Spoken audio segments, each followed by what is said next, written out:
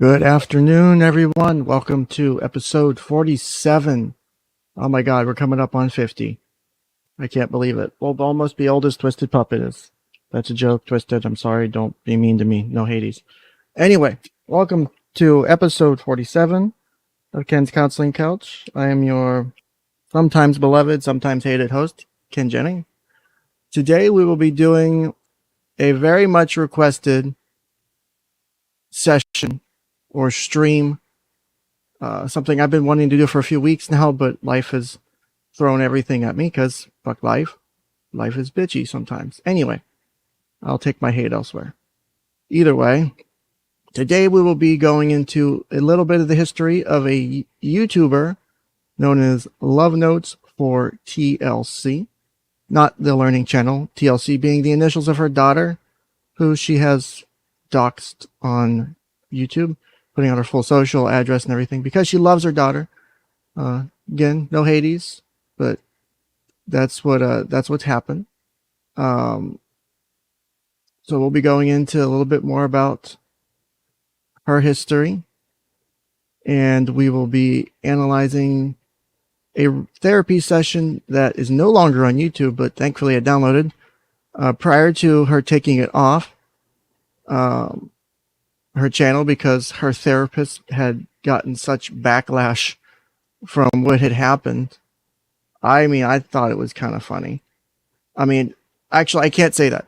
This is the farthest thing from funny I can imagine, and I don't say that lightly, because watching this hour-and-a-half therapy session legit shocked me. Because I know if I ever did anything like that, I'd lose my job, or I'd never have a job again doing some of those things, because you cannot, absolutely cannot do some of the things that happened in that therapy session. Not okay, never okay. The fact that someone thought it was okay is the most irritating shit in the world, because you cannot ever do some of those things because you were missing some of the most. Anyway, we're going to get into it a little bit more because Ken is a bit fired up. I'm finishing downloading the video because I had to upload it because I downloaded it on my phone, so I uploaded it to my Google Drive, and then now I'm downloading it from my Google Drive to my computer, so then we can watch it through StreamYard on the thing. Yes, there's a process. Yes, I have issues with,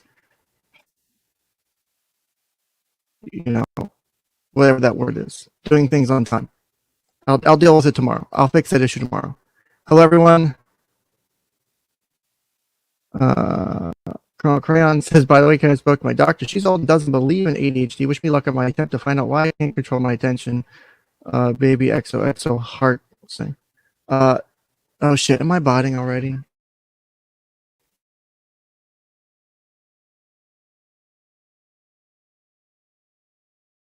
Hey, okay. Hey, everybody. Okay, I should be back now.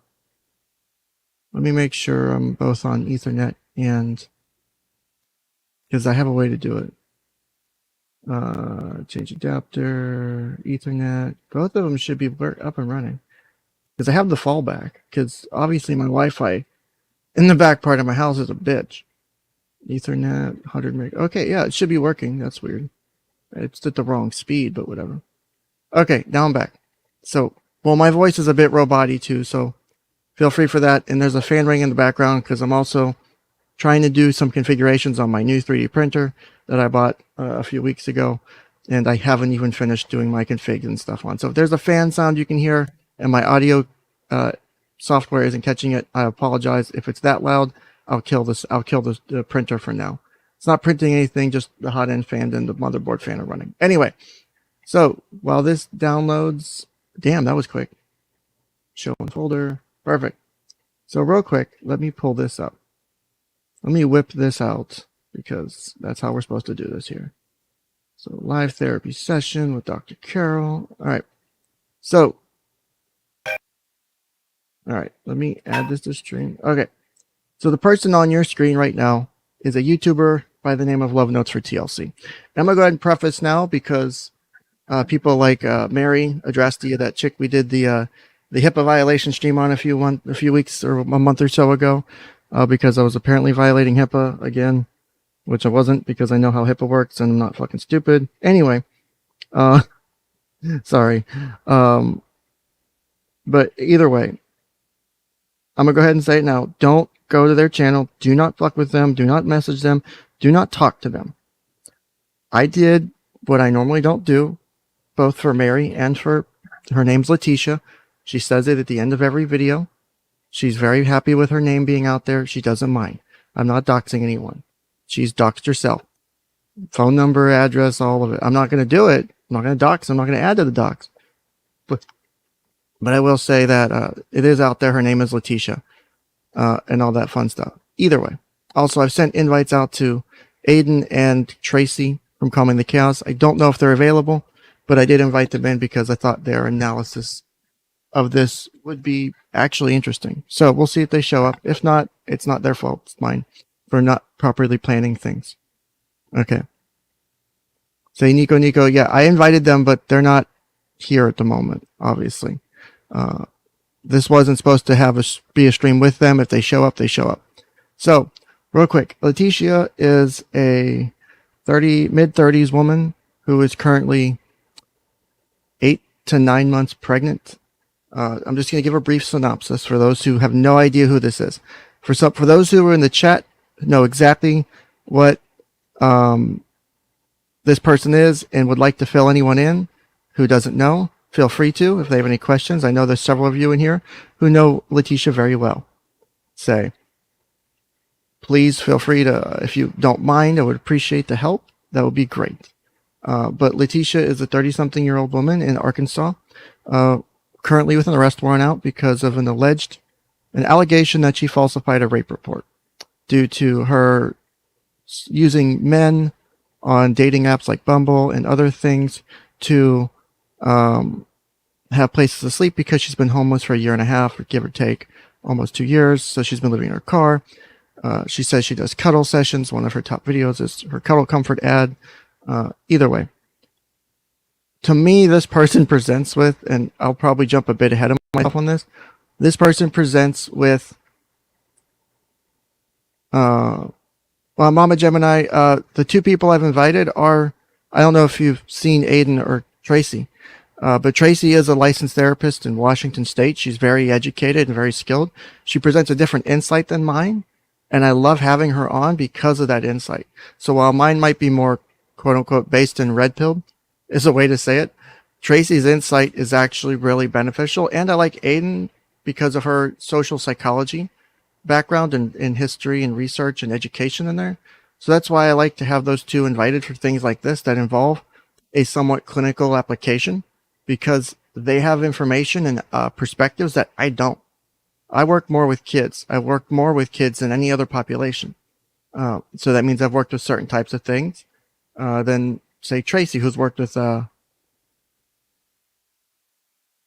works with like eating disorders and other things. So there's different perspectives, and, having a researcher, not necessarily a clinician, also gives a different perspective on things that I think has given some really good streams. Again, I'm always welcome for feedback. Yeah, they both have very good skill sets, and it really adds to the quality of the streams. I can go on for 8 hours talking with them because of how invested those streams can be to me. I love those streams. They're amazing streams. Unfortunately, I don't know if we'd have the ability to set up a regular stream with them. I would love to do that. Trust me. Anyway, welcome Metropolis. So, to me, this person presents with, and let me see if I can, where the fuck is that button at? I'm trying to use little features built into YouTube Studio and stuff right now. So let me add a stream marker here.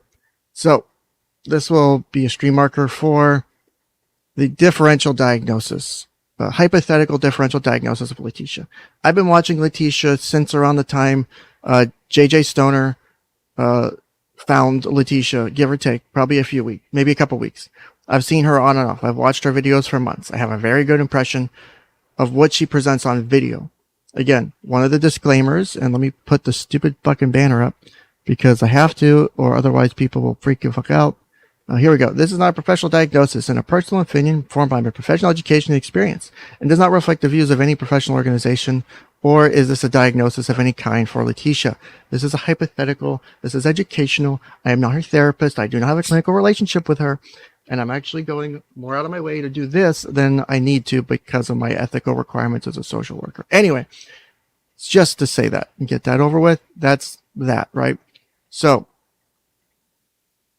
to me, Leticia presents with severe mental illness, dual diagnosis-ish kind of stuff.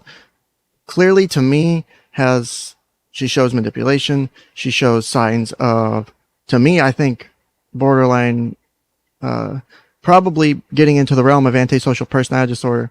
Probably would characterize it more sociopathy than psychopathy because of her behaviors, because of how she presents. Actually, before we jump into the video, let's go ahead and pull up the DSM. We'll do that part first, because that way you can get an idea beforehand of what I'm thinking as we watch, and you can see some of it play out. Now, this isn't meant to poison the well or to tell you, well, this is what she has. This is her issues. I don't know her issues. I'm not her therapist. But I do know watching this therapy session shows me what she does in therapy, allegedly, because she's recorded several other therapy sessions, actually in person, not on the phone. But she's recorded other therapy sessions and she's done her therapy.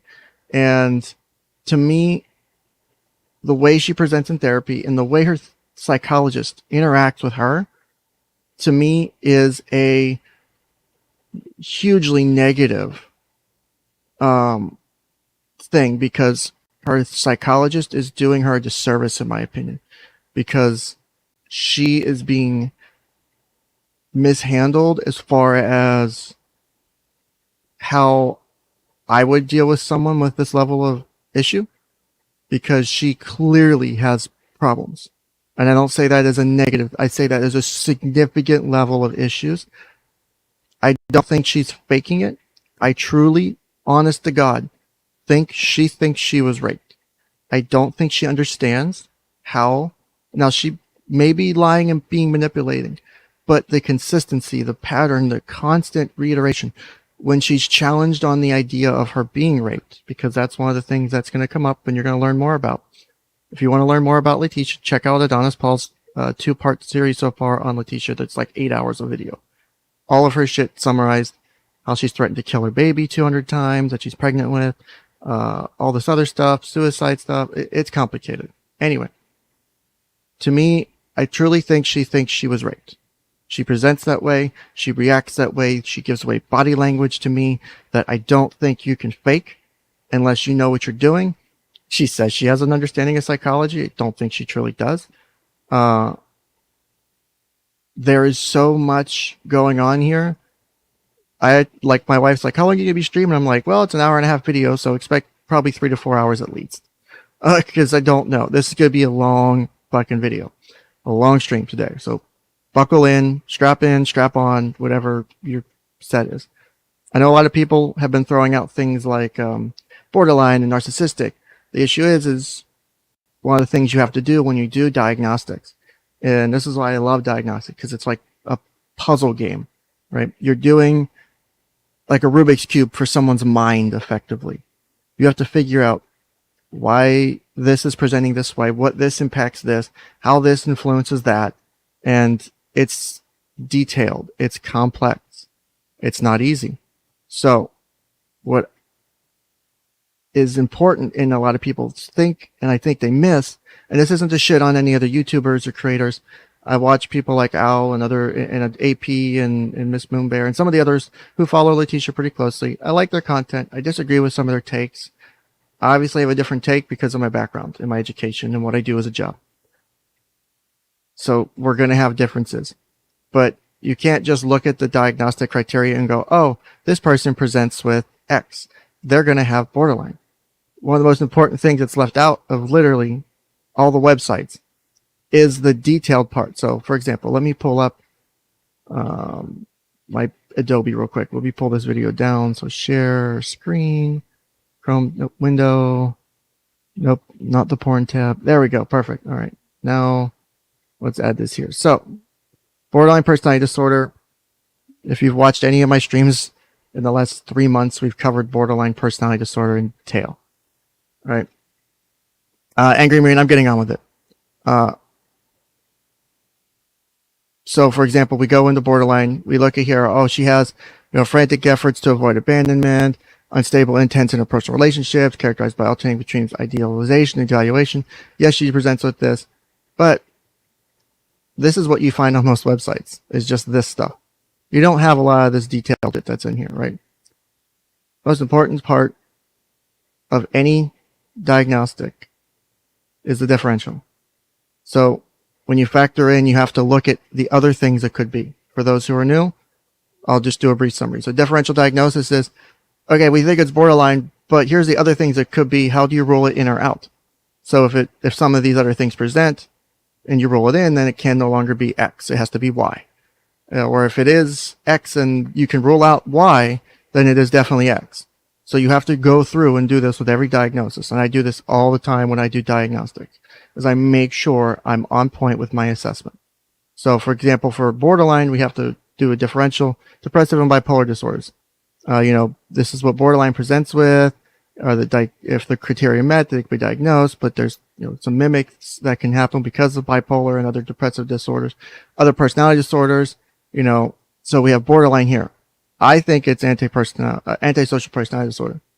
For example, it says here, however, if an individual has personality features that meet criteria for one or more personality disorders, in addition to borderline personality disorder, all can be diagnosed.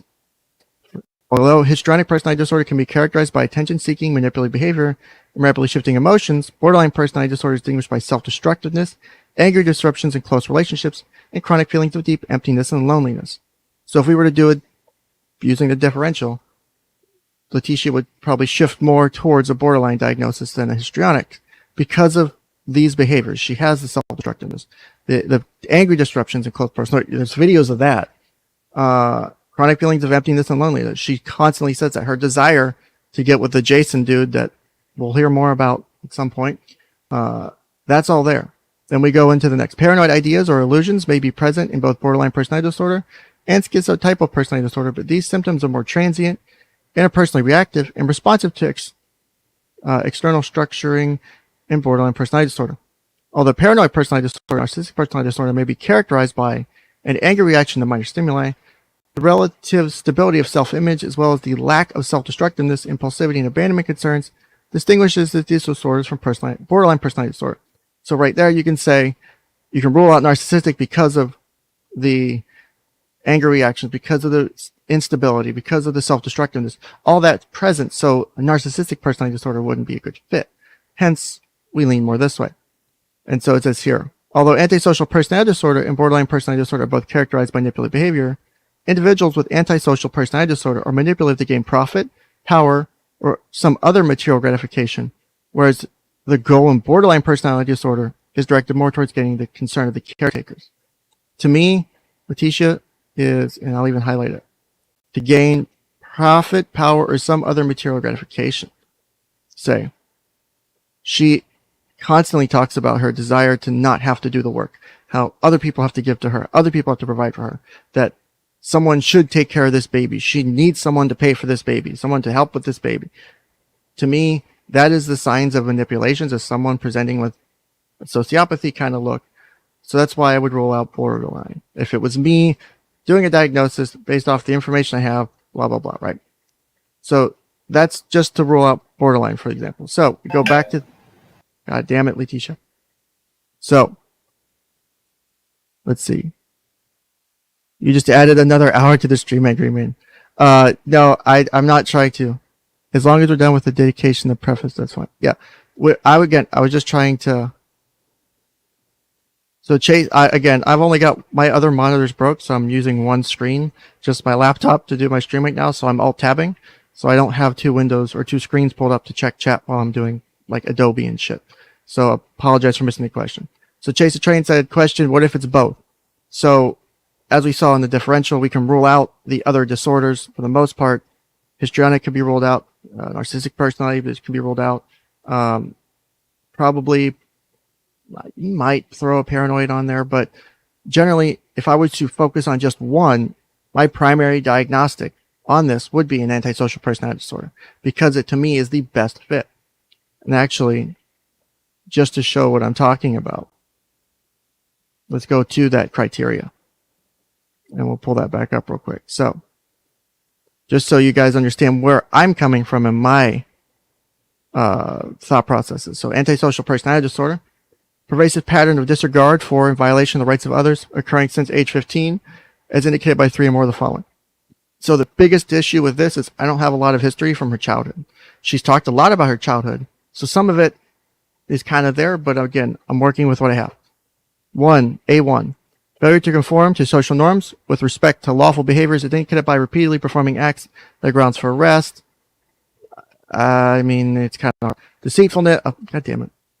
Deceitfulness as indicated by repeated lying, use of aliases, or conning others for personal profit or pleasure. Absolutely think that's there. Impulsivity or failure to plan ahead. Absolutely agree with that. Irritability and aggressiveness as indicated by repeated physical fights or assaults. I would say this part, but without that, she doesn't get into too many physical fights. I haven't seen any. It's more argument. So I can't really put that down. Reckless disregard for safety of self or others. Absolutely has done that recently. You can see that with her behaviors consistently over months.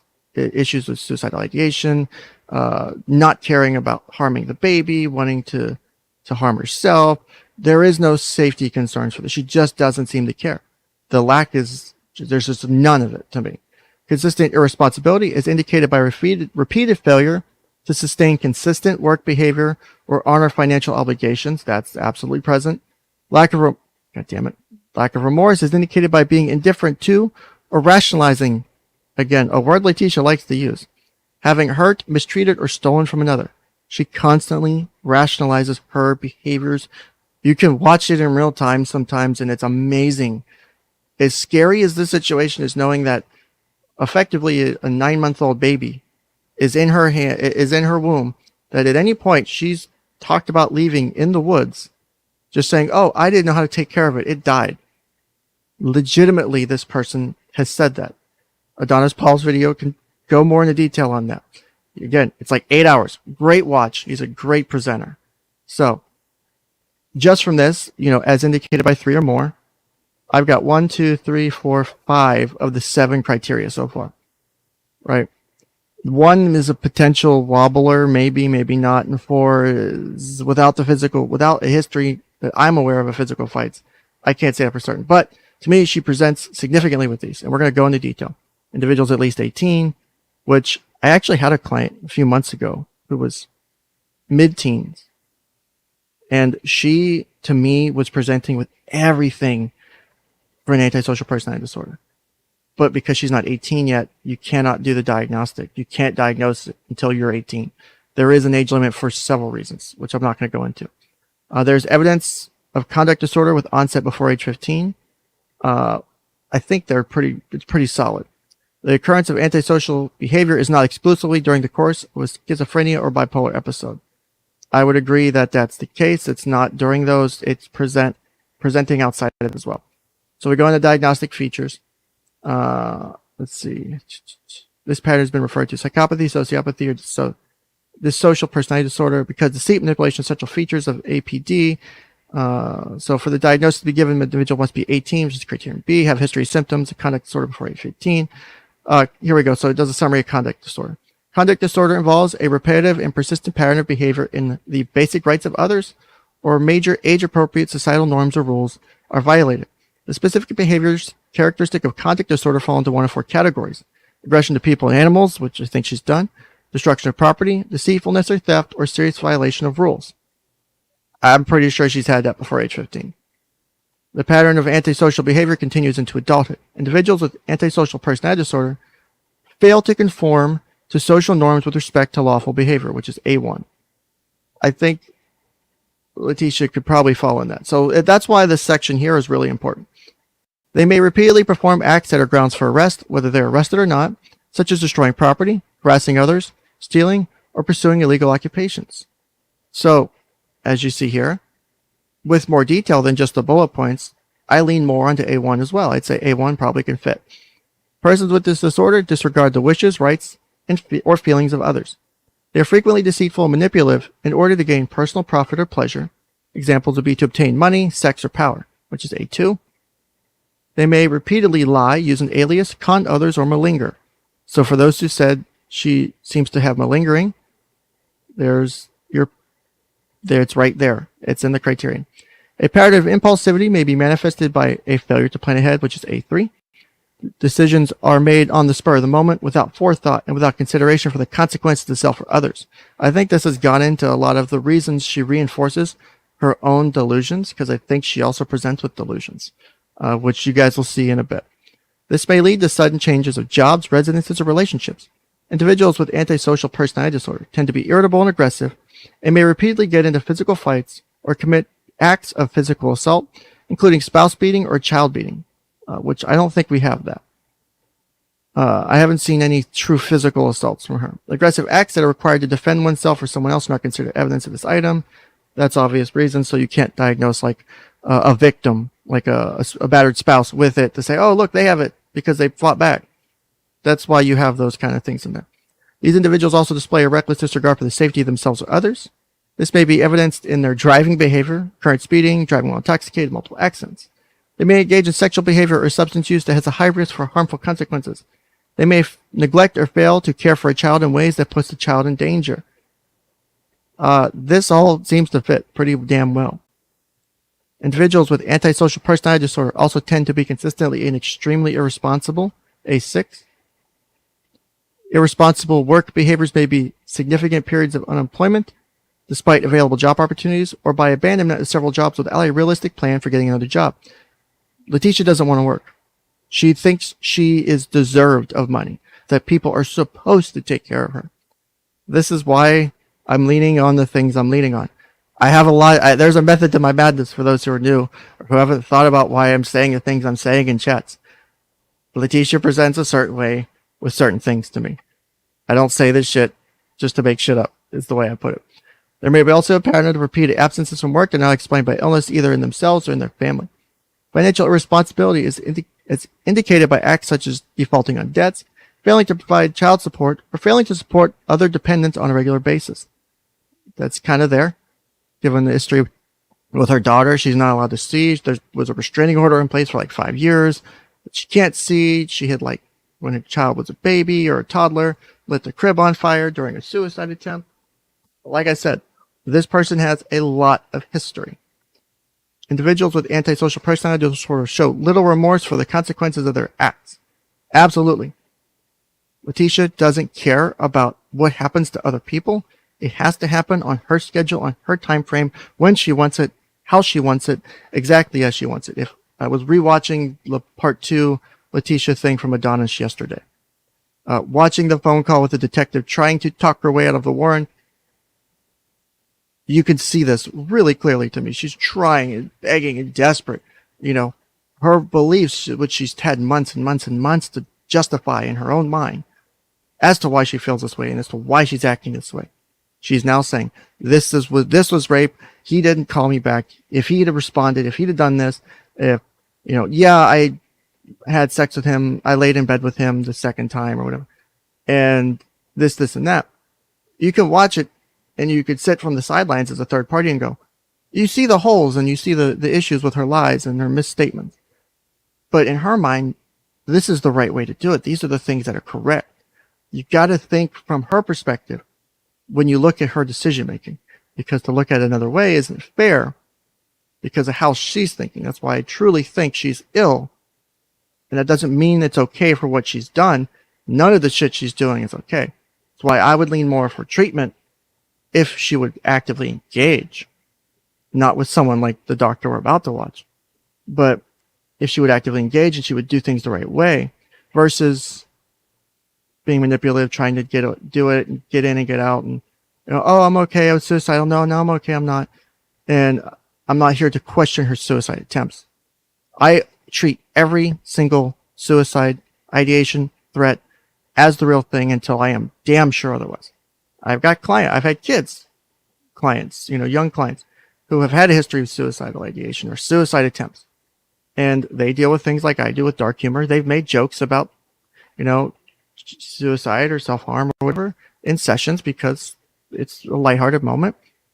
And they'll clarify, it's a joke. And I'm like, okay, I got to make sure, just make it. Are you sure you're good? If there's something else you want to talk about, I'm here to talk about. I always do that. And you'll see why I say that now, because one of the first things in the first 10 minutes of this video, I think the most unethical thing of what Dr. Kell did was ignore something like that. So there's a reason why I believe this is the case, right? They may be so indifferent to or provide superficial rationalization for having hurt, mistreated, or stolen from someone. E.g., life's unfair, losers deserve to lose. I think we saw that in one of our recent Instagram videos. These individuals may blame victims for being foolish, helpless, or deserving their fate. E.g., he had it coming anyway. They may minimize the harmful consequences of their actions, or they may simply indicate complete indifference. They generally fail to compensate or make amends for their behavior. They may believe that everyone is out to help number one, and that one should stop at nothing to avoid being pushed around. The antisocial behavior must not occur exclusively during the course of schizophrenia or bipolar episode, which is criterion D. So, that's the main diagnostic criteria. Features supporting diagnosis. Individuals with APD frequently lack empathy and tend to be callous, cynical, and contemptuous of the feelings, rights, and sufferings of others. They may have an inflated or arrogant self-appraisal, e.g., feel that ordinary work is beneath them, or lack a realistic concern about their current problems or their future. They may be excessively opinionated, self-assured, or cocky. They may display a glib, superficial charm that can be quite voluble and verbally facile, e.g., using technical terms or jargon that might impress someone who is unfamiliar with the topic. Her quote-unquote understanding, and I know psychology. I'm understand psychology. Clearly, you don't understand psychology. It's one term. She uses big words. She likes to say things in ways that sound fancy, right? I'm going to check the chat real quick because I've been reading for a minute. Let's see. Oh, what DX are we discussing? We are doing antisocial personality disorder for a potential diagnosis of antisocial personality disorder for Leticia because of the thing she presents with. I'm thinking that this is...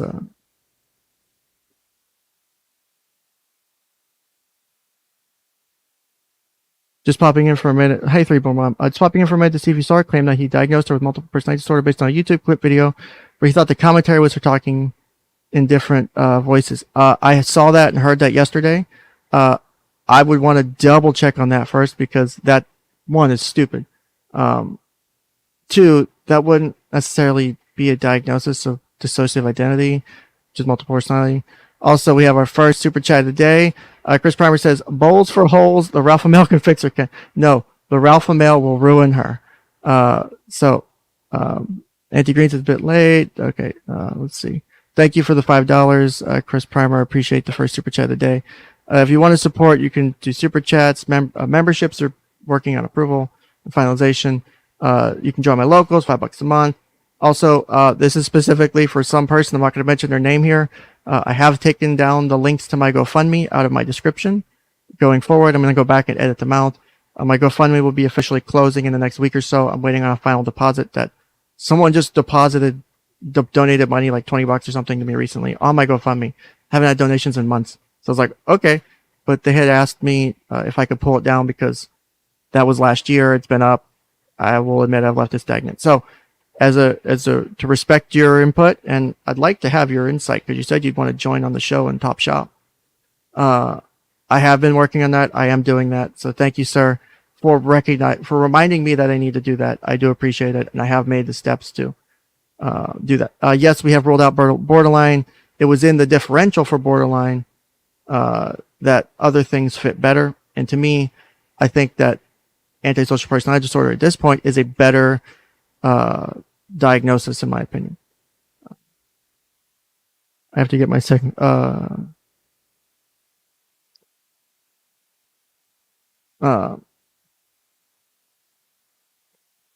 Wait, 1 second. I'm just responding to a message on in and out as you feel free and available to. Okay, we might have a guest jump on at some point. They'll at least be in the chat, is what I'm hearing. So now, currently, to my understanding, Leticia doesn't have any diagnostic like this in her chart. She doesn't have a personality disorder. She has other things. She also likes to claim autism, which, whatever. I mean, either way, it doesn't justify your behaviors. People with autism go to prison all the time. I think she's trying to, lack of a better phrase, retcon what's happened in her own mind to try and justify it for when she goes to court soon, which is coming up. So lack of empathy, inflated self-appraisal, and superficial charm are features that have been commonly included in traditional concepts of psychopathy that may be particularly distinguishing of the disorder and more predictive of recidivism in prison or forensic settings, where criminal, delinquent, or aggressive acts are likely to be nonspecific. These individuals may also be irresponsible and exploitive in their sexual relationships. Ding, ding, ding. Hold on. I need a different color for this. What the fuck is the stupid highlighter shit? Comment. No. Oh, nope, that was it. That was it. Hold on. There we go. These individuals may be irresponsible and exploitive in their sexual relationships. That is fucking clear. They may have a history of many sexual partners and may have never sustained a monogamous relationship. Well, that's not true. She does have a history of multiple sexual partners. They may be irresponsible as parents, as evidenced by malnutrition of a child, an illness in the child resulting from a lack of minimal hygiene, a child's dependence on neighbors or non-residents, relatives for food or shelter, a failure to arrange for a caretaker for a young child when the individual is away from home, or repeated squandering of money required for household necessities. Some of this, I think, is present from history with her daughter.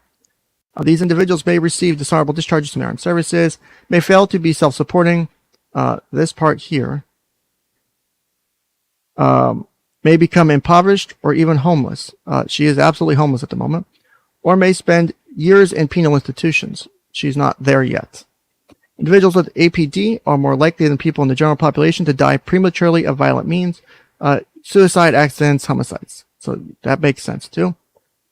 Again, this is symptoms and things supporting the diagnosis. So all of this is adding on to everything, to me, Leticia presents with. Again, I fully expect people to disagree. I always love dialogue. If someone's a professional, someone's a therapist in the mental health field, graduate degree or above, I'd love to have you on to discuss, because I love having people on my panel, on my show, to discuss things like this. So any other new people in chat, if any of you fit that criteria, mental health, either a clinician, researcher, something like that, say so in chat, and I can get you the link so you can join up and come have some good discussion with us if you're in that field. Individuals with APD may experience dysphoria, including complaints of tension, inability to tolerate boredom, and depressed mood, which would explain why she relies on marijuana a lot for her being bored living in her car. They may have associated anxiety disorders, depressive disorders, substance use disorders, somatic symptom disorders, gambling disorder, and other disorders of impulse control. I think several of those would be present for Leticia. And individuals with APD also have personality features that meet criteria for other personality disorders. And then here's again why I justify the things the way I do, particularly borderline, histrionic, and narcissistic personality disorders. So the APD has a lot of overlap with those, but the APD is probably the better diagnosis because it fits a lot better to me. The likelihood of developing APD in adult life has increased if the individual experienced childhood onset of conduct disorder before age 10, and accompanying ADHD. And then here's another big part. Child abuse or neglect, unstable or erratic parenting, or inconsistent parental discipline may increase the likelihood that conduct disorder will evolve into antisocial personality disorder. I would like to say 90% confident there was some sort of sexual trauma in Leticia's childhood. It seems decently consistent. It presented before the comments, her blog for years. She's made statements and comments about having a history of sexual trauma during childhood. So to me, it's there. I'll just assume that. I generally, the research I've done on other episodes in this show, false accusations of childhood sexual abuse by a child are really, really low. It's like several percent tops. So usually if a child says it, it's usually true. It's usually happening or happened. Now, trust but verify. But generally, statistically, the evidence of false accusations of childhood sexual abuse by a child are very low, especially if they're under age 12, I think. 12-month prevalence rates of APD using criteria from previous DSMs are 0.2 to 3.3%. Highest prevalence of APD disorder is most severe sample of males with alcohol use disorder and substance abuse clinics, prisons, or other forensic settings. So you'll see it more in those kind of settings. Prevalence is in higher samples affected by adverse socioeconomic or sociocultural factors, or it's higher in samples with those. So poverty, issues, abuse, all that shit. Think an ACE score. Adverse childhood experiences, if you've ever done an ACE score, any of those are going to increase your risk for things, and it's probably going to increase your risk for presenting with this if you had those conduct disorder things as a child and other issues going on too. APD has a chronic course but may become less evident or remit as the individual grows older, particularly by the fourth decade of life. Although this remission tends to be particularly evident with respect to engaging in criminal behavior, there is likely to be a decrease in the full spectrum of antisocial behaviors and substance use. By definition, antisocial personality cannot be diagnosed before 18 years of age.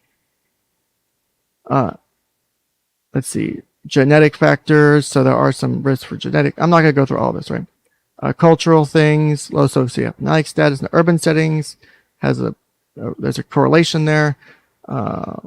Concerns that raise that the diagnosis at times may be misapplied to individuals in settings which seemingly antisocial behavior may be part of protective survival strategy. So this is something you would consider in doing the diagnosis. Was her behaviors doing this as a survival strategy? And I would argue that in part, some of this is, it's a survival strategy, but not so much that I would rule out the diagnosis, right? I wouldn't say, oh, she's using this to survive because she's homeless, so hence I'm not going to diagnose her. I would not diagnose her with that. I would disagree with that statement, and I would say, yes, the way things present, even with some of that being a quote-unquote survival mechanism, there is still enough there to say, yes, this is APD, being antisocial personality disorder. APD is much more common in males than females, so there you go. There's been concern that antisocial personality disorder may be underdiagnosed in females, particularly because of emphasis on aggressive items in the definition of conduct disorder. So there's a thing that can impact whether someone might get diagnosed with this. Another clinician might overlook it because, antisocial personality disorder is more for males. You don't really see it in females. It's very rare for a female to have it, right?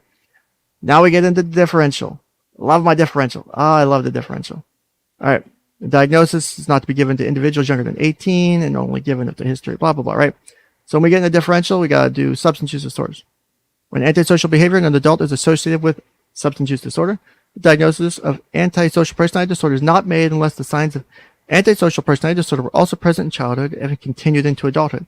I would agree that they have, so I would rule out it being a substance use disorder. The symptoms are present on and off of substances, so it's not influenced or caused or originating in the substance itself. When substance use and antisocial behavior again in childhood and continue in adulthood, you can do a dual diagnosis of both if you need to, but again, some of the antisocial acts may be consequences of the substance use. So then we have schizophrenia and bipolar disorders.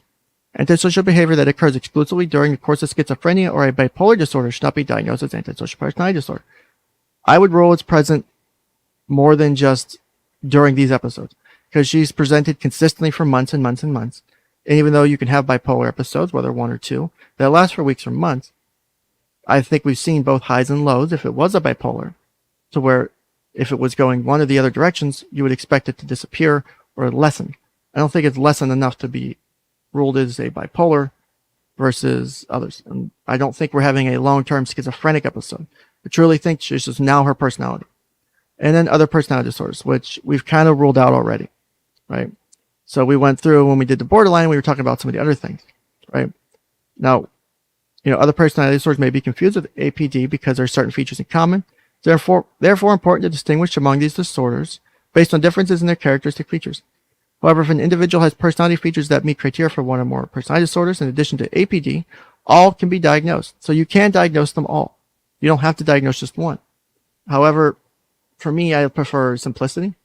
If the APD hits the criteria for everything else, and you can treat and do your treatment planning just on the basis of APD, and you don't need the others to do your treatment, because the most important thing is you're talking about personality disorder. It's not like, I have this and it's a chemical imbalance, I take a drug and it goes away.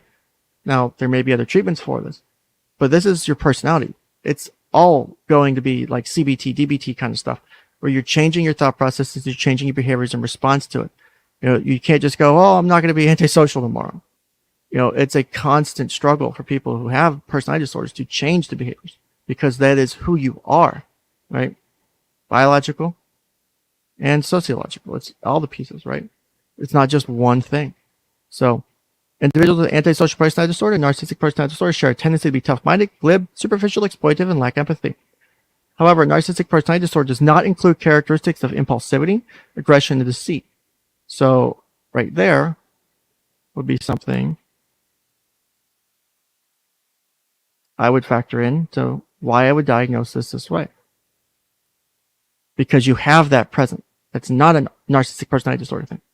In addition, individuals with antisocial personality disorder may not be as needy of the admiration and envy of others, and persons with narcissistic personality disorder usually lack a history of conduct disorder in childhood or criminal behavior in adulthood.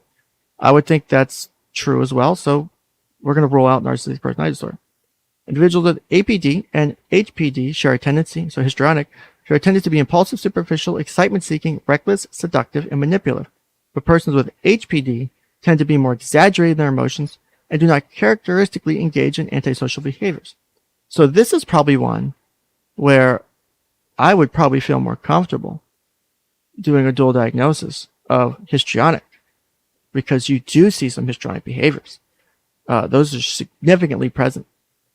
So I would probably feel more comfortable doing an HPD, or antisocial as a primary, histrionic as a secondary, or tertiary, depending on the level of severity. Individuals with histrionic and borderline personality disorders are also manipulative to gain nurturance, whereas those with APD are manipulative to gain profit, power, or some other material gratification. I think it goes beyond gaining nurturance for her.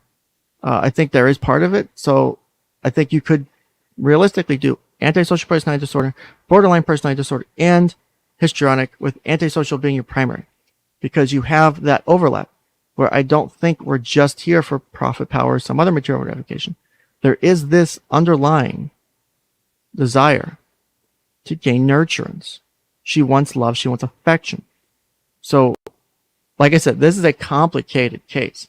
This is a very complex person. And this, again, none of this is meant to shit on Leticia. I have my personal feelings about her. She's not the best person, to put it bluntly. But to me, I see the mental illness. I see the mental health side. That doesn't mean I'm giving her a pass for her behaviors. But I'm always going to think of things in the context of the mental illness and how it influences decision-making and how it influences behaviors. Because to me, that's important if you really want to make a change. So let's finish up this section here. Individuals with antisocial personality disorder tend to be less emotionally unstable and more aggressive than those with borderline. Although antisocial behavior may be present in some individuals with paranoid personality. Okay, so that's that section. Less emotionally so I think you have the higher level of emotional instability, so borderline could possibly fit really well too. There is enough back and forth, and there's enough things overlapping, truly overlapping, and there's the things that don't overlap, that you can, I think, have a dual diagnosis, or in this case, probably three primary personality disorder, or three personality disorder diagnoses, with one being primary and the others being secondary. Although APD may be present in individuals with paranoid personality disorder, It is not usually motivated by a desire for personal gain or to exploit others as an antisocial personality disorder, but rather is more attributable to a desire for revenge. So I would probably not put in a paranoid personality disorder because I don't think it fits. I think more of a delusional disorder would be a better fit to go along with the diagnostic. Criminal behavior is not associated with a personality disorder.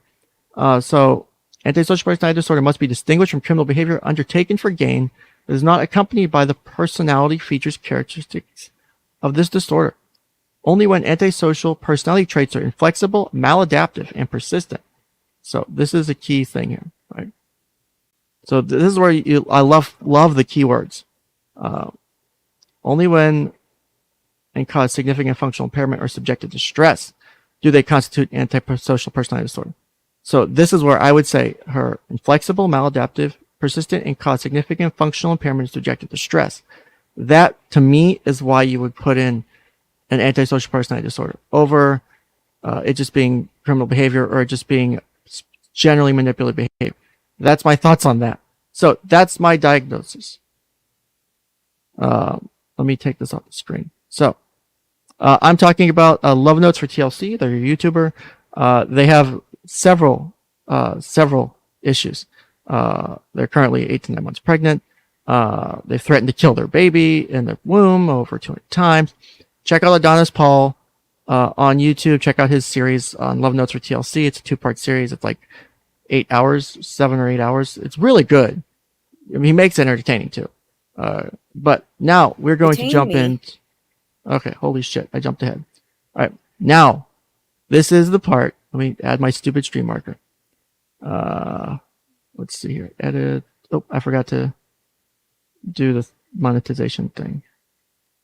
Let me add that. Save. Let me add that stream marker. I think I just did that. All right. Did I miss any super chats? Nope, just Chris's. All right. So I think you have.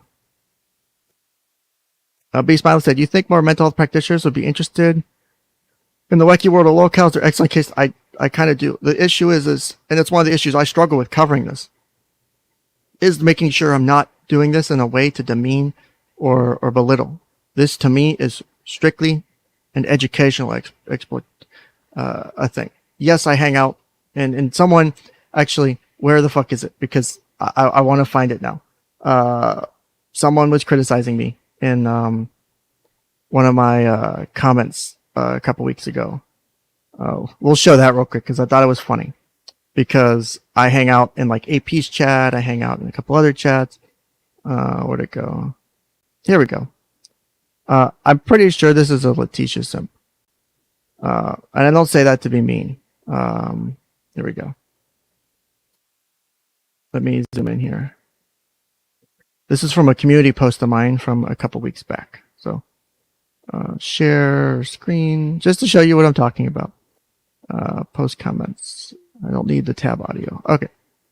So here we go. This is from Baroni. Oh, it's about 2 weeks ago. They said, "Gee, Ken, how disingenuous can you be?" Because I was talking about suicide. Client that I helped get, again, a preteen who was probably within a minute or two of ending their life. Got them help over a course of a couple weeks. And when they left, they were truly wanting to live and had reasons to live. And when I tested them in kind of an accidental situation that, looking back, I probably shouldn't have done, but glad I did. Nothing like dangerous, but it tested them and their will to live, and it really helped them. And I loved it, and it was amazing. So this person's criticizing me because of that. So here's their little comment shitting on me, right? They say, "Gee, Ken, how disingenuous can you be? Since you spend time with a group of people who torment the mentally ill and who low-key want them to end themselves, this seems performative. You even post on Kiwi Farms, a website linked to multiple deaths under your own name.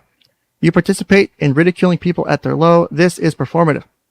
So one, if they're talking about Mary came at me after I tried to offer help to Mary, Adrastia, because I was trying to help in a way I thought was beneficial to Mary. Hey, get your therapist back. Let's do this. I was trying to inspire her. I kind of was trying to be slightly mean on purpose to motivate, and she just took it and ran with it. and like did like 8 videos on me. It was amazing. So I did my stream on her. Leticia here. So this is one of those things where my internal conscience is like, I'm not here to shit on these people. This to me is an educational exercise. This to me is looking at something and going, hey, this person has real issues. This isn't what a lot of people are saying. It's, oh, she's just straight up lying. She's straight up lying. She doesn't care. She's doing it just for this, this, or that. And, you know, she's making all of it up. I don't see that. I can't. And I've tried to tear it apart. I've tried to step back. I've tried to look at it from a dozen different angles. I do not see it. Everything is present to me for mental health disorders. So, yeah. V Smiley said, Ken tried helping her for many months. I did. I remember he was absolutely professional and genuinely tried, but she doesn't want to help unless it's weed money and enable. Yeah. And unfortunately, that's the thing is you can lead a horse to water, but you cannot make him drink it. I can put every single thing in and I've put in hours. I've worked like overnight when I probably shouldn't have before. Stayed the night just to make sure someone was okay. And that's way outside of my duties to, you know, it was like, all right, it's a residential placement, right? Basically staying overnight to make sure this person is okay because of the things they've gone through or the day they've had. Because my personal thing is I will not leave until I feel everyone is safe. That's how I approach things. That's how I deal with things. Is I want you to be safe enough to be okay. If you're not okay, then it's my job to be there and help take care of you and do what I'm supposed to do. So I don't leave until I'm certain everyone's going to be okay for the night. No one should be reliant on me, but unfortunately I've worked with the client population in a residential placement. It is a lot more difficult to work with. You have people who have usually coming in, especially when they're kids, and they've got a lot of issues, and that's not their fault. So you take with what you get. I don't get to pick who comes in. I don't get to pick my clients. I work with what I get. And it's actually kind of the fun of it is because I've got to work on the fly and deal with things and manage things. But yeah, you never once shit posted for those many months. I know. I was very genuine and even trying to talk to Leticia before she blocked me, and I could probably go find that post. I was trying to help her. I was like, hey, if you really don't feel like you should be alive, if you really feel like your life, we should get you some help. I told her, I will give you all the effort I can to help you find a provider in your area to get you the help you need. Because this is, I think, before the psychologist, this video came out, you know, because she does need help. She does need someone who's not going to, you know, buy the bullshit or who's going to look in and take a deeper look at it. Because I think Dr. Carroll is kind of past his date of expiration. Now, a criticism I've seen people say is, why doesn't Dr. Carroll look up her YouTube? Why doesn't Dr. Carroll do that? It actually is unethical in a lot of codes of ethics. I can't just go, like, if I have a client come in, oh, I've done this, I got a criminal record. I can't just go and search up their criminal history. That's unethical because that's outside things influencing my decision making. And like, I can't go on their Facebook and read their Facebook post and go, oh, this person's an X supporter or believes in Y, and let it bias my decision making. So if I was her therapist, I couldn't just go out and search up her videos unless she specifically said, hey, can you watch these videos for me and tell me what you think? Or here, watch these videos and see how you think I'm behaving. And I have her permission, and it's part of the treatment. You have to have the consent for that, because doing so otherwise would 99% of the time likely have a negative influence on your perception of the client and on the treatment issues at hand. Because then you can say, well, you lied to me in the last, not that you would say it, but they say one thing on their YouTube but tell you another thing in therapy. Now you're sitting there when they're talking, L, X, Y happened to me. And you're thinking in your mind, well, you said Z on your YouTube videos. You know, it's going to change how you interact. And so that's why you can't just do those things. So I know I've gotten some criticism from people, maybe rightfully so. And because I try to be educational when I jump in chats. I don't like to, you know, just shut on people. So yeah, they're, like I said, like, yeah, see, it's a lot easier to explain on a voice call than trying to do a 200 character chat message as to why that would be unethical. All those things can, like, you call me the Chaos Perfect says, yeah, you can't Google clients either. You cannot do that. You can't Google it. You can't look up criminal records unless you have their consent or it's part of the way your organization does things. Like my organization was like, well, we do criminal records and we have it and it gets added to their case file. or say that, work with kids. So like they come from another placement and all their therapist notes are part of their file. I'll generally skim through it, but I don't let it, because I've developed a really good way to like read the notes of someone else and read the histories and read the backgrounds and not let it impact my therapy. Because again, it's someone else's perception of what's happening in a session, not mine. I have my one client who was trans, but didn't come out to me as trans. I knew like a week or two before they had said they were trans and they had gender dysphoria issues. And I was like, I knew, I could clearly tell, one, because I have enough experience of that personally and professionally to see it. And two, it's not for me to out them and go, oh, I know you have this issue. It's their decision. It's what they want to put on the table. So when we watch this session, specifically with this, right? We watch this. Watch what Leticia puts on the table. Watch what she brings to the therapy session. And I know several people are going to criticize, say, well, this is this, and she didn't say this. And our general, it's kind of unethical to take things and go, oh, you're lying, unless you have a really damn good reason. I tell all my clients, I take you at face value, and that I hope that you can build some trust with me, that you don't feel the need to lie to me, that you don't need to be deceitful to me. I'm putting a lot of trust in taking you at your word. And it is truly a trusting, because someone could come in and lie to me and tell me all these things that aren't true. I know when it happens sometimes, but I still treat them as though they're telling me the truth, depending on what it is. Because sometimes they're afraid to say it. Like I had one of my clients who was raped. I knew she wasn't okay. I knew the moment she walked in my office, something was off. She wasn't ready to tell me. So we talked, and then I could see her degrading, and I'm like, look, the person who's in my office today is not the same person I talked to last night. It's not the person I talked to yesterday. If something happened, it's okay to tell me. I know you took off. I know you did this, and you're back now. I'm here to help. And she legit left the office, went and talked to a friend, came back and told me what happened. And then because of that, we were able to get her justice. But I recognized it. And that's one of the few occasions where I go, I know something's wrong. It's okay to tell me. I'm here to help.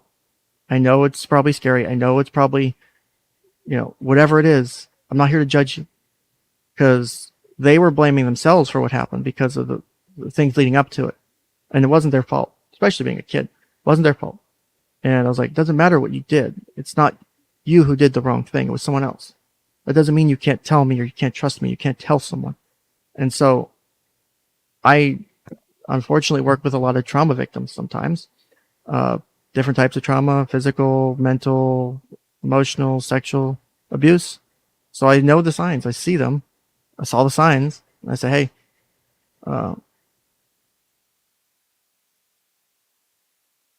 hey, so taking care of business says, even if it's unethical, how is a psychologist or psychiatrist supposed to help a person that never gives them the truth about anything? So that's where this would be like, one, right now, with all the information I have on Leticia, I could never be her therapist, even if I volunteered for free, even if she accepted it. I have too much outside information that would bias my ability to be a good therapist for her. That's the problem. Is you can get collateral. You can get information from friends and family. If someone brings it to you and says, not that you should do this, but like if a family member came to me, again, I work with kids, and said, hey, I found these are some videos of my kid on the internet, and it really concerns me. Maybe they're posting videos on TikTok where they're dancing seductively or something, and they're worried that like they show me this, or they give me these links, or they give me these videos and say, these worry me. Then that might be part of a treatment. For an adult, it works differently. If friends and family are there as part of the treatment somehow, because that can happen, there are ways to do that. Then yeah, but generally, outside sources, looking it up, Googling, and taking on the initiative, I'm not supposed to let it influence it. So you do present a really good point. How is that supposed to give them any help or anything, right? You'd be giving them treatment that's suited for the client. You're absolutely right. So seeing her YouTube is a major piece of the puzzle. So the thing is it's not my place And it's not my responsibility, and it's unethical to go outside of the bounds of my office and the bounds of my therapy session without the person's permission. If I were to try and take all those videos and push them on Leticia, right? Say, Leticia, here's all these things you're doing on YouTube, and here's all the issues that I see present in here. Like, if I were to go, Leticia, you have all these things. You have antisocial personality disorder. You're clearly doing this. You're clearly lying. I'm going to lock her up, and it's going to throw away the key. There's no way I'm getting it through to her. She's done. She's locked up. It's game over. You know, especially when you're dealing with delusions, you got to tear it apart slowly. You got to give them opportunities. Like I gave my client the opportunity to say, hey, I'm here to help you, and let them take that opportunity. And you start slowly. And unfortunately, someone like Leticia, she has to be ready and she has to be willing to do the next part. She's not there yet. She may never be. Unfortunately, I can't force the treatment on her. Yes, we can lock her in an asylum if she's not safe, or a mental hospital if she's not safe, until she can, excuse me, until she can be proven safe. But I can't force her to actually take the treatment. It is on the person to do the work. Because like I tell clients, if I could wave a magic wand and make everything okay for you, I probably wouldn't do it, because it's not fair to you, because then everything just disappears and all your problems go away. And you have no idea how to go from where you are now to being better. Yeah, be nice, but it doesn't really help you. It's not, oh, I don't want, yes, the horrible thing to happen, I wish they would go away. Fortunately, you can't turn back time. I would not want to erase your memory, because what if it doesn't work? What if it comes back and hits you all of a sudden? And then you maybe are really depressed and you're maybe dealing with it, but then become suicidal and try to take your life because you didn't manage it, because I erased your memory technically, and it just didn't work. Then I've hurt you. It'd be better to help you by giving you the tools you need to get through it and no longer suffer from maybe severe depression. We get you up to mild depression, or we get you happier generally, right? Giving you the tools you need to succeed. That's the goal. That's the plan, right? So it's on Leticia to take the help and want the help. She's not at a place where she needs it. If it was me, if I was doing it, I would be starting slowly. I'd be offering, ways to,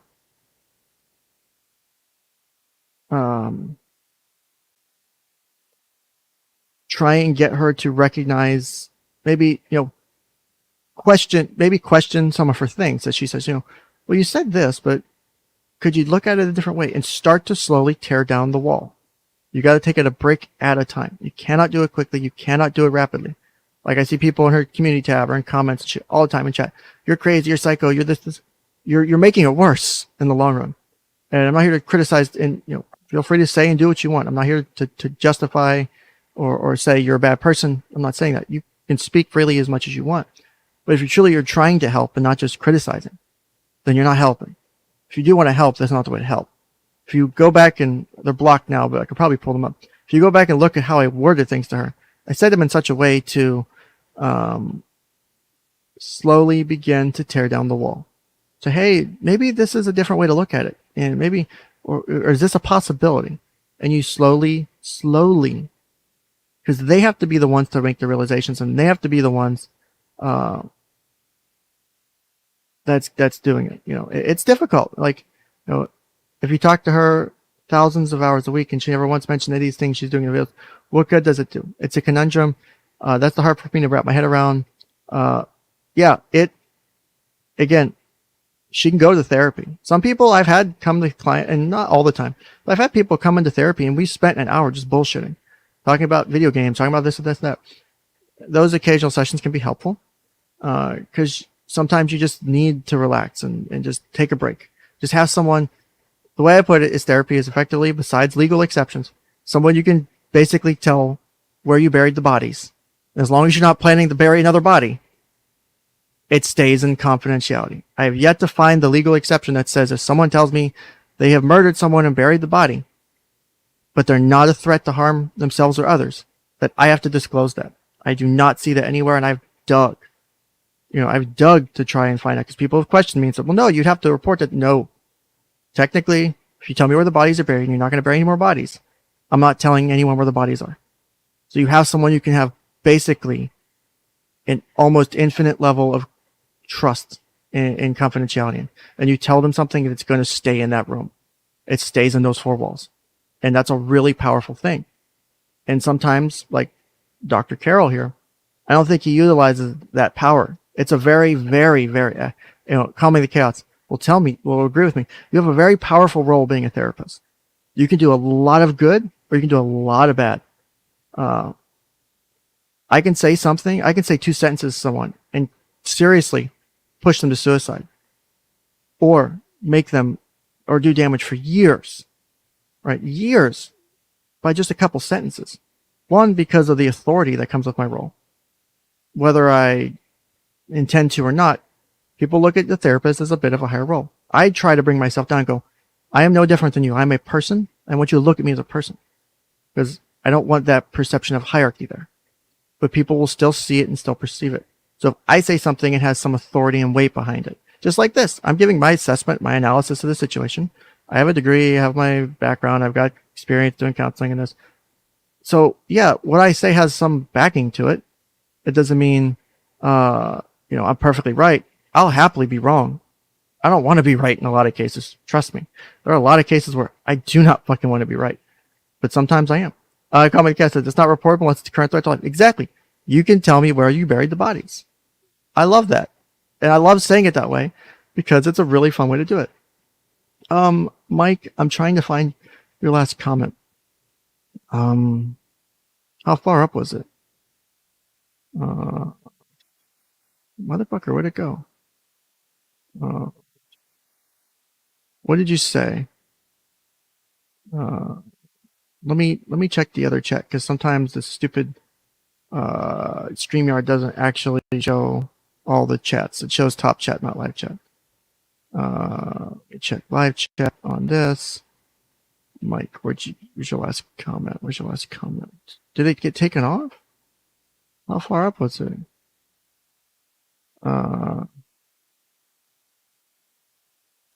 Where'd it go? Where'd it go? Oh, this might be a bit of a side tangent question, but how much of the stuff you've helped clients deal with were products of environment, upbringing, and how much were innate, born with? That's actually a really good question, Mike. Thank you for that. Let me see if I can find where that was so I can highlight it. It was at 137. Okay, so I gotta scroll up a bit. This is the question. Real quick on this, and then we'll start the video. It really depends. The nature versus nurture debate in psychology that you hear all the time, it's both.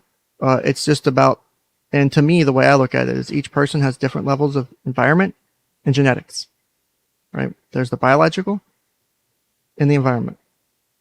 Some of the biology is probably present here for Leticia. You're using her as an example, right? A lot of this has environment involved. Socioeconomic status, child abuse, sexual abuse, maybe neglect in the home, the way siblings feel depending on where you rank as a sibling, older versus younger, and how your parents, all of that can influence things and can drive people to do things.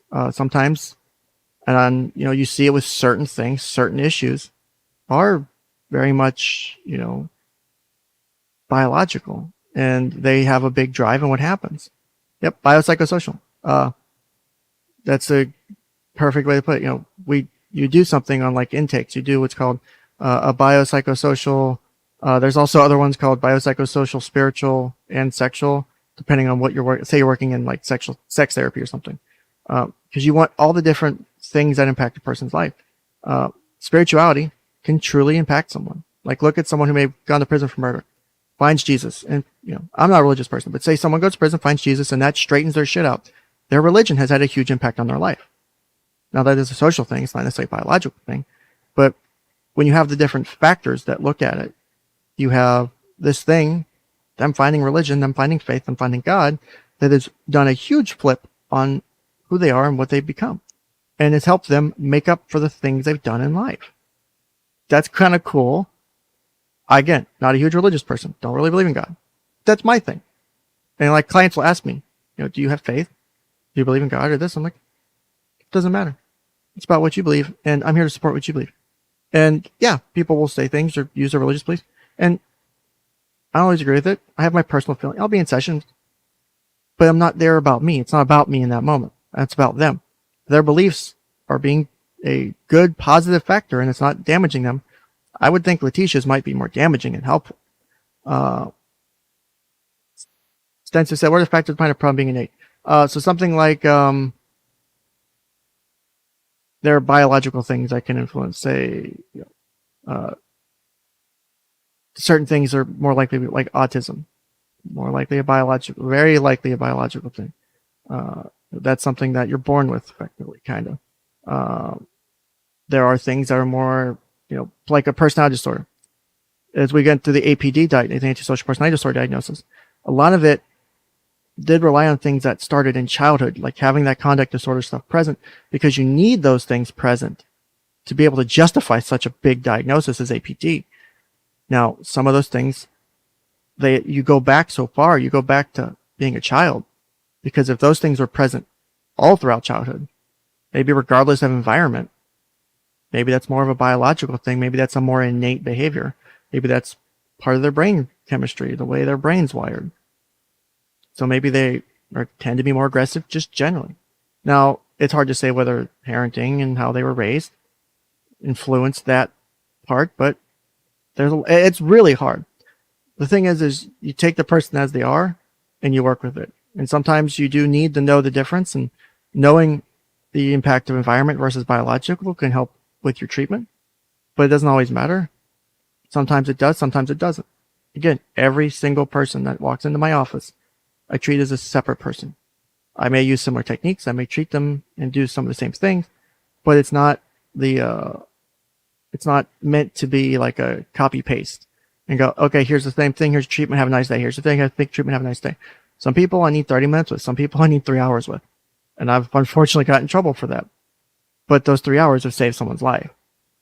So to me, I'll be okay with that at the end of the day, because I know I did the right thing.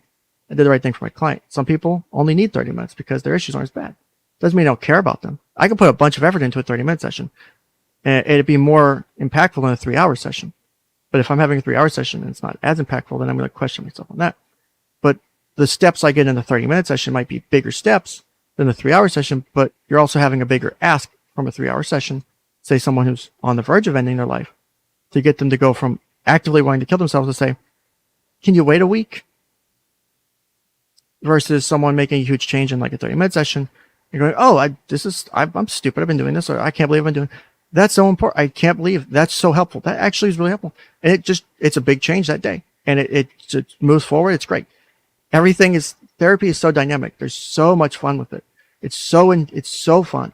I love waking up and going to work. It is the most fun I ever have, because every day is a new challenge. Even with the same people, every day is a new challenge, because something's going to happen. Something's going to piss someone off, especially working with the population I do. So just said, where'd it go? Being with a genetic disposition, nurture will play a part in how it plays out. Yep, absolutely. With some people, it's demonstrably a physical brain injury or degeneration. Old people will develop latent life schizophrenia sometimes. Athletes will go crazy from TBI. See, that's a perfect explanation. Thank you, Closer. Also, you have an open invitation to come on the show whenever you want, because I really want to hear some of your history from the places you've worked that you've told me about in other chats. So open invitation to jump on the show at any point, or to have a specific stream for you, just as a reminder while I'm talking and thinking out loud.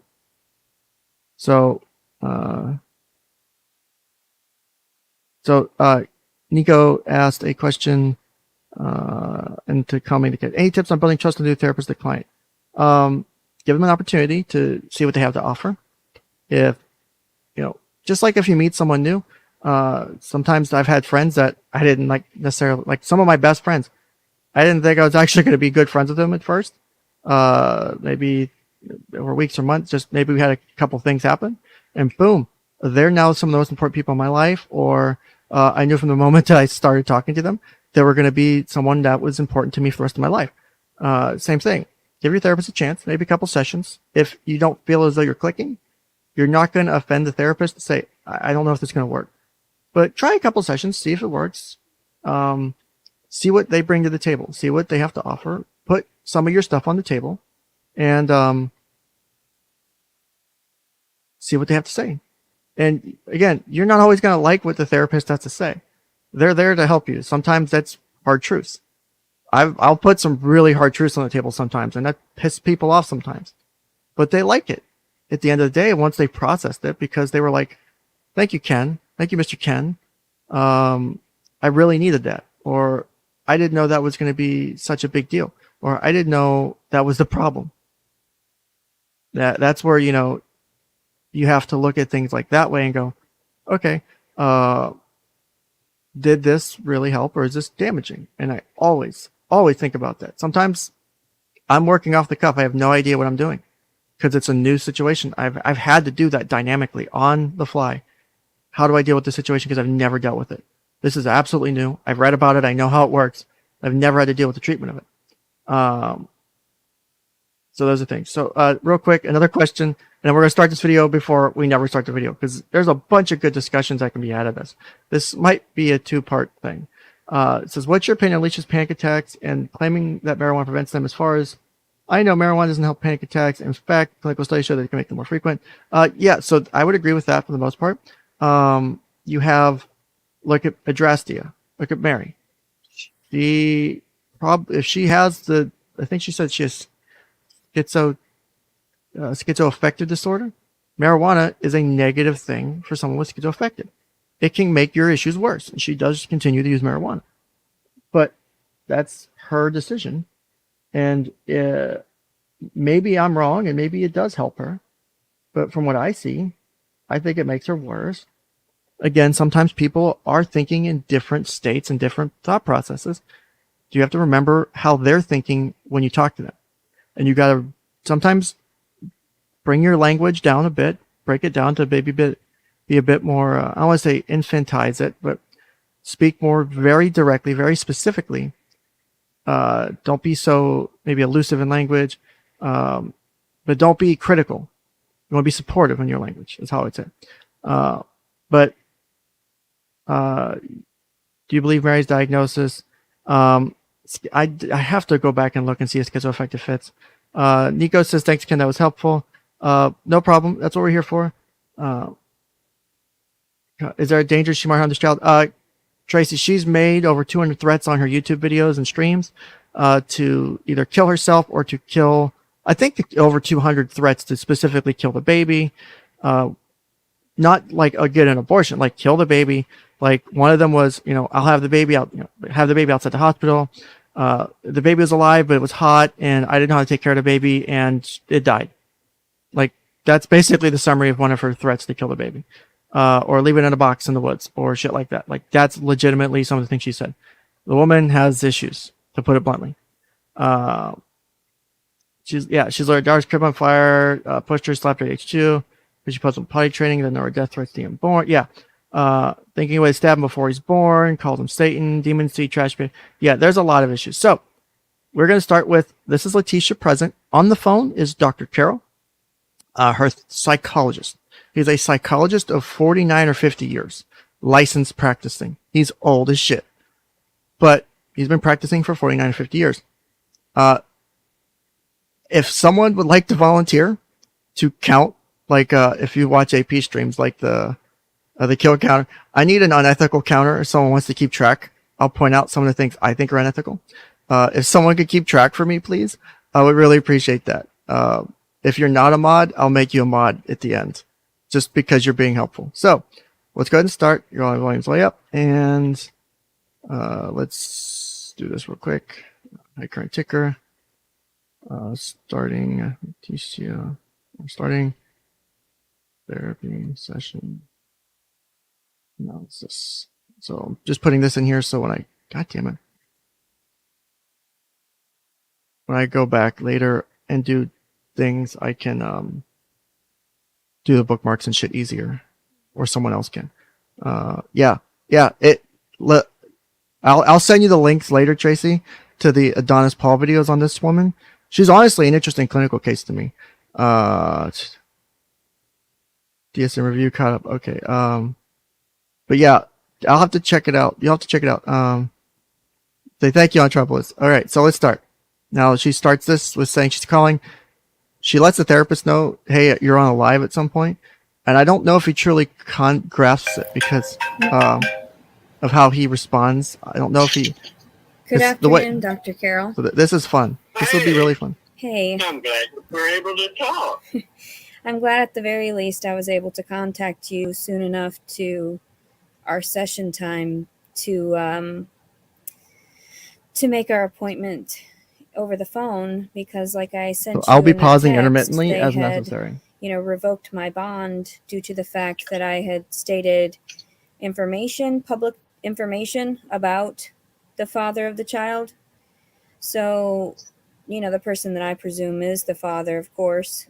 Well, But So I'm gonna pause real quick and give some. Again, I'll be pausing throughout to give some information. So there is, again, this is where, as the therapist, I have to take you at your word. Being a YouTuber analyzing this, I know more about. So she had her bond revoked because she had made a false rape accusation. She had made a claim that she was raped, and then the police, through their investigation, talking to the potential perpetrator, found out he's actually the victim because of messages she sent him saying, if you had just responded to my text message, I wouldn't have basically said it was rape and some other stuff. To me, I think she truly believes she was raped, and that because he's not wanting to take care of the baby, not wanting to own up and be the father and be with her as in a relationship, I truly think she thinks she was raped. To me, I see body language indicators, and not just this video, but other videos that, to me, I think truly justify that thought process. So we'll continue. But right here, she's saying that, I was just talking about publicly available information, when in reality, she actually was looking up his LinkedIn, and she has no contact order, and was basically enticing people to call his job and call his employer and call his stuff, and people did and were harassing him because they were egged on by her. And so the court decided to revoke her, request a hearing. Her bond's now revoked. Had requested a hearing to revoke her bond because at this time, because of what she was doing, because she was not supposed to contact him, do anything like that, and basically violated her order. So at this, again, we're like 45 seconds in, and we're already starting out with a lie or a misconstruction of the truth. I don't know if she's lying at this point, or if this is how she's perceiving it. It's been a couple weeks since I watched this video, so we'll continue. It's no crime. I had thought so. Not a felony or a misdemeanor. Well, and the thing is that I'm just describing, and I had actually placed a disclaimer in videos prior when I first started engaging with all of this technology, in order to disclose that I wasn't trying to incriminate anyone, neither myself nor anyone that I had disclosed in any of my videos. So, you're telling your story. Yeah. Just tell the story. Yeah. And to me, it seems like it's a little excessive that they want me to go back in to stay in their jail prior to even having my the revocation of my bond has caused me to stay indoors now. I'm very agoraphobic, and I suffered from that for many years, and I don't know what to do, because now I feel as though if I go out even in this jurisdiction, that they're going to recognize me and want to place me in confines, to detain me until court. And who would even know that you're out of your house? Well, see, that's just it. I know that there's a ping on my phone, and that's what they disclosed in the warrant. So they've got a ping on your phone? Yeah. So they can. I don't believe this is accurate. I don't think they have the ability to do that in her warrant. I mean, they have her phone number, but I don't think they're actively pinging her. And so this is where I'll give it a half point of unethical counter. Give it a 0.5 on this one. Is we see this kind of reinforcement of this belief that they're actively pinging her phone, that they know where she is at all times. And she also has this thing, and I don't know if we see it here, but she thinks that people are inside of her electronics controlling them, preventing her from uploading YouTube videos, taking up storage space, keeping her from recording videos, that electronics in the house are listening to her, reporting it to. I'm not joking when I say this. This is some of the things she said. again, I'm still torn on some of those as to whether or not those are real beliefs or she's just saying it. Unethical counter 0.5. Thank you. So we'll see some of the reinforcement here because, again, I think the lack of clarity and the lack of truthfulness is impacting the psychologist's decision here to deal with the situation. But we do really get into things that are really fucking concerning. Well, if they got a ping on your phone, you don't have to use your phone. Yeah, I should just I should just go out in public how it is, without my phone on But me. a ping on the phone just works when the phone is on your body. Yeah. Yeah. And I don't. That's silly. Yeah, so I know that I shouldn't be so concerned about it, and I know that I'm strong enough to withstand more time behind bars, but who would want to really do that to somebody that's 8 months pregnant? And it's just getting even harder for me to sustain myself with all this depression. And so the truth is they don't want pregnant women in the prison. That's horrifying, doctor. You always share with me so many details. Oh, you know what I forgot to mention is that I decided that I would live stream this conversation. So you are being heard by at least 100 people at this time. So right now? Yes, at this very moment. So I'm being heard by 100 people. Yeah, at least. Okay, so let me give a precursor to what I'm saying. Okay, so he seems to, again, I think he forgets. But he's aware that he's being live streamed. People have questioned in some of the chats that this is a breach of confidentiality. This is not. The client has the absolute authority over confidentiality information. If a client wants to tell you something and never tell another soul, you have no ability to tell anyone else. You're not supposed to tell anyone else. Maybe it's part of a treatment team, but that's about it. But if she wants to live stream her counseling session, depending on your agency organization or if you're in private practice or whatever, as long as your client's okay with it and your organization has a way to deal with it or allow it, or if you own it or you just do your own thing and you're okay with it, it's okay. Continuing this is him accepting that he's being live streamed and that he's doing it. Now, I think he runs his own practice. So whether his practice has rules for that or not is whatever, probably didn't. He did request her to take the videos down like a week after this happened because of negative feedback he was getting. And I think some people had reported him to the board in Arkansas because of some of the things that happened in this stream. I was tempted to, and I don't want to do that because people came after my job because of allegedly unethical stuff I did. But to me, I could fucking cite to things he absolutely violated. So yeah, this is an interesting fucking session. It's like an hour and 20 minutes, so strap in, guys. It's going to be long. Yes, thank you. I wait for the father's answer. Calming the Cat says, okay, this is a bit sketchier. Ken's counseling couch. Would you allow a session to be live streamed? Assuming, well, one, I work with mostly kids. So assuming either A, there's parental permission and the kid's okay with it, and both there's consent there, the organization allows it. Me doing it, oof. I would really only do it, in my opinion, is if it had the potential to have significant benefit to the client. And it's not just, oh, I'm recording it to record it. It's maybe, maybe we record it or we live stream it. And maybe it's say live stream to just the general public and not like a special population like other therapists or something. Just general public is maybe it's something with how they deal with people giving them negative feedback or how they deal with being tormented or bullied or whatever. And, it's live streamed to say 100 people. And it's meant to be used in a therapeutic way because maybe we can go back and look at it and go, okay, here's how you were reacting to the live chat comments during your counseling session, or here's how you reacted afterwards. And, do you think, maybe your behaviors or the way you're responding were actually true to yourself? Do you think, is there a benefit? If we're doing it just to do it, like I think Leticia here is doing it to go, oh, look, my counselor, my therapist supports me. My therapist believes me, is more of a show off. In this case, I think this did more harm than good for Leticia. I would never have done this.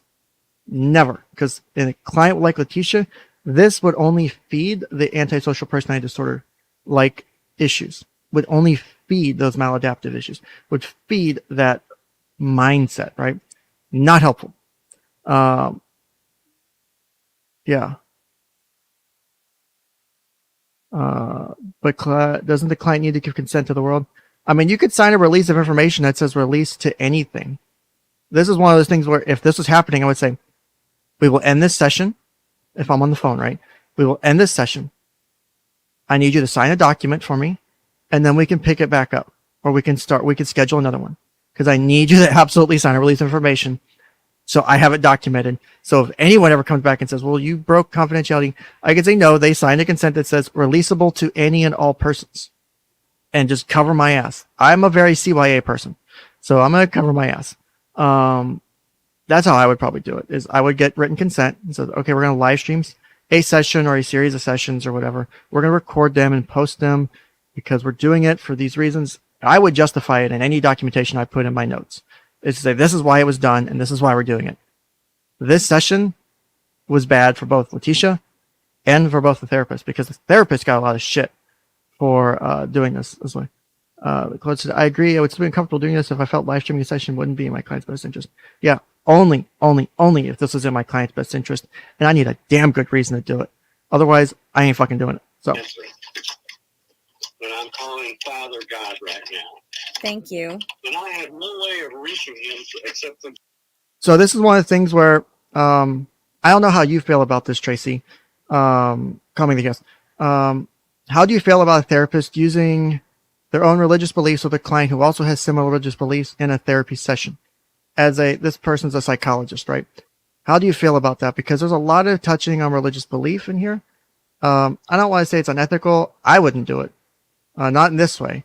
But I think we start to get into some unethical things using the religious belief as a justification, if I'm remembering correctly.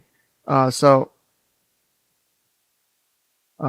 that's where the thumbnail for this video is. I downloaded this one. I know the 𝗏𝗏𝗏𝗏𝗏 has the other videos, which I've watched a couple of them.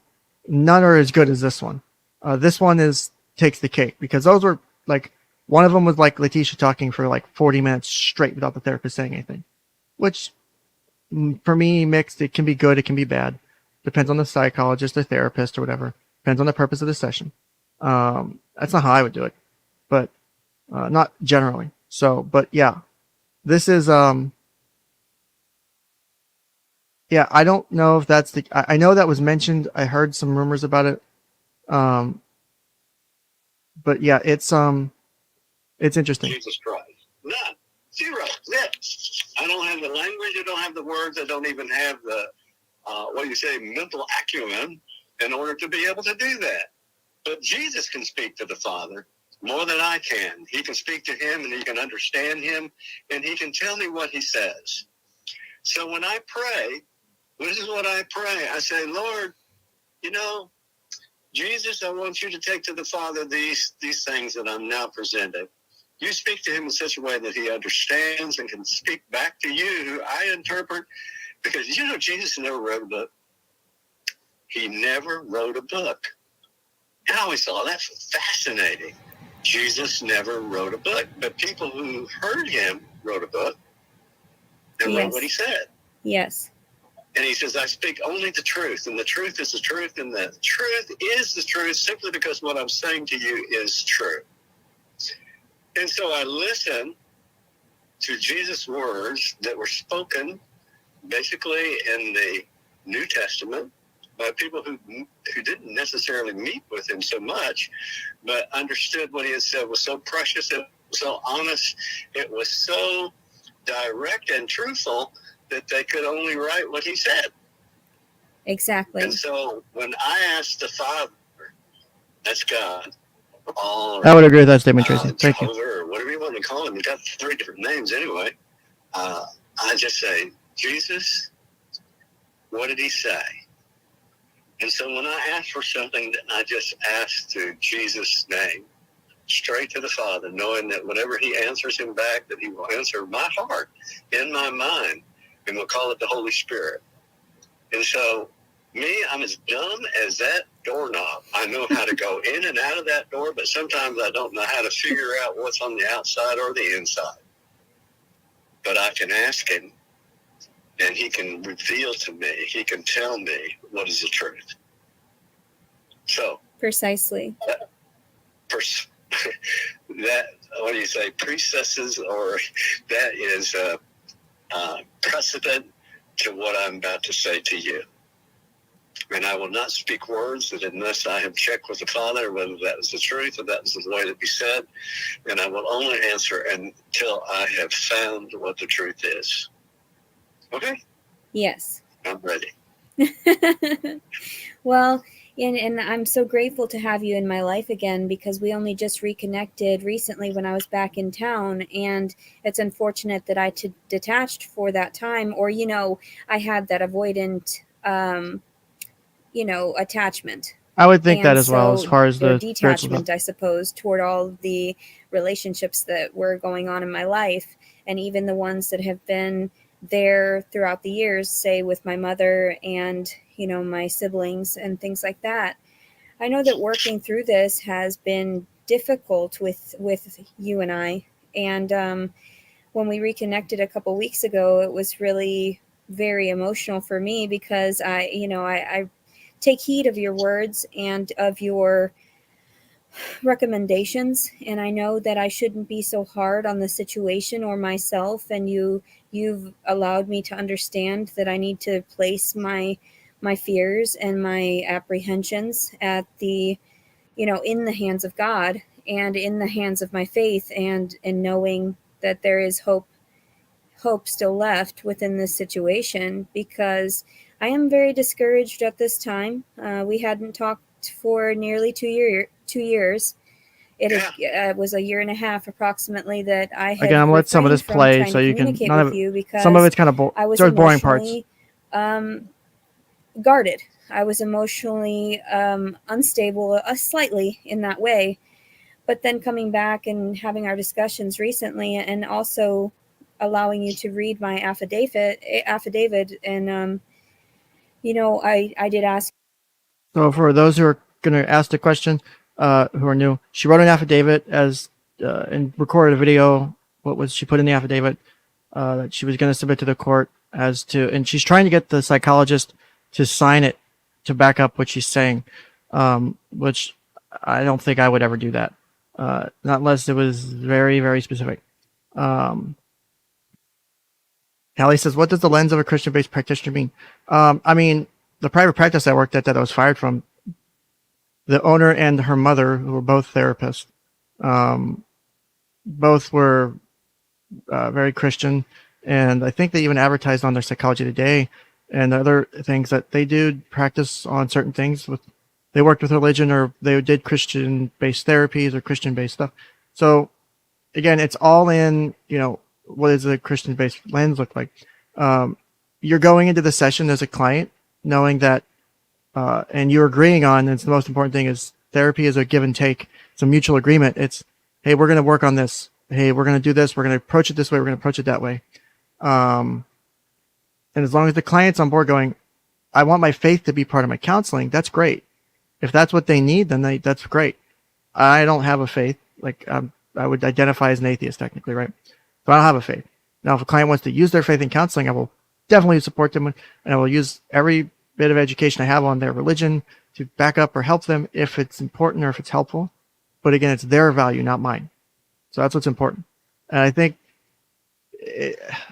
thinking about that now, I'm reanalyzing some of my thoughts on the religious aspects of it. I still think it goes a little too far in certain cases, but we'll see. If I could get your signature as well on that, with my mother's, her retrieval of it. I just am very fearful. I don't want to leave my home. I know I shouldn't be so fearful, because I know God is going to protect me either way, and either good or bad in this entire circumstance, it's for the greater good. And I'm trying to take this pregnancy, now that I'm currently, I believe I'm going on my 34th week of pregnancy. So there's only 6 more essentially left. And I, had a lot of cramping due to stress, but just hearing your guidance and understanding too that I need to have the courage to refrain from trying to harm myself too. For one, I've been discussing and disclosing online about how I would rather drink Drano than to go back into jail. And who would want to? It's Wait a minute. I would tell you, don't drink Drano. I think it'll rot your stomach up. This is, to me, and we're not done, this to me is the most unethical thing he did in this entire session. We just watched it. No, this therapist is a licensed psychologist in the state of Arkansas. More than one person in different comment sections and different community tabs and shit, they said, oh, this is a religious, but no, he's a licensed psychologist in the state of Arkansas and has been for almost 50 years. I looked into it. Trust me. I looked into it after I watched this video because it pissed me off. This right here, you have a client. And he's been seeing her for years. You have a client with a known history of suicidal ideation, suicidal threats, suicidal acts, multiple suicide attempts, right? Multiple suicide attempts. And we're about to see, because it doesn't get, we stopped a little bit shy. We don't do a safety or risk assessment. That, to me, is the most critical part of this conversation. With kids and adults, whether they've had no issues with suicide or a bunch of issues with suicide or depression or anything that gets joked about like that, I always clarify to make sure, because you never know. That could be someone's cry for help, and if you miss it, this is one of the things where, this isn't definitely a 1. This is a 1.0 for this. I would probably give it more. But you cannot. There are certain things you should never fuck up on. That is something I have made my purpose as a therapist to never make that mistake. I will make mistakes all the time. I do not want to make a mistake that costs someone's life. And holy shit, have I had days where I was scared to go home because I was worried about someone's safety because they hadn't made the progress they needed to that day. Again, it's not for me to force the progress, it's for them to do it. But I would never, ever ignore a statement like that. And you always clarify the shit out of that, because that has the potential to end someone's life, especially with a history of suicide and depression and all these other issues. You cannot ignore that. And this gets blown over so quickly. It is fucking unbelievable to me, right? So let's continue. It could be 2 questions. It doesn't have to be. Are you thinking about drinking Drano? No. Do you intend to drink it?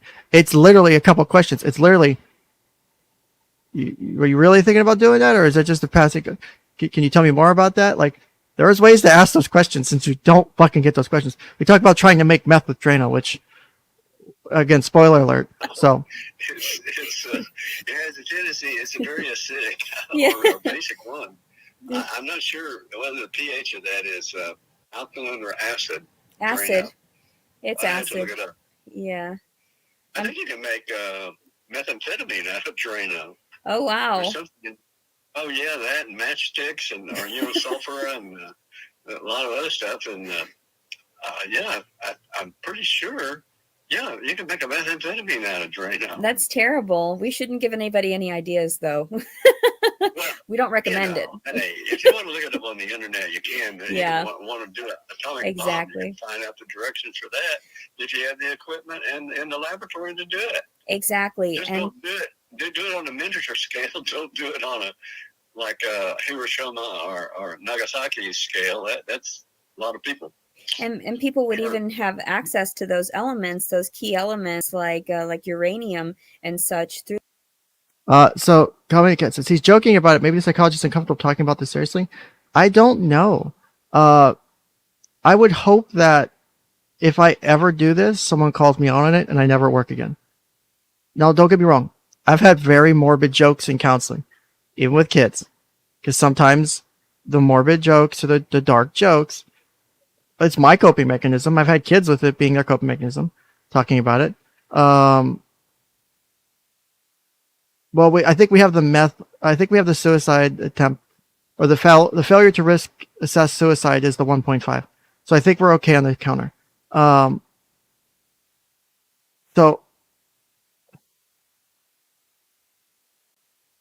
taking care of business says, even if someone was suicidal and intended to drink it, I'm sure more than 99% will answer no when asked directly. There are actually, I'm probably going to do a stream on it because I just bought the book. I haven't finished reading it yet.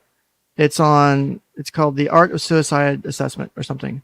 And when I started reading it, it was the most amazing book on suicide assessment. It's got a lot of research backing up the assessment technique. There are ways you can ask questions that, in the way you're supposed to phrase things, that can actually change on how a person is going to respond.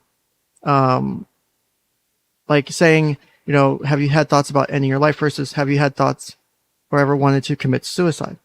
Like saying that actually has a different purpose. When you say commit suicide, it has a much bigger emphasis on it. It has a bigger meaning to it. There are ways you're supposed to phrase things, and there's ways you can phrase things that are interesting.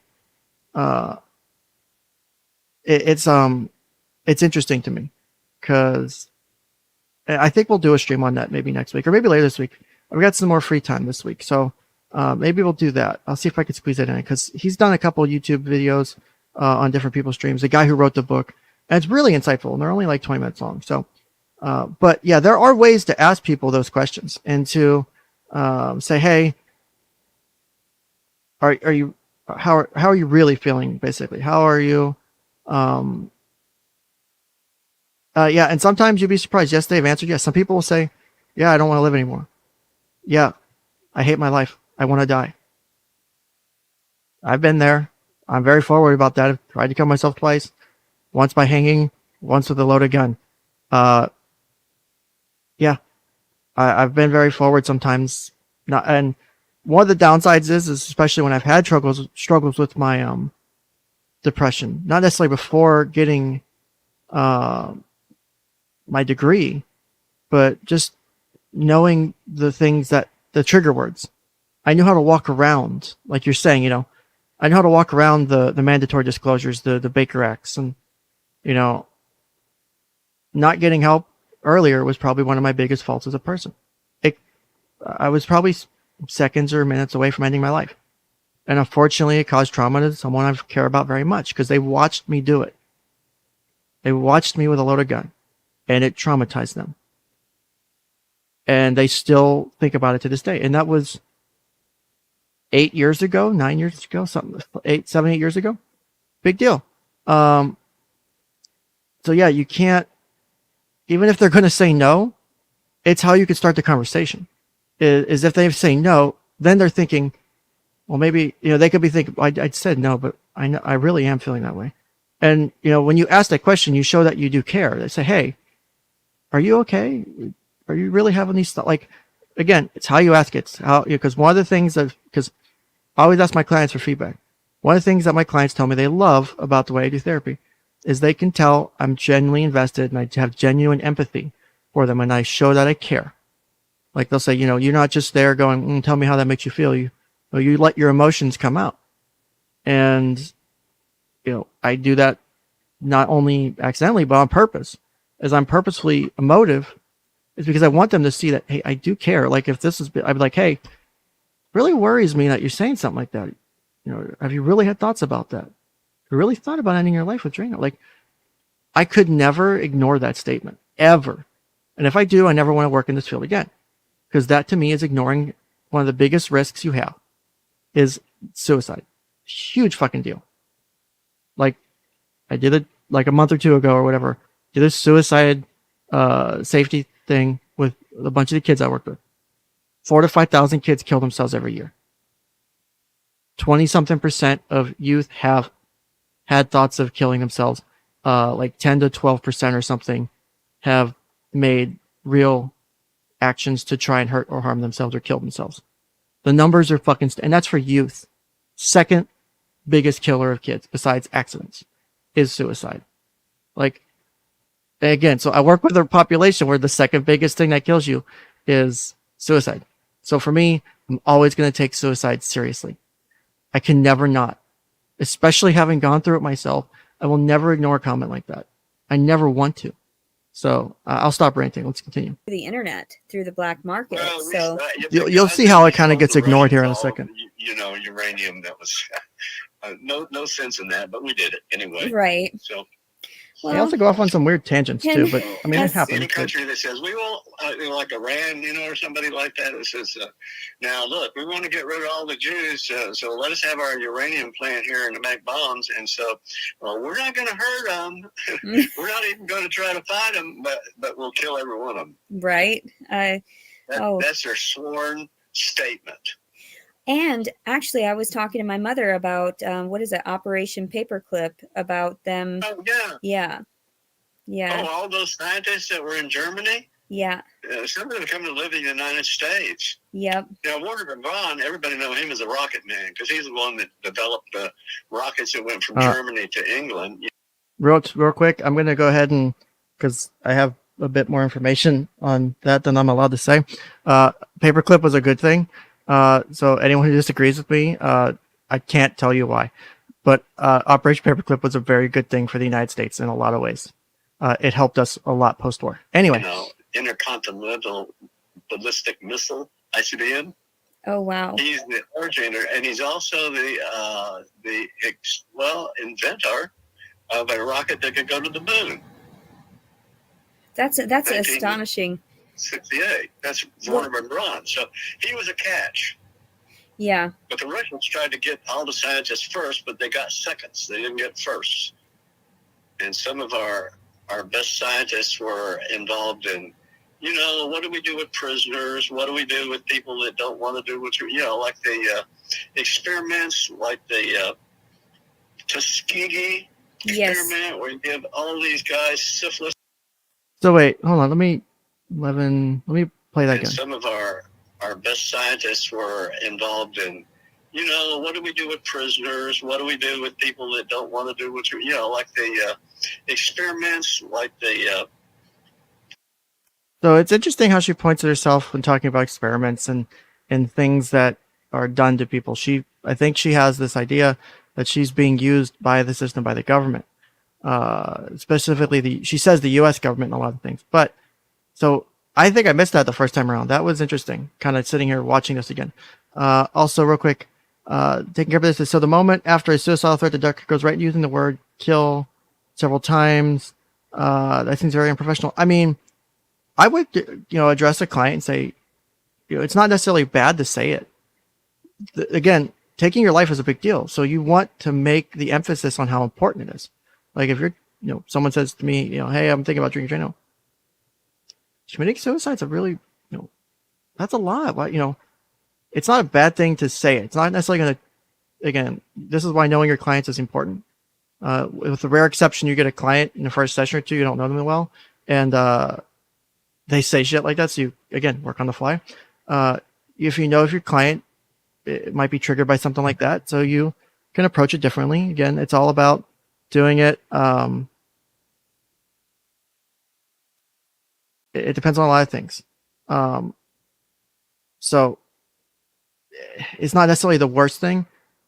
I would use more serious language, killing yourself or committing suicide. Like you want the, it's not a joke, it is a big deal. And sometimes you take that joke and you can work it into a serious discussion, like I could take that and turn it into, drinking Drano is probably a horrible way to go.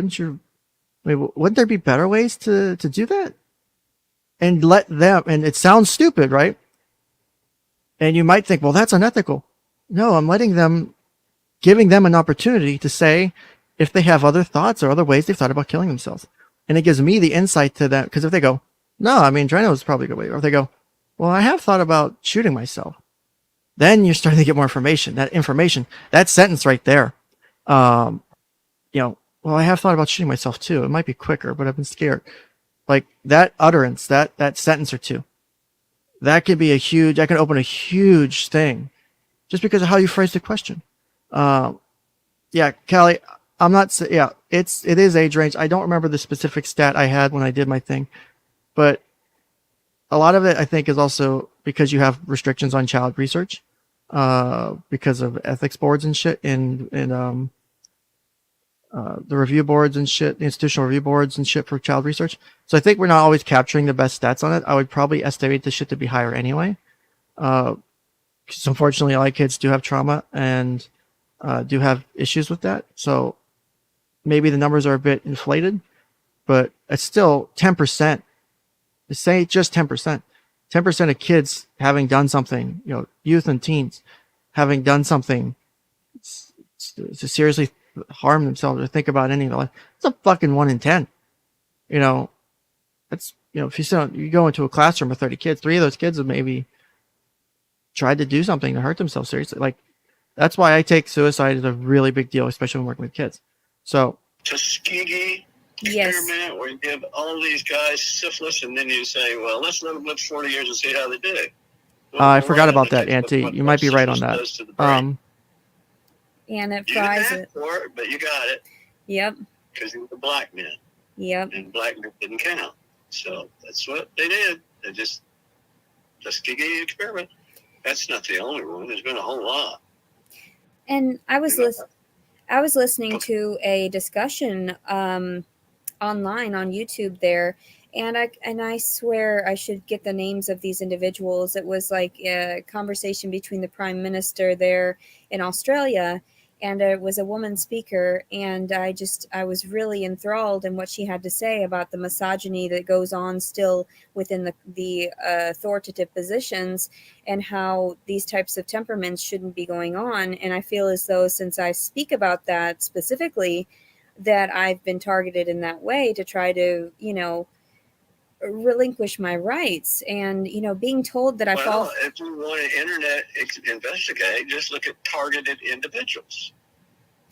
Yes. And if you think that the government does not have snooping material or snooping like devices to snoop on you, then you're probably way behind the 8 ball because you'll never know. Exactly. And because So this is where I'm going to add 1 to the counter. Actually, let me add a half so we can get to an even number so the poor counter people don't have to keep tracking halves. This should be my last half.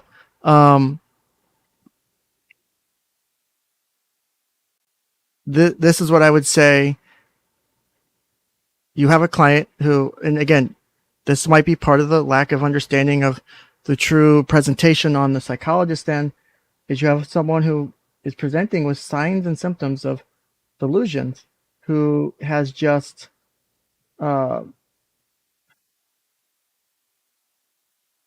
made multiple statements and references to, these things and being pinged and being tracked, and you're giving this thought and these things that could negatively reinforce their delusions on being tracked by the government or being used by the government. And so I'm only going to give it a half counter at this point, unless it gets worse, and then we'll call it 3 or I'll round up or something. But for right now, we'll call it 2 on the counter. So let's continue. It's so hidden that we don't, like, for instance, if I said to you, do you know where the largest secretive submarine base testing acoustics, which is sonar, in the United States is? Was it in Utah? Is that where it was? Idaho. Yeah. I want to make a joke there, but I'm going to hold back. Sorry. Ponderay is a name that was given to it, and the name Ponderay, because if you look at it from a satellite down, it looks like an earlobe, actually. And where the base is, it's like that's my concern, is they're feeding the delusions under the surface of the water. And that's where they test all their sonar and other electrical currents and such frequencies within the water. Yeah. I think that's 1,000 feet down, but they're still there. And there's pictures, if you want to look it up, to say the most secretive submarine base in the United States, Idaho. It's over 300 miles from the Pacific. Mm-hmm. So how do you get a submarine? Well, even if it's a miniature submarine, how do you get it over to the West Coast? Do you transport it through a tunnel, or do you fly it? I don't think you can fly it. Yeah, that would be. Helicopter didn't pick it up. I don't know if a B-22 or B-52 could even. I don't It's think a weird so. sidetrack Not counter so. conversation, They have a but hard time it's putting more whatever. than 3 or 4 Jeeps and a couple of tanks, and the C5, which is a large. So I'm thinking about adding it. I'm not sure yet because, again, we're working out. We know the understanding that there is a delusion there. We don't know if the psychologist does. So I'm trying to be as fair as I can. And again, thinking about it and stepping back and going, if I'm not knowing some of the information without knowing other information. Again, it's just really hard to do this in a fair way from the position I sit in because I have a lot of this extra information. I don't have all the information he has because he's done sessions over years with her, but I'm taking some of the generalizations of things she said, applying them to what would be my understanding of the client, my knowledge of the client, and how it impacts my session. And I would hope after this long time, I would recognize some sort of presenting issues of delusions or personality disorder. That would be my hope. Again, I'm trying to be fair on both sides. Yes, I really want to criticize the doctor, but I also want to give him a fair chance that he doesn't have all the information that you and I do. It's not fair. And so again, I'm trying to be fair on how we do this. Yeah, I agree. Not knowing is a problem. It's absolutely a problem.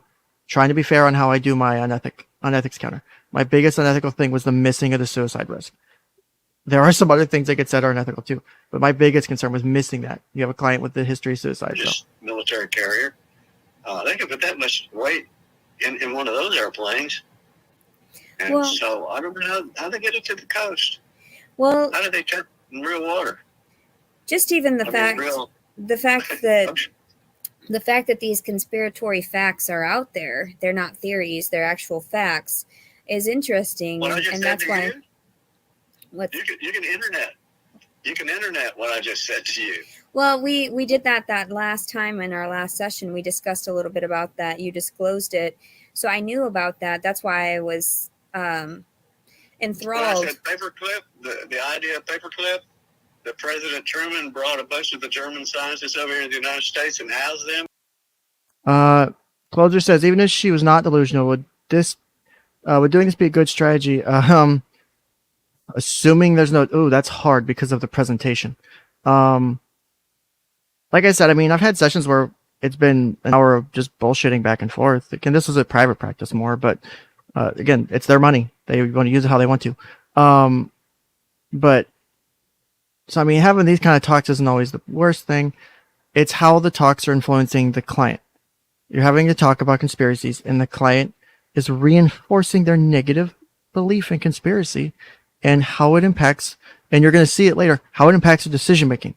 That's the big thing, is how it impacts your decision making. And the things he says are going to be influential on how she chooses to react to things. We'll see it later. And fed them and gave them different names. Yeah, they switched their identity. Paperclip. Yeah, it's just as plain as day. Truman did it. I feel like since I've gotten out so much of my story and I've exposed so many of the flaws in the systems, that they were trying to pinpoint what I had to contradict about what was going on in my processes. Because even when I was a victim, you are an absolute victim. You have been victimized. That's Not true. anything that you willingly participated in to do, but all you're trying to do is resolve what's happened to you as a person, as an individual. So you're right to be sad. You're right to be anxious. You're right to have, even hatred sometimes. Thank you. Because that's Again, so I'll hit on this here, and I'm pretty sure if Tracy's still here, she'd agree with me on this. You take the client at face value. She's reported to her therapist she was raped.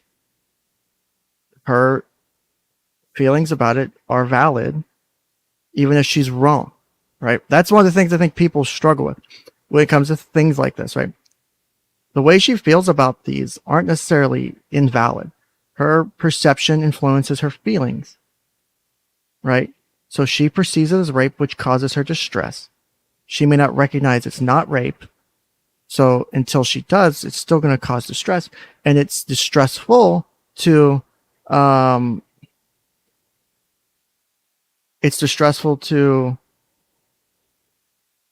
challenge it and say, no, you weren't raped, because then you're negatively reinforcing a lot of the things that victims aren't believed, and you're showing them a lot of things that feed into their ideas, right? Comedy says, any chance this psychologist is vegetarian? Honestly, I don't know. I don't think. I mean, I use a lot of client-centered therapy myself with CBT, but he actually, I think later in this video, says that CBT is shit, basically. Says it's not a good thing. It's bad science. And I cringed. I'm like, this is fucking gold standard shit.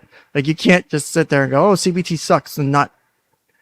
Yes, I'm not saying CBT is perfect. You have obviously evolutions of it, DBT, which Calming the Chaos is really good at if anyone has questions about DBT. I still kind of struggle to know the differences myself because I don't know DBT. I know CBT pretty good because that's what I use. That and client-centered, because client-centered to me has done amazing work. So I honestly think he might have a bit of what the fuck is it called? God damn it.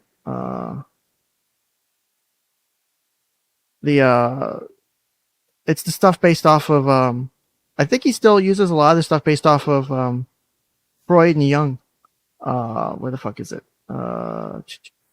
What the hell's it called? No, it's not that. I think it's some more of the Freudian stuff. I think he uses like a psychodynamic approach almost. Because one, he does these long sessions. This session's an hour and 20 minutes. Thank you. I was looking it up as you typed it in chat. Thank you. I always fucking forget words and names. I know the thing, but I always forget the fucking official name for it. I think he uses like a psychodynamic-ish approach because of how he does things. He does long sessions. I mean, she talked the other day in a video, not in this one, but in a different video, about how she did like a 2-hour session or something with him. Which I know the psychodynamic stuff has a lot of those long sessions, a lot of this thing, and I honestly couldn't really pick up. I know he shits on CBT. This does have a lot of client-centered or Rogerian type of presentation, but I don't think he uses it. Oh, sweet. We're going to have a guest soon, hopefully. I love you so much, Tracy. You're my favorite. All right, let's continue. Thank you. Nobody deserves that. Nobody but yeah, deserves that. You're one of the most strike out. Then some of your striking out is you had it up to as far as you can have it without exploding. Yeah. And I appreciate that you say that because it's your continual sincerity and empathy toward my situation and understanding. Me personally through our discussions that I would never try to manipulate this situation and to such an extreme. And that's why I'm a little bit nervous about them trying to put me behind, in confines or in a psychiatric hospital due to my overwhelming aggression, verbal aggression, because I'm trying to accost the people that first abused me. And then I get reprimanded constantly due to my freedom of speech. So this is not an unethical thing. This is more of an observational thing. Let's review. I'm not going to pull it up, but remember those things from antisocial personality disorder. Remember, look at how she's processing this. Look at how she's justifying it. And she even says, I'm being verbally aggressive with people, but it's my freedom of speech. She's justifying it. She has no empathy for how her behaviors impact other people. This is why I feel confident in my diagnosis. Hypothetical diagnosis, justification, banner at the bottom, disclaimer goes here thing, blah. So I feel like he's my interpreting. I have to listen to that section again, but I love CBT. I think it's, in fact, not in evidence. That's funny. I still see that as a violation of my constitutional rights, especially as a disabled citizen, to where I detach, like we discussed, numerous times throughout my just regular cognizance because of the overwhelming amounts of. Remember that whole section on using words and things that are bigger and trying to sound more educated? Again, I felt confident in my diagnostic ideas here. Stress that I've endured throughout my life. And it's unfortunate that I have this. It's unfortunate that I have complex post-traumatic stress disorder. And I'm not trying to seek any compensation, and I'm trying to see this baby as a blessing. But the more that they demand of me, the more, they placed in the paperwork as well. I think I've got it over here on the dresser. I can grab it really quickly. is that one of the reasons as to why they revoked my bond was due to the fact that I clarified I was going to name it after its father and call it his name. Okay, so that's an absolute lie based on outside information. Again, psychologists doesn't know it. Again, you work with what you have, but that is not why they wanted to revoke the bond. They wanted to revoke the bond because the victim in this case was receiving harassing phone calls at his work after she created a video exposing his employment and his name and the phone numbers and shit. So she's being deceitful in her presentation. So this is why when I do therapy, I always set that standard of, hey, I need you to not lie to me. I'm not saying you're gonna, but I hope you'll trust me, because this right here, I have to work with what I have. So I have to take this at what it is and go, oh, well, that doesn't sound right. And so I'm going to question it. I'm going to ask questions in a way that challenges the belief, because that's why CBT is a lot of belief challenging, right? So I'm going to ask questions and go, that seems, really, I'd love to see that paperwork. Could you read the sentence out for me? Just to, if she has it or she doesn't, like, I haven't heard of that before, to see if she can justify it or not. Because if she can't, or if she starts using illogical or irrational beliefs, cognitive distortions, thinking errors is what I call kids, or tell kids, they're thinking errors, bad ways than we think. So if she's using those to justify her behaviors, then she's struggling to do it the right way. And that's when I'll start calling out those things. So you can do it even with your bad information. It's all on how you do it. We're not doing that right now. The second. So. And I figured, why would they go to that extreme to point something like that out if they're not just messing with me, if they're not just toying with me, and they're not giving me the appropriate answers? Just like when I got my belongings back, and there was a handful of belongings that weren't given back to me because they want my life to be more complicated. They want me to jump through these hoops, but I'm already emotionally strained, and I'm already physically drained due to the pregnancy. And then they want me to endure more. And then I, of course, cry about it. And then everybody believes that I'm trying to manipulate that, when in actuality, we both know it's just my genuine nature. And I can't help but share so much of my emotions. So that's why I'm appreciative that we can even have discussions. I think that was an interesting, Metropolis says, I strongly rejected the term thinking errors as a teen, but as an adult, I wish I hadn't been so obstinate. Yeah. I really try to teach that, and I have I have a couple page handout I keep posted on my wall at work that's of thinking errors. So when we're doing those critical, challenging things, I'm I'll give them the paper and I'll say, are you using any of those to justify your current thoughts or beliefs? And sometimes they'll read it and go, well, maybe this. And I'll say, well, I think I have an idea. Why don't you tell me first? Because I have my thoughts, but I want them to do the work. And so I'll have them do the work, and they'll say, yeah, I guess I was, maybe minimizing, or maybe making a mountain out of a molehill, or whatever the fucking issue is.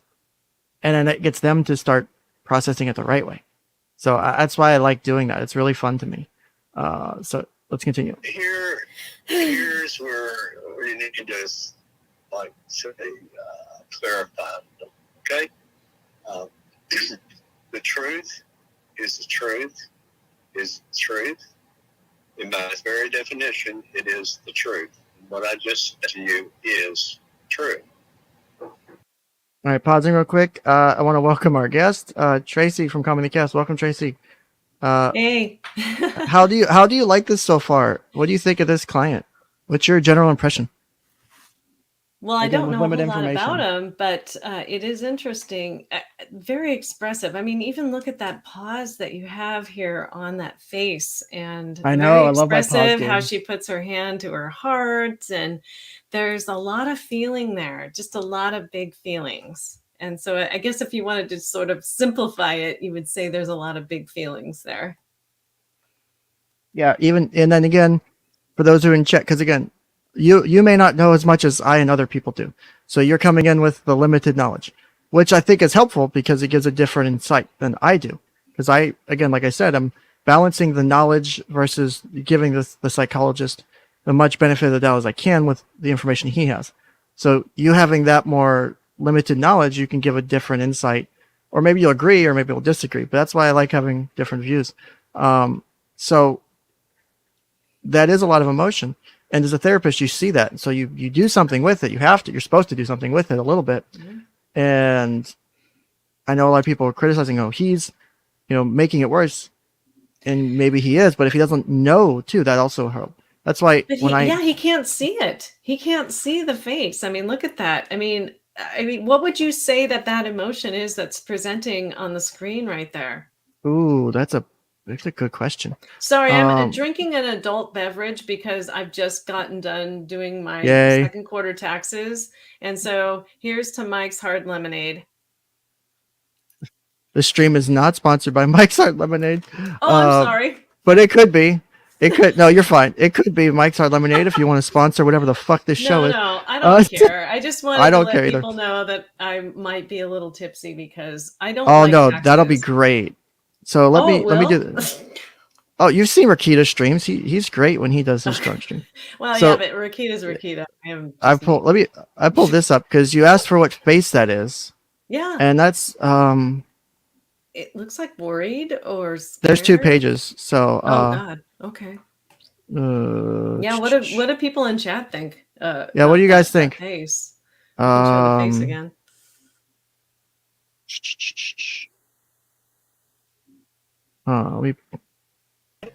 Yes. Ooh. I mean, you still have some of that face. Let me. There's the wrinkly. Yeah, Yeah, there's clearly some distress there, and I would say catch that as yeah, that's why I hate phone sessions, and I also hate internet. I hate telehealth because telehealth is better than phone sessions. That's for sure. I agree, but like I tell people, I prefer in person when they like, can we do telehealth? I'm like, we can, but the thing is if if there's like a pause, I don't know if that's you pausing for a minute or if that's the computer stuttering, and sometimes reading that pause is maybe the most important part of that hour. Because if you withheld for a moment, or if it's the computer, I don't want to misjudge. Oh God, what is that fucking phase? I think it's a mix of several things. I think part of it. Closer said something about self-pity. Face of self-pity. Ooh. Yeah, and I was thinking, like, of course, self-pity isn't an emotion, but it kind of is when you think about, I am sad about the state of myself. And so it could be sad. What if it's like an on edge verse mixed with a on edge mixed with maybe a bit of a shame. This is fun. Maybe a bit of a shame, and maybe a bit of annoyed, because I think she's reading chat too during this. I think she might have had her live chat up too. I remember this stream because I watched it live, and I was like, the whole stream, I'm like, holy shit, what the fuck is this guy doing? It gets worse. It gets worse. The term retard gets used multiple times by the psychologist. Oh yeah, it gets great. Yeah, he calls people retards from like a certain population. It gets interesting. So even though I feel the self-harm thing is the most unethical thing, there were definitely unethical things. He treats gender dysphoria as a delusional thing. It gets interesting. Oh yeah, this is a fun session. I'm glad to be in on the fun because I've not been having fun today. Well, this will be fun. This will be fun. Like say, clarify. Okay. The truth is the truth is the truth. In my very definition, it is the truth. What I just said to you is true. Okay? Yes. And I know that you're always honest. If I evaluate you and you're a serial killer, if I evaluate you and you have said, I don't want to do this, but I just, I do it because I just get such a thrill or whatever I get out of it. I enjoy what I do, kind of like Hannibal, he's a doctor, but he liked to kill people. And, but most of the people that he killed, he probably reconciled somewhere that just, but it was against what is what we call the jurisdiction. Or also, Tracy, if you need me to pause at any point, just let me know. I'm just letting it play till we hit the fun stuff. Juris system. Yeah, he's not connecting the point here to me. Years. Yeah. Now, those those quandaries or those discussions or those questions are founded by men. Yes. Men. And one of the things, like, let's just take Jesus. He's in a courtroom. There's a Sadducee and a Pharisee. And they have an argument. Now, here's a guy that's never committed any crime, never told any untruth, never did anything that was bad. As far as I know, he never killed anybody, never did anything wrong. He lived a righteous life because he didn't commit any sin, which is rather strange, but, I bet it could be done. Okay?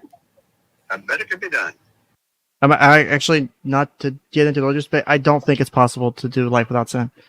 I don't think the human body and mind is capable. I'll make that argument. I don't know how you feel about that, but that's probably a whole other discussion. Yeah, well, exactly. Well, we were back then, so we couldn't evaluate Jesus for any kind of unsinful activity or sinful activity. You can make the argument that Jesus had a delusional disorder, but you could. You can. You theoretically can. Maybe. I guess you could make that argument, or you could say that he performed miracles or whatever, So it'd be interesting if you had someone present like that. But here's the thing is, what if they present like that and obviously outside the physics of this world, and they were able to do some of the things they did? It really changes some of your, it's like some of the, like, obviously that's an extreme example, but you have people who will say one thing and you'll think, oh, this is their issue. But then they can back up what they're saying and you're like, oh, well, fuck, I was wrong. It's kind of the simple, oops, I made a mistake. Because, again, you're missing information. Like, the psychologist is missing the pieces we have. So that's why I'm trying to give him as much benefit of the doubt as I can. It does get worse. I promise it gets worse. Like, but the truth is the truth is the truth is the truth is what he's saying. I don't know what the purpose of that was. Well, that to because me, he's trying to get to the truth. And I would love to see where that lands. Honestly, I think when he says that, and let me get your thoughts, is by saying that, I think he's actually, and you can see that expression in her face right now. There's this happiness. There's this like, exactly. What I'm saying is the truth. And that's reinforcing her negative beliefs. And so that's why having that, at least through telehealth, having that video can be so beneficial. Because seeing that would make me go, a little bit. And she looks like she's in love with him. There were so many times during this. I know, and not to criticize her, but she looks so many times like she is completely infatuated and in love with this guy. I think there might actually be an issue with, based on just this session. And I think other people have mentioned it based on some of, because there's so many hours of video. Like, she'll record like 2 or 3 hours of video a day. And so trying to get through it sometimes is incredible. I try to when I can, because she's actually really interesting to observe. But uncommon. It's not uncommon for a client to be infatuated or in love with a therapist, because they really feel they get me. And this is exactly what we want to create in the therapy room, is that microcosm of, I want to be with people, and I want to choose people in my life who get me. And that way I'll feel validated.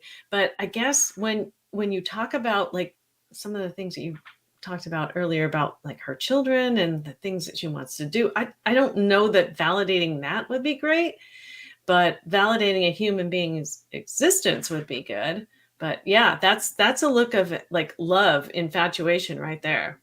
Yeah, that's when I said, like, because I got shit on in a few other people's chats, because I was saying, this is more, and I don't know what you think about my diagnostic idea of antisocial personality disorder. I don't know if you heard all of it. I did. I think it's spot the fuck on with this part, just based off of what I know. I think I'm fucking spot on, because all of it presents to me, and it's not me trying to say, aha, I'm right, because APD is a hard diagnosis to make, especially female.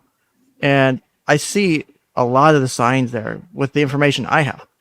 Again, not necessarily a therapist has all of it, but and I haven't looked it all up, but these are some of the thoughts that I had that aren't any personality disorder whatsoever. But I'm not to blame. I'm like, if there was an I'm innocent personality disorder, that might be what could fit there. I'm a victim personality, so that might be dependent personality. And I think you went over that. Yeah. So it's sort of like the world is doing me wrong. and I am an innocent victim, and I've done nothing wrong, and it's the world that's doing me wrong, is happening here. So that belief system that I'm not to blame, everybody else is to blame, it seems to be present here. I don't see a personality disorder per se, because she doesn't give me the access to ick, which I usually get when I see a person, which I'm like going, oh my gosh, like I get a bodily reaction like that. That's an axis too. That is a personality disorder. She doesn't give me that. And of course you like to have me on your show just to disagree with you. So here I am. Of course. Doing that. But she doesn't give me the ick. If you watch some of her other videos, you will. I'm going to post a link to the AP documentaries in the chat. Please watch them later. So finish the stream and then go check those out later. There are ick factors. When she talks about wanting to just leave her child in the woods and just say, oh, I didn't know how to care for, that's where you get that ick factor. Like watching that, I'm like, this is, because I know a lot of people to me say she's just straight up constantly lying. There's no clinical issue. And I'm like, it's not possible. I don't think, because even though she seems, I would say she's around average intelligence. She does that whole talking up, trying to sound smarter, but she usually screws it up, and like she'll say things and she'll try to justify, I know psychology, and then say something and then not have the right interpretation or understanding of it. Or so she's doing like those pieces. There's other pieces. Like to me, it comes together beautifully. Like she put 8 puppies in a freezer after they were born and listened to them die because she was trying to put them. This is not a joke. She admitted to that in a video. She talks about listening to. Why would she do that? Because they were pit bulls or something, and she wasn't able to sell them because she was breeding puppies at the time, and like there was something weird, like, and so she's like the vet. She's like yeah, okay, there you go. I'm like, yes, I'm getting Tracy to buy my story. She's fucking on my side now. That is awful. Yeah, no, that is just awful behavior toward humanity. And she tried to justify it by saying that a specific vet clinic told her that's how they do it. Someone actually called the vet clinic and said, no, that's not correct at all. We've never talked to her. We've never worked with her or something like that. She's not only killed 8 puppies, but she's also killed other dogs. So you're seeing all those those behaviors you're seeing in childhood that are like killing, hurting animals. Conduct disorder develops into antisocial personality disorder. Exactly. That's why I'm thinking I'm on the dime here. But wait, can I just ask you this? Does she have any kids that she has under her care right now? She's got one in her belly. She's pregnant. She's 8 to 9 months pregnant. She has a daughter. She no longer has. I think she's no longer the custodial parent. I think she still technically could visit, but she thinks that her custody was taken away. She's never visited the child. There was a 5-year no contact order for her to see the kid or the dad or whatever because of how bad her issues are. And then the day her order expired, there's a video of it. She goes to their house and is saying all these horrible things. And it was, this chick started out with like less than, I think, 100 subscribers, and someone finding her and bringing all this about. She's got over a few thousand. She's got more subscribers than I do. Not that I care, but like there's that many people watching the horrible shit she does. And I don't say that lightly. The things she's like, when I say 200 times she's threatened to kill her, baby in her stomach. Someone counted when they edited the video together. Adonis Paul, when he made the documentary on it, counted how many times she had made threats about killing her baby, because she's blaming. Yeah, she calls it the devil baby. The guy won't. She met with him on like a dating app. They had. She says that she wasn't doing it for sex. She just wanted a place to stay. Allegedly, he penetrated her in sleep and then ejaculated on her stomach. And then after that, she says, my morals were loose. And so I went ahead and had sex with him. She talks about, how great the sex was with him the second time, how big his penis was. Like these are things she's legit saying. And then, using that to say, this is rape baby. And the messages to the guy who she had only met for like 12 hours saying, you need to take care of me. If you don't, this is rape. And so that's why she has the false accusation charge against her, because there's enough evidence to justify it, which is usually rare that you would do a charge like that. Yeah, you should have opened your show with that context, baby. I'll tell you what, I would have had a little bit of a different view because that is heinous. Yeah, she's got issues, and I mean that's the best way to summarize it without getting all clinical and That's stuff. true. I mean, I haven't looked at the facts, but based on what Ken has said, and I'm not here to listening lie to anybody, man. This is scary everybody in the shit. chat. So she doesn't need to have it. Hopefully, she does not have a child under her care right now. And then I don't know. She doesn't have one, but she's both. She says gonna- she's only like 8 months pregnant, but according to people who, because she's one of those people who likes to post like, oh, I had my period and this, and on her videos, and she talks about her bodily functions a lot. And so people were keeping, yeah, I know, right? So people have done the math and gone back and watched the videos and was like, you're pregnant by some other guy. It's likely not this guy that you say it is. So the guy she's accusing of being the rape baby daddy, because she had sex with like 4 or 5 guys in the wake that she allegedly got pregnant. So there's deep lore. Yeah, deep lore. There's a lot of deep lore here. This is just the summary, and the summary is complex. I had no you should show the idea how documentation. I had no idea how deep this would be, but yeah, that's some this is troubling behavior, insane. and it would be good to like. I don't know how long this is, but how the ending is going to be.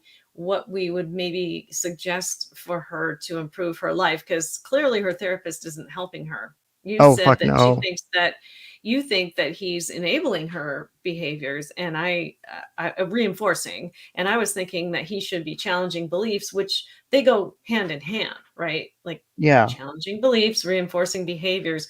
We should be challenging a client to be able to think on their own and to think within their values and morals, right? Yeah, that's a good way to put it. Like, even with because people in the chat are like, well, you don't know, like, you can't, if you don't watch the videos, you don't know. I'm like, you can still challenge her on little things. Like I was saying with the affidavit, you can challenge, or with the warrant thing, you can challenge little things. And that's how you actually start to break down delusions, is you got to start small. You got to take something really simple you can agree on and go, well, maybe this is not the way you said it was this, but document actually says this. Can we agree on that? Or do you think that's fair? And you start with that to get agreement, because if you push too hard, you're going to box them in. It is the way I've seen it. And the way I've seen it happen is when you try to push too hard, you only reinforce it. When you say, oh, you're crazy, this is that, you're absolutely wrong. You clearly are lying about the rape. You're a victim. Yeah. She, when she, because like, I think I got to find my stupid, because she blocked me on her channel. But if I could find my comments I made to her, because I was trying to be helpful, because I was like, look, I think you need help. I think, like I said, because I was, using what she says, like, I know you feel as though you were wronged and you need to have that dealt with properly. So I wasn't reinforcing her belief. I was saying, you feel as though you suffered from this and it needs to be dealt with properly, because that's how she feels. And that's technically valid. As how she feels for the moment, until you can change the bad thinking. So you can change the distortion. And so when she realizes, oh, I am wrong, that the relationship doesn't make it rape or not, or that this or that doesn't make it rape or not, that my decision making, my actions are wrong, until you can get there, you got to work with what you have. And so sometimes you do that, and I've done it to a certain extent in some cases, to get that little bit of rapport, so that way you can push harder and still keep the clinical relationship. Because if you push hard without having a rapport, they're going to shut down. But if you can talk to them and give them something, and they'll talk to you, then you can start pushing harder without losing that relationship. They'll come back next week. They'll come back tomorrow. That's what you need. So getting that, because sometimes more important than some of the facts at the onset, is the way I would look at it. If that makes sense. Yeah, for sure. So the truth is the truth. You love that statement, I think. Yeah, she constantly says that she loves the guy that had raped her. She's infatuated with him, almost like the I think she truly, has convinced herself, and she only knew the guy for like less than a day. She stayed the night with him. They had sex twice, and she tried messaging him. I was harassing him for weeks and months about the sex and about the baby, and he changed his number finally. He's been in some live chats. I've actually talked to him in a couple of live chats on someone else's show. I'm like, dude, this sucks ass that you're being put through this, because it's not fair to him. He knew her for like less than a day, and this has fucking ruined his life a bit. So where this chick tried pressing charges on him to say, hey, you raped you raped me. And, imagine if he had been charged. Now that's going to be stuck on his record over a chick that was supposed to be a hookup. Maybe he was wrong. I don't know, but the way she describes it, I don't know if it's right. I think it's up in the air. I don't think you can confidently say it was rape, especially when you can, and it's not a victim blame, but when you consent a second time, it doesn't seem like there was a fear of safety that she couldn't leave. She chose to stay. She talks about how pleasurable it was, how much fun it was, I think she talks about how huge his dick is and all this other stuff. And that, is a bit, and not that every rape victim is the same. It's opposite of what I would expect a victim of abuse to present as, or a victim of rape or sexual assault to present as. It is nowhere near what I would expect. Now, you have your one-offs, but I'm not seeing it. And I don't like questioning people's things. I like trust but verify. So, assuming, because I've looked into it more, I don't think there's enough to say, hey, this is actually rape. This is something else. This is more, I want you to, I'm pregnant, whether it's yours or not, I want you to take care of it. And if not, I'm going to punish you for it. I'm going to inflict harm on you until you do what I want. That's the more manipulation. That's the more control.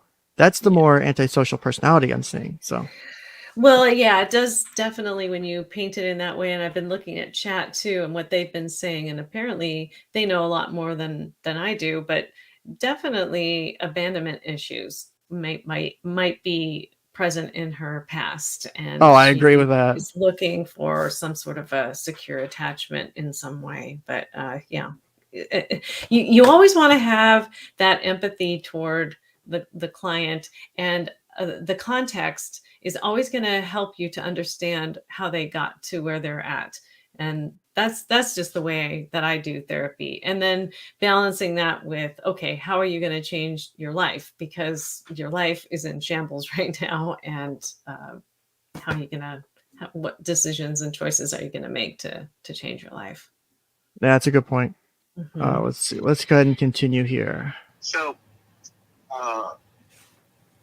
they put that man on the worst vehicle, a death machine that you could possibly do. That was the most torturous thing. And before he even got there, they had to beat him so bad he couldn't even carry the cross up the hill to get there. He had to conscript some guy that was sitting on the sidelines and say, "You carry it. I can't carry it any further." Or not, the Roman soldier said, "You carry it," because he can't carry it any further. The humiliation, the scorn, or whatever he suffered from people that he didn't deserve at all. Well, I don't know where I'm going with that story, but I think you get the picture. Yeah, I see how it reflects in this situation as well, and I need to have faith and guidance from above, and that is sometimes hard. Discernment is sometimes hard, and I feel like sometimes I have to flounder within my verbal aggression and just sort of stay within that aggression for a moment and release it in order to disengage from it and be able to surpass it. And I feel sometimes it's dissociation. Yeah. Sometimes it's spite. Sometimes it's anger. Someone you want to strike back, but remember the one that you want to strike back on, and the one that you want to suffer the consequences of whatever, then it puts you in prison just as well as them. Yes, you're absolutely right. So we don't want to house ourselves in a prison of spite, retribution, get back, pay back, whatever. We don't want to be in that prison. I want to be free. You want to be free. Yes, exactly. All I'm doing, helping you get to that place where you don't have to be locked up anymore. I know it, and I feel as though they want me. You don't have to be locked up anymore. What does that accomplish? Nothing. What is it accomplishing? Nothing. I do feel. It's not going to make your hurt go away. It's not going to make your pain go away. It's not going to make people who've been mean, rude, and just spiteful to you. It's not. That's true. It helps them for you to be in prison. Why? Why would it help? if it's to protect somebody, who are they protecting now? Are they protecting the truth from us now? Thank you. Thank you for clarifying that, because that's exactly what they're doing in this circumstance, because they took it to an excess by claiming that I falsified their report, and it's a felony offense. That is not correct. I mean, I cried when they informed me, so I know that it was just a ploy to get me stuck in the system again, some way, somehow, to keep me down and control me. From being vocal. Yes, exactly. From having freedom of speech. Yes. You also have freedom of religion too. Go ahead. Thank you. And they violated that the last time I was incarcerated also by rejecting my my questions, or my I'm sorry, I was seeking the guidance of one of their local priests, and no one ever showed up. So there were plenty of things that were violated during this time, and including my just other orientations of, you know, and I try to tell people about my constitutional rights being violated, but nobody had believed me, because everybody was out to state that since I have no one and I come from nothing, that I should be mistreated and I should be documented like everyone else who's homeless, or everyone else who's, you know, disabled in those classifications that I have. So I'm grateful that you see me as an individual, and that you understand that even my criminal record doesn't reflect who I truly am, because you've understood. Well, let me ask you this question. See if you can answer this. Why did they? So what did you think of her description there of herself? I'm curious. And the way she summarized that, I thought that was an interesting statement from her. Well, I really, first off, I don't like the way that he's interrupting her frequently. I don't like that. I think that he should let her speak. But once she did start to speak, she really does not see herself as very much, but she sees herself as so much. It's such a paradox to me. Her statements about herself are so interesting. Oh yeah.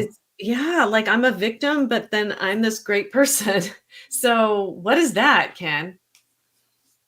Honestly, I don't know. It's fucking complicated so much.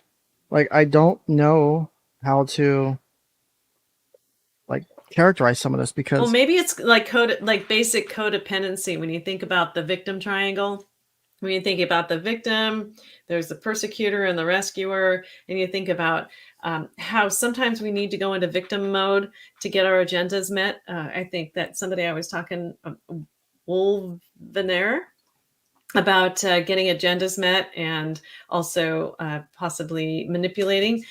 You would want, if you have an agenda, you can go into any of those modes to get your agenda met. Victim, persecutor, which is that you attack people, or rescuer, which is if you have a need to feel better about yourself by rescuing people and telling everybody how great you are and how well you can rescue them. So there's those three roles you can go into. And I don't know if maybe that is at play, and that maybe the DSM, my friend here, does not have the answer. It's more of a general codependency term, or maybe attachment or abandonment. So it's sort of, I see a lot of codependency here, Ken. What do you think? It's a good point. I think it can be present. She does seem to want to rely on other people a lot. Like she says in her other videos and in her other things, you know, like she was recently she voluntarily went for suicide risk to an institution for like a day or so. And while they were there, the social workers had given her like a list of housing and options for her. And she was basically saying, you know, you're supposed to be the ones calling and doing the work for me. I can't, you know, it's not my responsibility to do so. You know, she wants everyone else to do things for her, because I don't know if she has the mindset that she can't, or that she feels like she doesn't have to. Right. Because there's a lot of ways that could have formed. Yeah. She would be entitled, possibly. Or she could be entitled, or it could be a disabled. Or it could be a childhood thing where I could think you could look at it, you know, saying from her childhood that, because of all the things because she was allegedly sexually abused several times as a child. She had suicide attempts as a child. That there is this childhood code. There's this childhood dependence on other people because I was in situations where I was never safe. I couldn't take care of, and this is just a theory. I was in situations where I was unsafe. I couldn't take care of myself. I need someone to do it for me because I can't do it. Because when I do it, I'm wrong, or every time I do it, something bad happens. And those are the kind of mindsets that can happen that could cause this. And it doesn't necessarily, because people will say, she's actively manipulating. This could be a defense mechanism. This could be a survival mechanism into how she deals with things. That doesn't make it right, but that could explain some of the behaviors. Is how I wouldn't say that's the way it is. It's a possible explanation. I would think other things before that. That's probably lower on the list than what currently we see. Yeah, but definitely some codependency. And then there's this other thing I had put on here is that she, when he started talking about Jesus and the crucifixion and all that stuff, she started to look like she was identifying with him. Like she felt like she was being crucified. So she really does have that victim the sense about maybe being a victim. And she absolutely does. And so what needs to happen for her is that people in her immediate environment need to empower her to be able to do things on her own, and that is part of the therapist's job. And so how can you use your strengths and your talents and your gifts to be able to, and I don't know where this session is going to end up, but that's kind of where I would try and land it if I was a therapist, to be able to say, like, so what resources do you have, and what inner and outer resources do you have that you can be able to figure out this life of yours, and not just end on, well, you're a victim and that's just kind of bad. And, I'm from Texas and I'm talking about Jesus a lot and all that stuff. And, so I that's where I would try and land it. I don't know where it's going to go. And yeah, I've had a little bit of Mike's and I'm going to have a little bit more. So do it. Keep drinking. There you go. Don't stop. Don't stop. This is a great Tracy. This is a great Tracy. I'm loving this Tracy. The lowered inhibitions Tracy is fun to have on stream. It's like Nick on stream when he has been very much drunk. I love streaming with Nick when he's really drunk, because I don't drink often. I would never be like Nick. Nick is hilarious. Unhinged when he goes 5 hours drinking whiskey. Now this is a tame one, but yeah, I'm a little bit of a lightweight, and I might turn off my camera and go and get another one. But yeah, please continue playing this, because I want to see where it ends up. You've got me hooked. We haven't gotten to the retards section yet, where we talk about retarded children. And called gender dysphoria delusion, and that it's not real. Oh, it gets great. And I'll be the first to say, because I'll tell you right now, before I even finish this sentence, there'll be people in chat who question the validity of it. Regardless, he still has to hold the ethical expectation, and you cannot let I have my personal beliefs and then my professional beliefs. They have to be separate. I have my professional ethics I have to follow. Are there things on my professional ethics I don't agree with? Absolutely. I still am required to do it.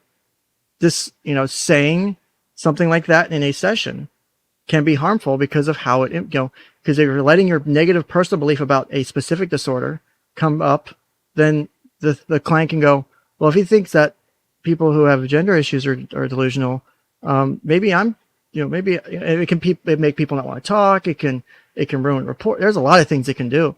You still have to you still have to treat it the way you're supposed to, even if there's disagreement. There are still expectations on how to treat it. And if you don't do that, that is unethical.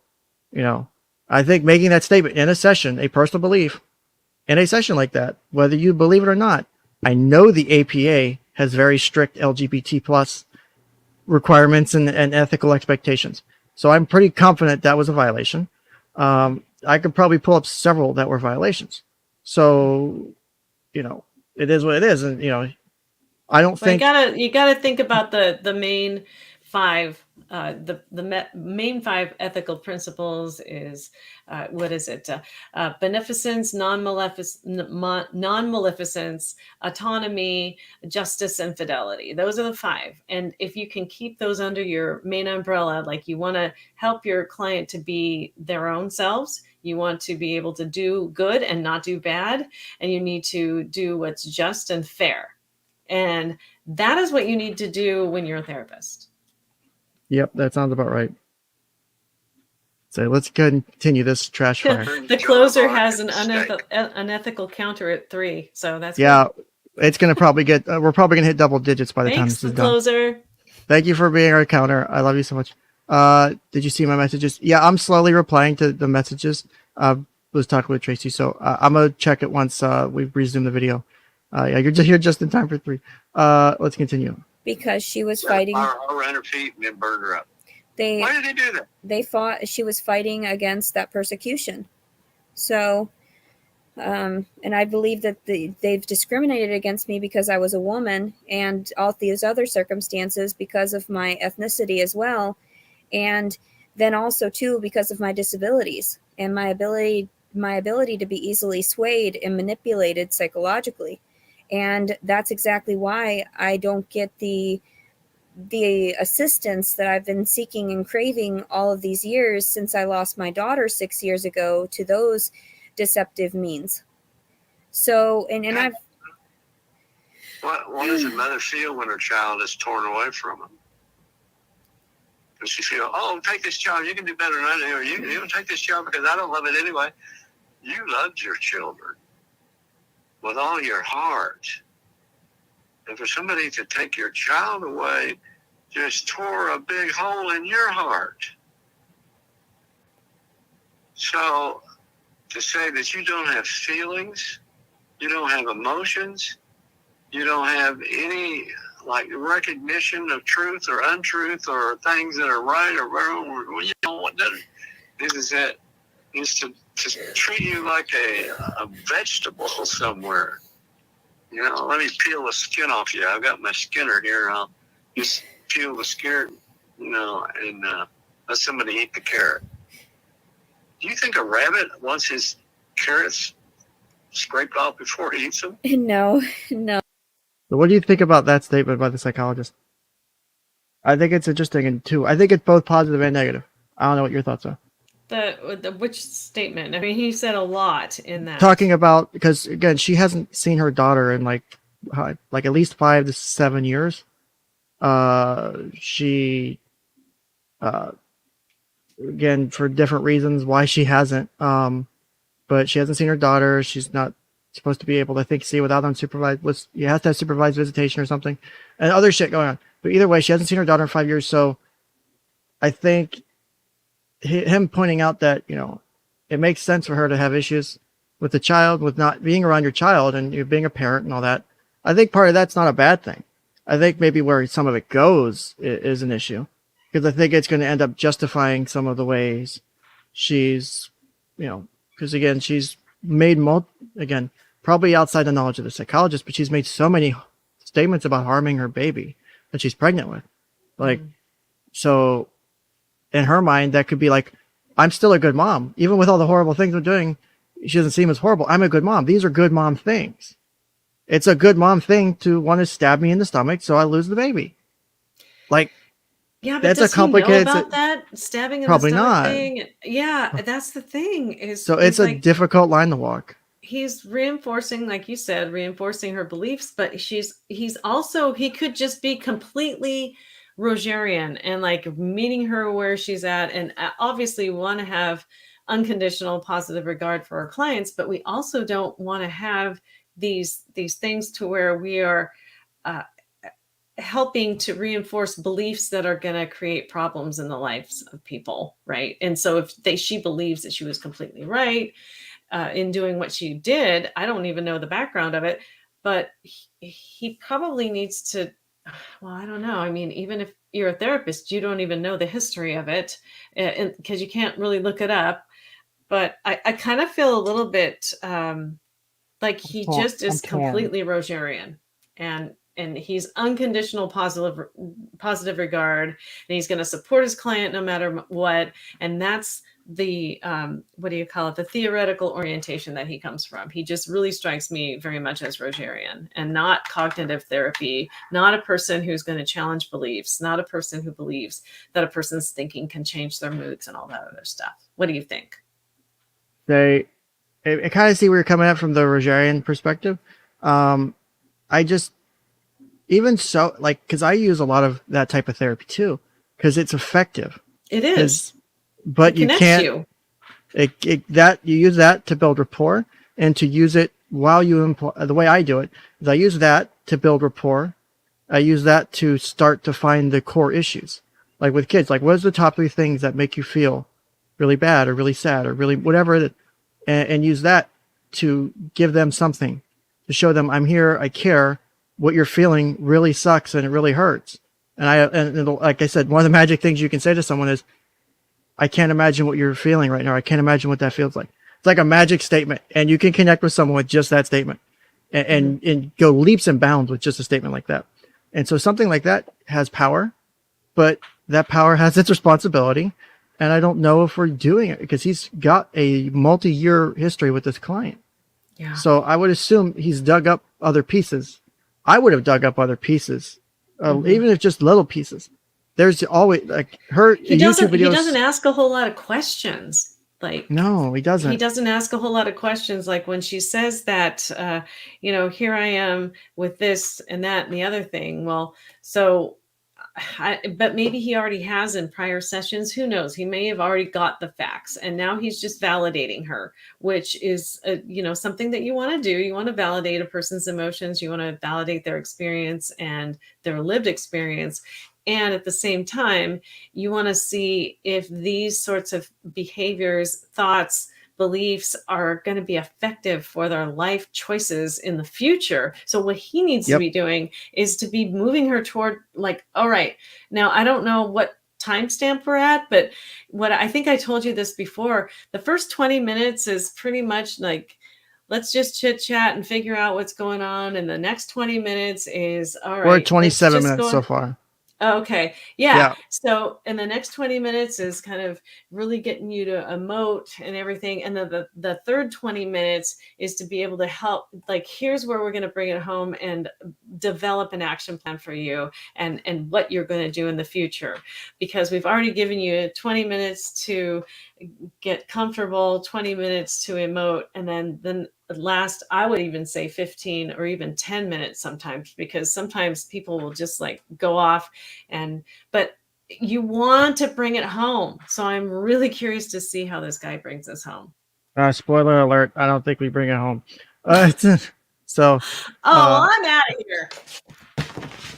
No, yeah, it's going to get bad. Oh, no. No, right? Right. This is such a scary thing to watch for me. Wash that thing out before I ate it.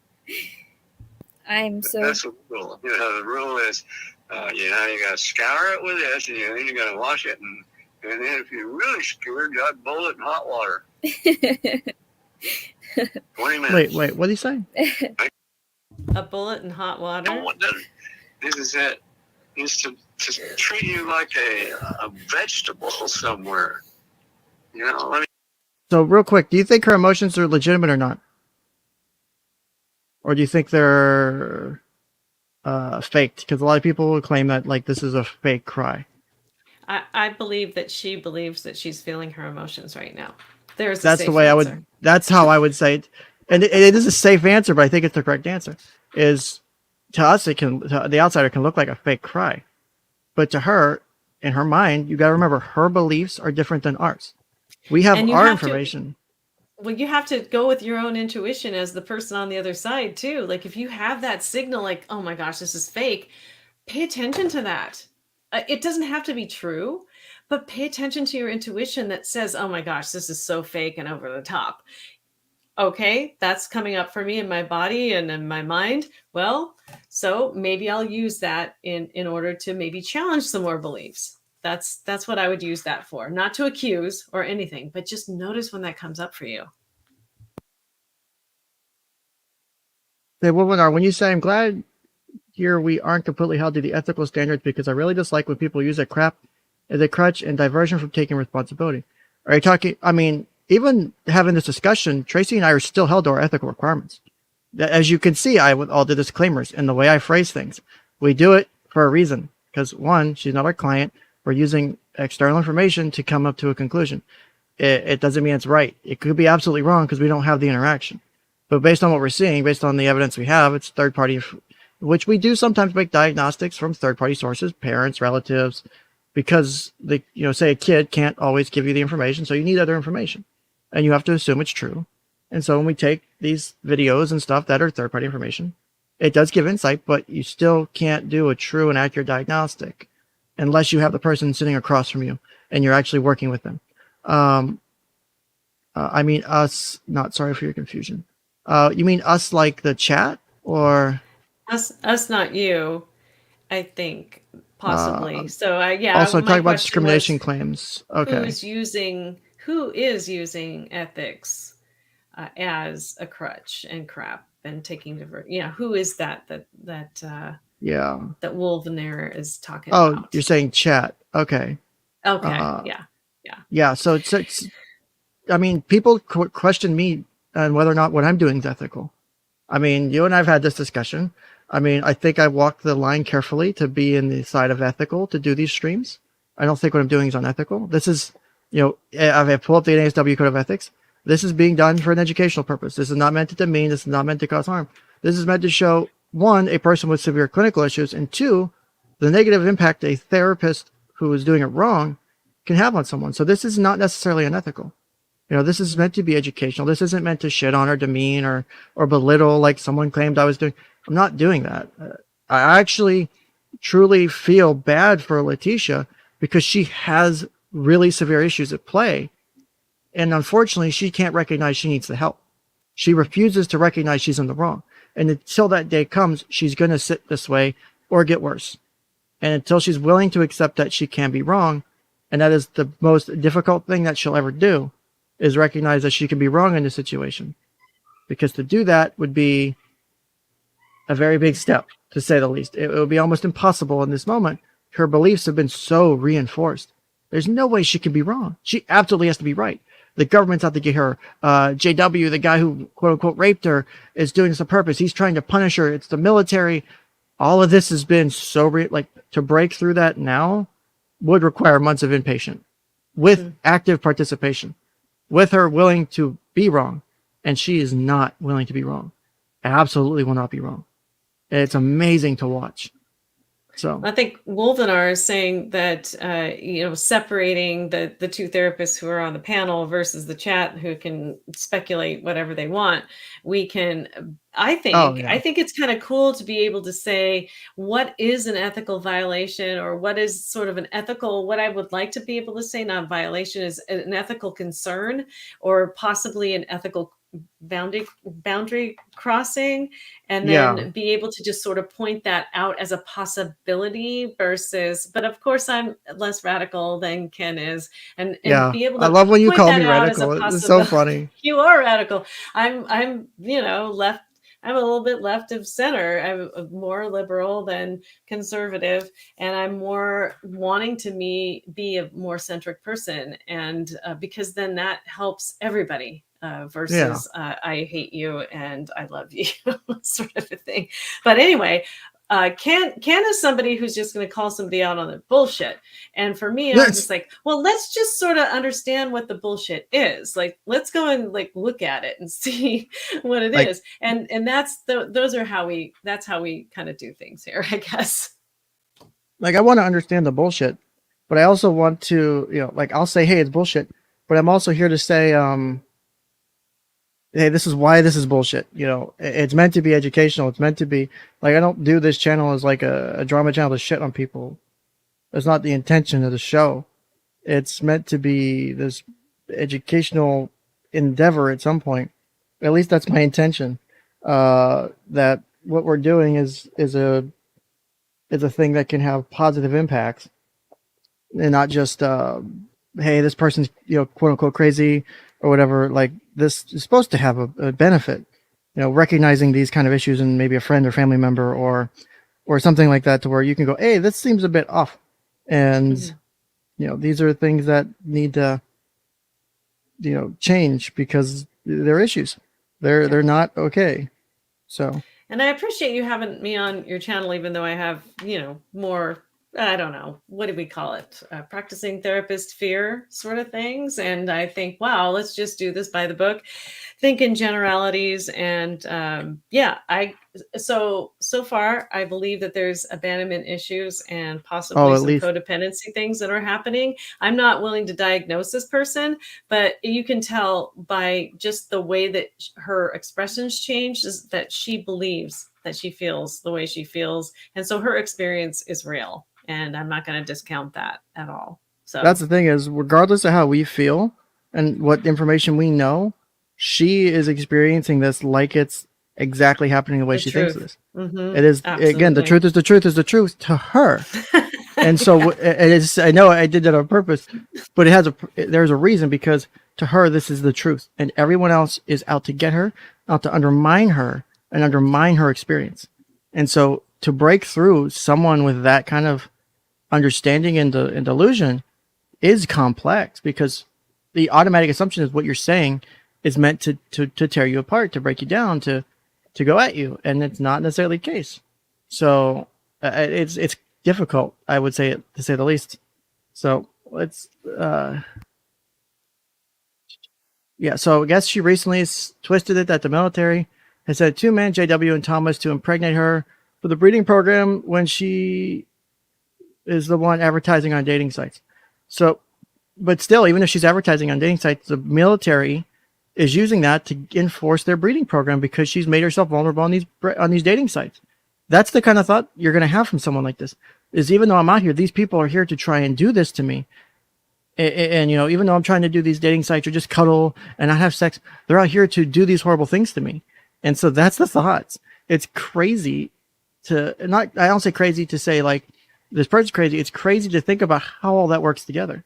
Like there's a lot of, like, I'm sure you and I, just thinking about this, we're putting a lot of pieces together in our head. We're like thinking from like, if you're in your mind, you're grabbing from like 8 different sections of the DSM to like think about like one of these things she's just doing, and like from different resources and things. You're just so much to process. Like you could not do this and without digging into like this person is so complex. I'm digging into everything I've ever learned in the field of mental health, because there's just so much, and there's shit I'm not even sure I'm confident on. And I've had to research, like there's, her doctor says that she has dissociative episodes occasionally, where she or I guess her anger in situations where she says she calls it detaching, where she detaches and this and that. And people are saying, it's not true. I've been sitting here watching going, I don't know, because some of these do look like a dissociative episode. And I'm not the most experienced on those. I've seen a couple in person recently, and they're fucking scary. And I could see where those are this case.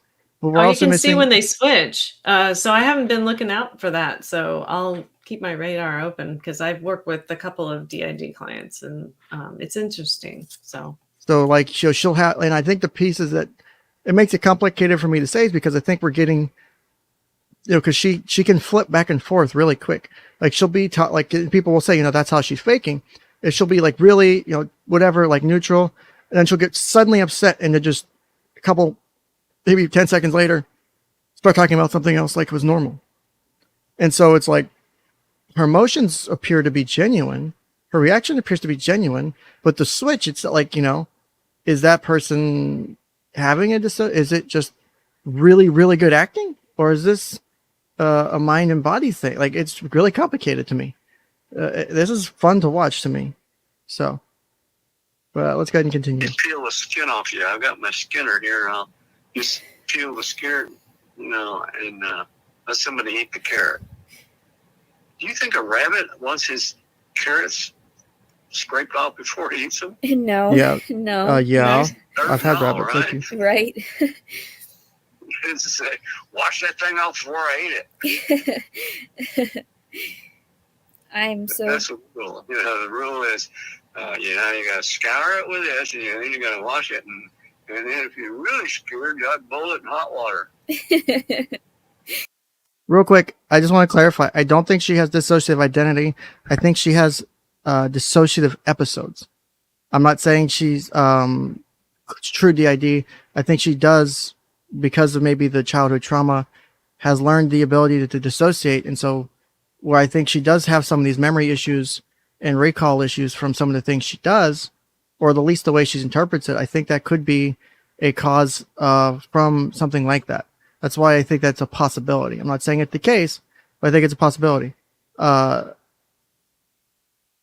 that's my thought. Again, I'm not sure. I haven't come to a full conclusion on that one yet. So, well, we can go into shock, right? We can go into a shock episode that would help us to fight, flight, or freeze. So maybe that is what you're saying. Yeah. So again, like I said, this is such an interesting case.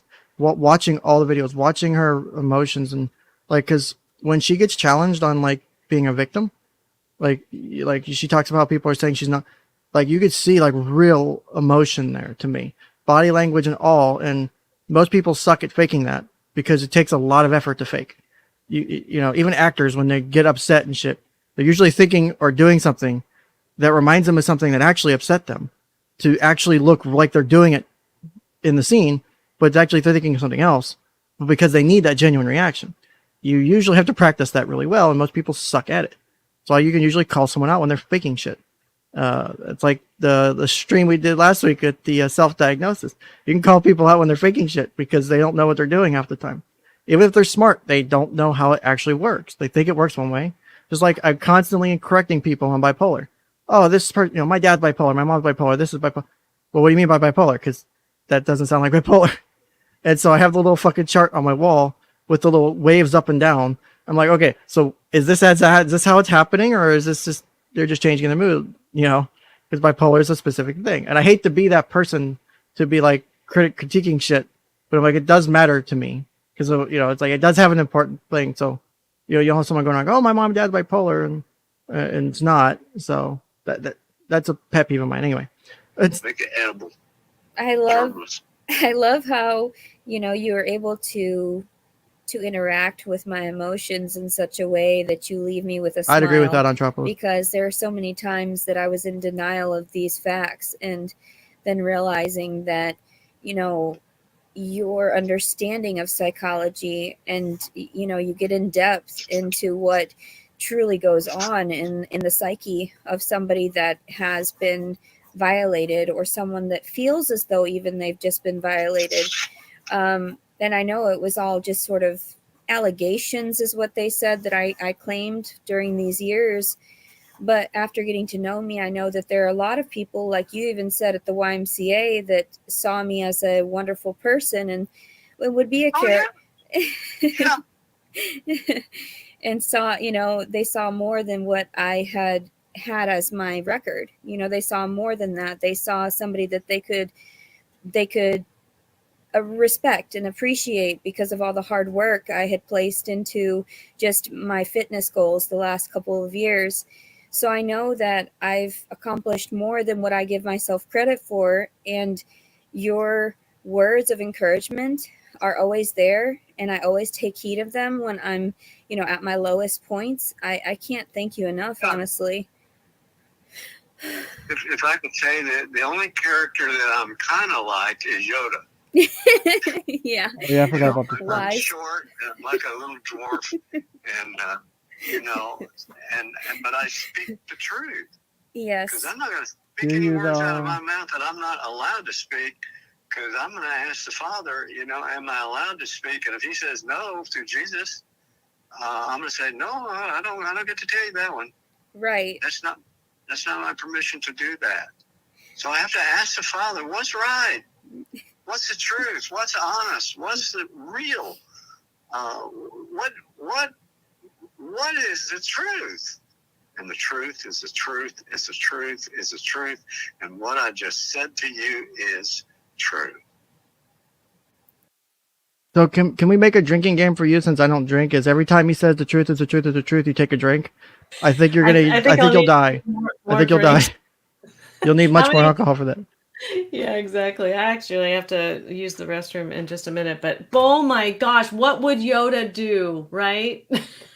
I mean, Yoda is a profound professor of psychology.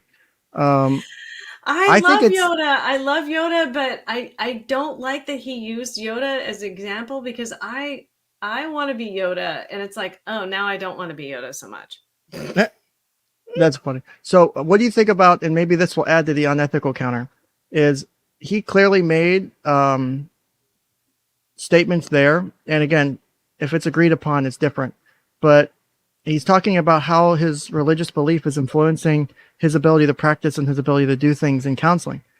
I think that was an interesting thing to see, because that would maybe go against ethical expectations. Unless he's a Christian counselor, unless he's an actually a person who's been trained and certified as a Christian counselor, then he can say all that kind of stuff. I don't know anything don't about know. therapists, but I know he's a that licensed psychologist in Arkansas. I know that for a Okay. fact. He's been for like 49 years. He's But a long fucking experienced guy. You would think we wouldn't have all these issues, but I don't even know his name. You should probably let me know his name. I would love to his be last able name's to Carroll. see. I don't remember his first name.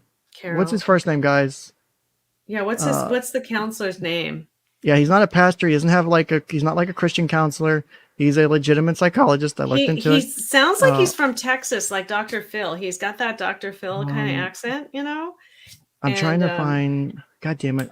So he's probably in, but if he's a Christian counselor, he can say this stuff and people I don't think I didn't see anything on his on the few things I found online for him.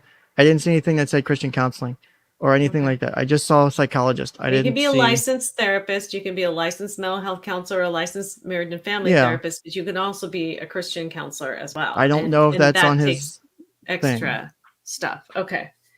Yeah, because that would be the only what's his first name though, guys?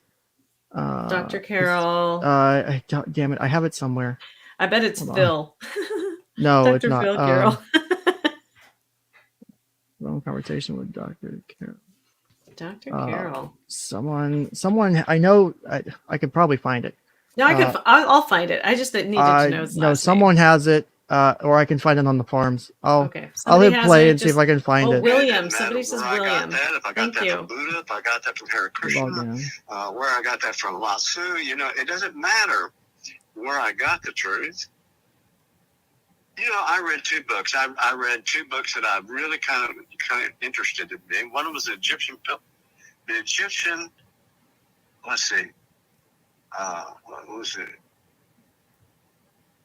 It was the Egyptian called the Tibetan Book of the Dead.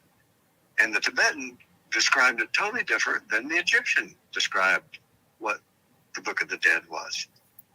So their illustration was only interpreted through their own culture or the way that they would receive it. So the Egyptian Book of the Dead, which is the same subject as the Tibetan Book of the Dead, and God knows, I don't know how many books of the dead that might have been written, but let's just suppose that they reflected different thoughts, but they enriched themselves in the culture of what they were written. So the Tibetan would have not known what the Egyptian experienced, and the Egyptian would not know what the Tibetan felt. Right. Okay? Because it's a different perception. I'm a collator. You know what a collator is?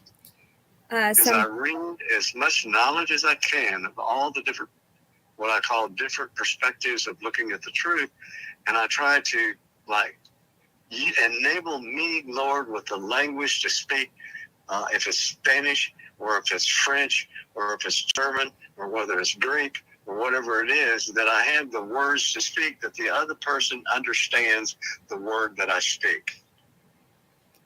And I take after that. I admire that, and I want to mimic that response method that you have, because I see how much it's influenced me, that you got to my level and you could speak my language essentially. And you have no idea how beneficial that is within psychology, to see someone as an individual, to see them as their whatever belief system they have, to get down on their level.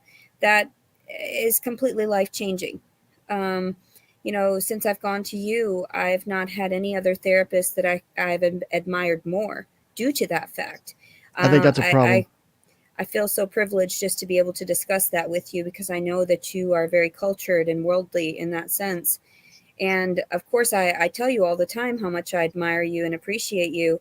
But honestly, your tidbits of information are what kept me going and understanding that there are other aspects out there, other perceptions out there that will respectfully what's the word, sort of accept my version of a like sort of my version of my ideals. I know I'm Catholic in that way, but I also believe that everyone has their right to perceive things in their own light. So What do you think of that statement? Or I guess the preceding statements too. She's Catholic, and That she okay. thinks that people should be able to experience things in their own way. Like, I think it's almost a way for her to try and justify that her version of events are true. Is almost the way it's coming off to me, based Yeah, on what I have. there's kind of a lot to unpack on what you just reinforced, but here is what I saw, is that she's angelizing him. Like, so there's angels and demons, people who think in extremes and they don't see any kind of middle ground. She is completely angelizing him. And then he starts talking about himself, like being Yoda and doing all this stuff and educating her. And then she goes back to angelizing. And that is what I see the pattern has been for the last 5 minutes that you've been playing this. That's what I picked up on it. And then also this whole thing about his name is Dr. William Martin Carroll. So there we go. We got it. Yeah, I'm trying to see if I can find more information about him. I have his WebMD. I'm trying to see if I could find any other things about him, like old reviews. Yeah, one of my clinical supervisors said to me, okay, she's angelizing you, so just make sure you never fall off of your pedestal. And for me, that was really difficult because I was thinking, well, inevitably I'm going to do something wrong because I'm human, I'm not perfect. But clients do expect you to continue to be completely perfect. And that's a problem because therapists are human. See, that's why my very first session with my clients is I tell them, you are going to make mistakes. I have already made mistakes in this first session with you. They're probably stupid and minor, but I've still made mistakes. And I will recognize them once the session's over and go, probably should have done that differently.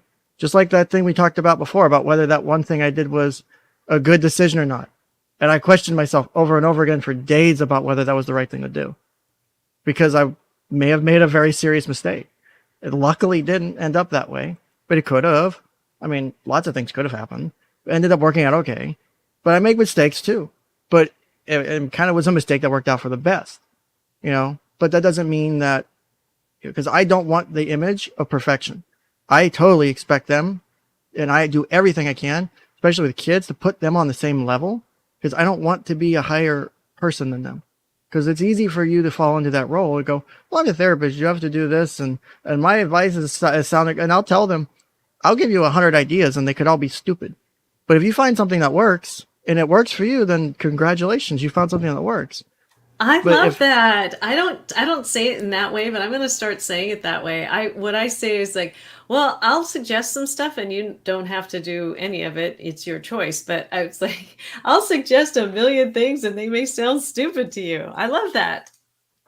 And some of them are stupid. Some of them are dumb. They may not work for you, but they've worked for other people. Within any suggestion, Ken, there is a kernel of reality. Within every wild suggestion that we give our clients, or within, what we give ourselves, there's a kernel of reality that we can grab onto and figure out, all right, do we want to move in another direction? Where do we want to go here?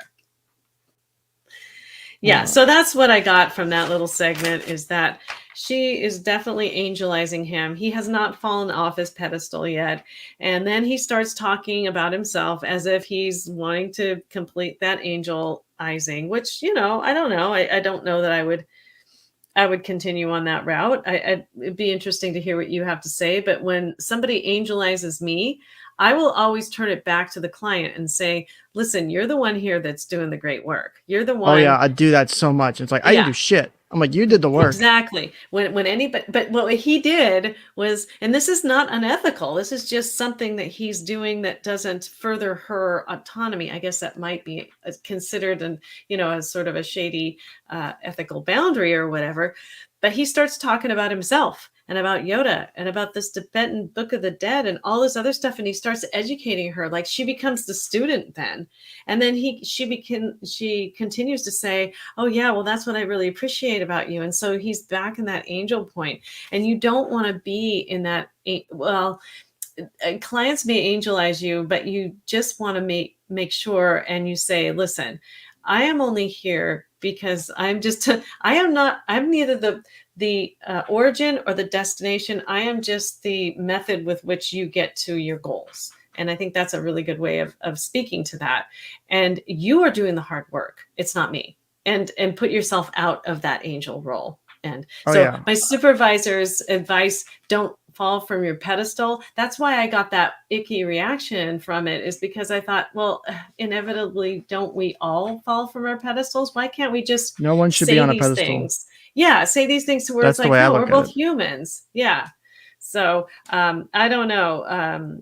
I don't know that it's an ethical thing, but I do notice that pattern in their conversation. I mean, I'll be the first to say is I share probably more than most therapists do, but I work with kids, and rapport with kids is one of the most important things to get anything useful out of them, because if they have the rapport, they'll do things. And sometimes they'll do it because they want to, say, hey, Mr. Ken, I did this. Or, I like you, Mr. Ken. I trust you, Mr. Ken. You've helped me. I'm trying to do this for you. And I'll turn and like, no, you need to do it for you. You need to do this for like my one client who was very suicidal. I don't want, I appreciate that you like the fact that I've been helpful, but you've done the work. You need to do this for you, because I'm not going to be here forever. You need to be able to take whatever you're doing with me and transfer it to another therapist, another counselor, whatever, a friend, a family member, someone you trust that you can share and go to and say, especially with suicide, is, I'm not okay. I need help right now. Or I'm not okay. I need to talk. I have a friend I've known since 7th grade. If I call her at 3 a.m. and say, hey, I'm not okay, she'll stay on the phone with me for as long as it takes. And I would do the same for her. I have several friends like that. And the same for me is, I don't care what I'm doing. I'll interrupt whatever I'm doing if they message me and say, I need to talk. And I know what they mean, and I'll drop whatever I'm doing. I'll drop shit with my wife, and it pisses her off because I know it's something serious. Because I'll say, hey, this is something that they don't message me like, I may not talk to them for months, but they'll message me out of the blue and be like, hey, what's up? And okay, let's see what's going on. You just checking in, or is something going on? Just like with clients, they may not say much. You can recognize something's different and go, okay, something's wrong. Let's talk. I love therapy. Yeah. Therapy is so much fun. I did a podcast interview with somebody who so the interview was more about building a community after you've experienced loss. And so what you were talking about was one of the members that she had suggested that you include in your community, which is the late night caller. Like, somebody that's going to be available anytime, any place. So you are not only that person, but you have people like that. I think the other ones were, you have to have somebody who's going to get in and do things, be able to get things done. And she had a bunch of other roles of people that you can have. And so you're not using all of these people in your community all the time, but when you need that late night caller, Ken is going to be there. So everybody call Ken. Just kidding. I mean, I do. I know I say it, like, I legitimately, like, that night I went into work. I was off. I was supposed to be off for 2 days straight because I hadn't been off for many days in a row and had worked many, many, many hours that I was probably not supposed to be working. And I got yelled at for working. I got a call and I was talking to my client. And this is a client that had that history, and I was talking to them, and I'm like, and I, again, the kid is a preteen, almost a teenager, but preteen, just to give you a rough age range. And I set the expectation with the kids I work with. I'm like, I need your no bullshit answer. Are you okay? I will come to work. I will come in. I need to know right now. And I could tell from the hesitation that something was wrong. I immediately got dressed and left. And had I not gone, would have been a really bad day. And, when I have a client who will not lie to me and will hesitate and try to talk try and say, well, and not just straight up lie, it's because I've gotten the rapport for them to not want to lie, because they know it's only going to hurt themselves. They just don't want to feel bad for bringing me in. I tell them, like, I don't care. It's not about the pay. The money I get from my job and from my disability, it takes care of most of my things. Like, the YouTube stuff is helpful for taking care of other things and addressing other things my wife would have to work on, family stuff too. But, I don't care about the money. That's why I work extra hours, because of salary. I don't care about the pay. It's salaried for a reason, because the hours are flexible. I will come in because it is necessary. And I need you to tell me again, and I will tell kids, and I don't mind using, and I don't like cussing. I'm like, when I ask for your no bullshit answer, you got to give me the exact answer. You cannot lie to me. If I'm asking you that, it's serious. And surprisingly, it works. And as much as I hate to call it the no bullshit answer, it really resonates with the kids. They really understand what I mean. When I ask you what no bullshit means, what does that mean to you? And when they tell me, and that answer usually is consistent with what I'm trying to do, I'm like, all right, so when I ask you for your no bullshit answer, I very rarely do it. That's the one time I need you to be completely honest with me, regardless of how you feel or what you're worried about. Because I'm not here to judge you, but I need to know for safety. And 99% of the time, they're on board. And it takes a lot to get that, Do you think that that face right there wants a no bullshit answer? I mean, it looks almost irritated to me. What do you think? She is. That's an irritable face. Yeah, Again, she wants a no anything bullshit answer right now. No, she wants the every bullshit answer. She wants anything that will justify, because this stream is meant to show the people that were watching, hey, this is my therapist, and my therapist agrees with me. My therapist, my psychologist says, that I'm good, that this is this and that. This is why I'm like the way I am, and this is why, you should feel bad for me, or you should support me, or you should give me money, or why the people need to take care of me, or why this guy raped me. All of this is meant to just reinforce that idea. And so that face is a part of that to me, based on what I've seen.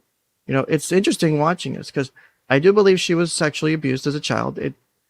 It's almost a part that you need for all this to come together. Severe sexual abuse would cause something like this. Without it, that's a lot of genetics to just fucking go at play. Without the environment, you need environment and some genetics to get this kind of severity. You need both in significant amounts.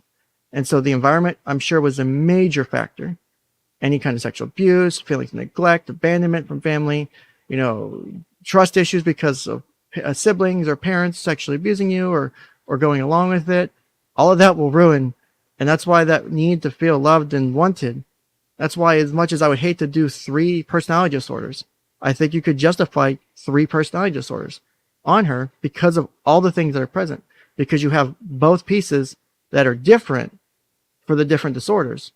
So yeah, you have the overlaps that are consistent, but the pieces that are different are significant enough that I think would warrant a triple diagnosis, as much as you may not want to, because it looks stupid. Like, oh, you do 3 personality disorders. What were the 3? What were the 3 that you thought that she might have? Yeah, I would say primary antisocial personality, and then my secondaries would be borderline, and then I think it was histrionic. I think all 3 of them would fit, and I think there's enough of all 3 with the separations, because there is the overlap, but the separations in that differential diagnosis section, the separations when it talks about it, and even in the factors supporting diagnosis in each personality disorder itself, I think there's enough of them to say it's not just one, it is more than one. This is a severe client. The presentation is significantly, there's just so much data, there's so much information, you would never get this for the client normally. So when you have it all on the outside and you look at it, you go, yeah, this is some shit. There's some shit and shit accessories here. Like, so that's how I would look at it. Yeah, they should have a cluster B, not otherwise specified personality disorder, just sort of to wrap it all up into a big umbrella. But okay, all right, yeah, I'm not officially diagnosing her with anything except for Neither am I. possibly there's codependency Hypothetical issues here, and all hypothetical, an educational stream. That's the way I frame it. So it's a hypothetical diagnosis with third-party information, and we are not the therapist. We've never treated her. We never worked with her, and we never will work with her. This is just an educational examination of information. It's no different than a case study in a sense, right? You may get a video of someone doing therapy sessions. You can do a case study of it. You can do a case study. Like, there's other ways you could do shit, like, and do analysis. We can do analysis and research from people we've never worked with. You can get surveys, you can get data from the outside and still do things, not be unethical. Because again, I'm not her therapist. I'm not saying she absolutely has this. This is what I would see if this was my client. She's not, but this is how I would deal with it, because there's so much at play.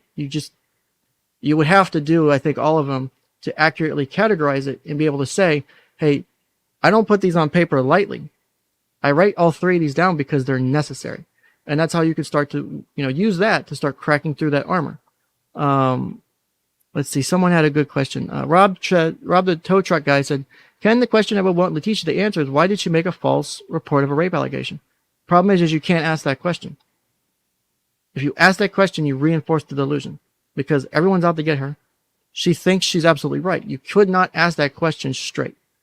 That is a question you would have to ask through many, many, many, many, many small questions to start breaking down delusions and distortions. Because you would never get a direct answer on that because she thinks her report is absolutely correct.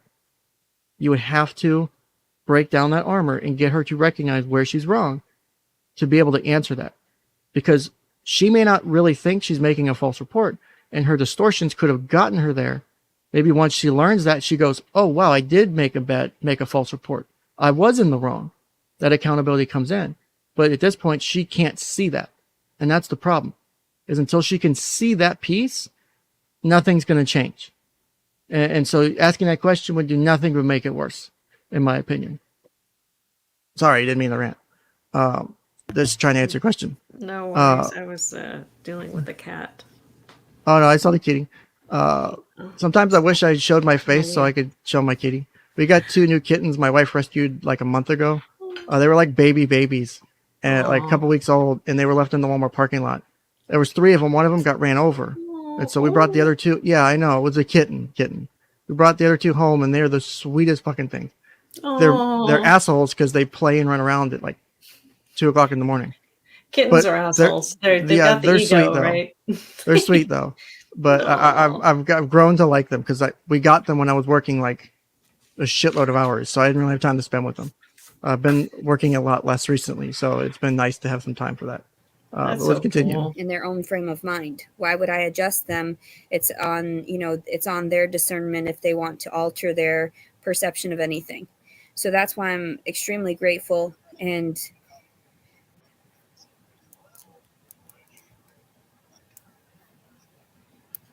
that you understand this. I've never been an alcoholic, ever. yes. Never been an alcoholic, but yeah, I've been I've wanted another potato chip just as much as another person wanted a drink. Okay, so I can understand the mechanics of wanting a potato chip, even though I don't need it, even though I don't need the salt, and even though I know that it isn't good for me, totally, because it has, fried oils or whatever that aren't really healthy for my body, but it just has salt on it, and I like the salt. But I know what it's like to crave a potato chip like a man knows to crave alcohol the same way, because I know what addiction is. Exactly. Because I can take the mechanics of it. I can synthesize from it, or I can coordinate from it. I can embellish from it, and I can understand from it, because I don't have to jump off a 1,000-foot cliff to know what it's like to jump off a 20-foot cliff and get hurt. Exactly. Yes. And one of them I'm going to splatter, and the other one's going to hurt. Yep. Mm-hmm. But I do know what the thrill of the 20 feet is before the splat.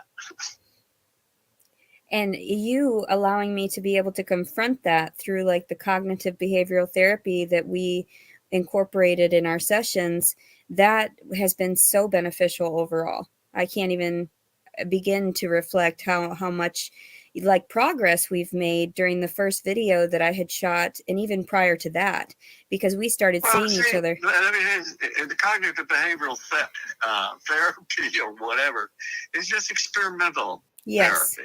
Yes. Yeah, right. That's what I was talking about. I learned in the 60s. Mm-hmm. But it's just got a new name, new title. 50, 60 years ago, right? The guy that right? invented the title made a lot of money because he went to the insurance companies and said, look, I can save you guys money.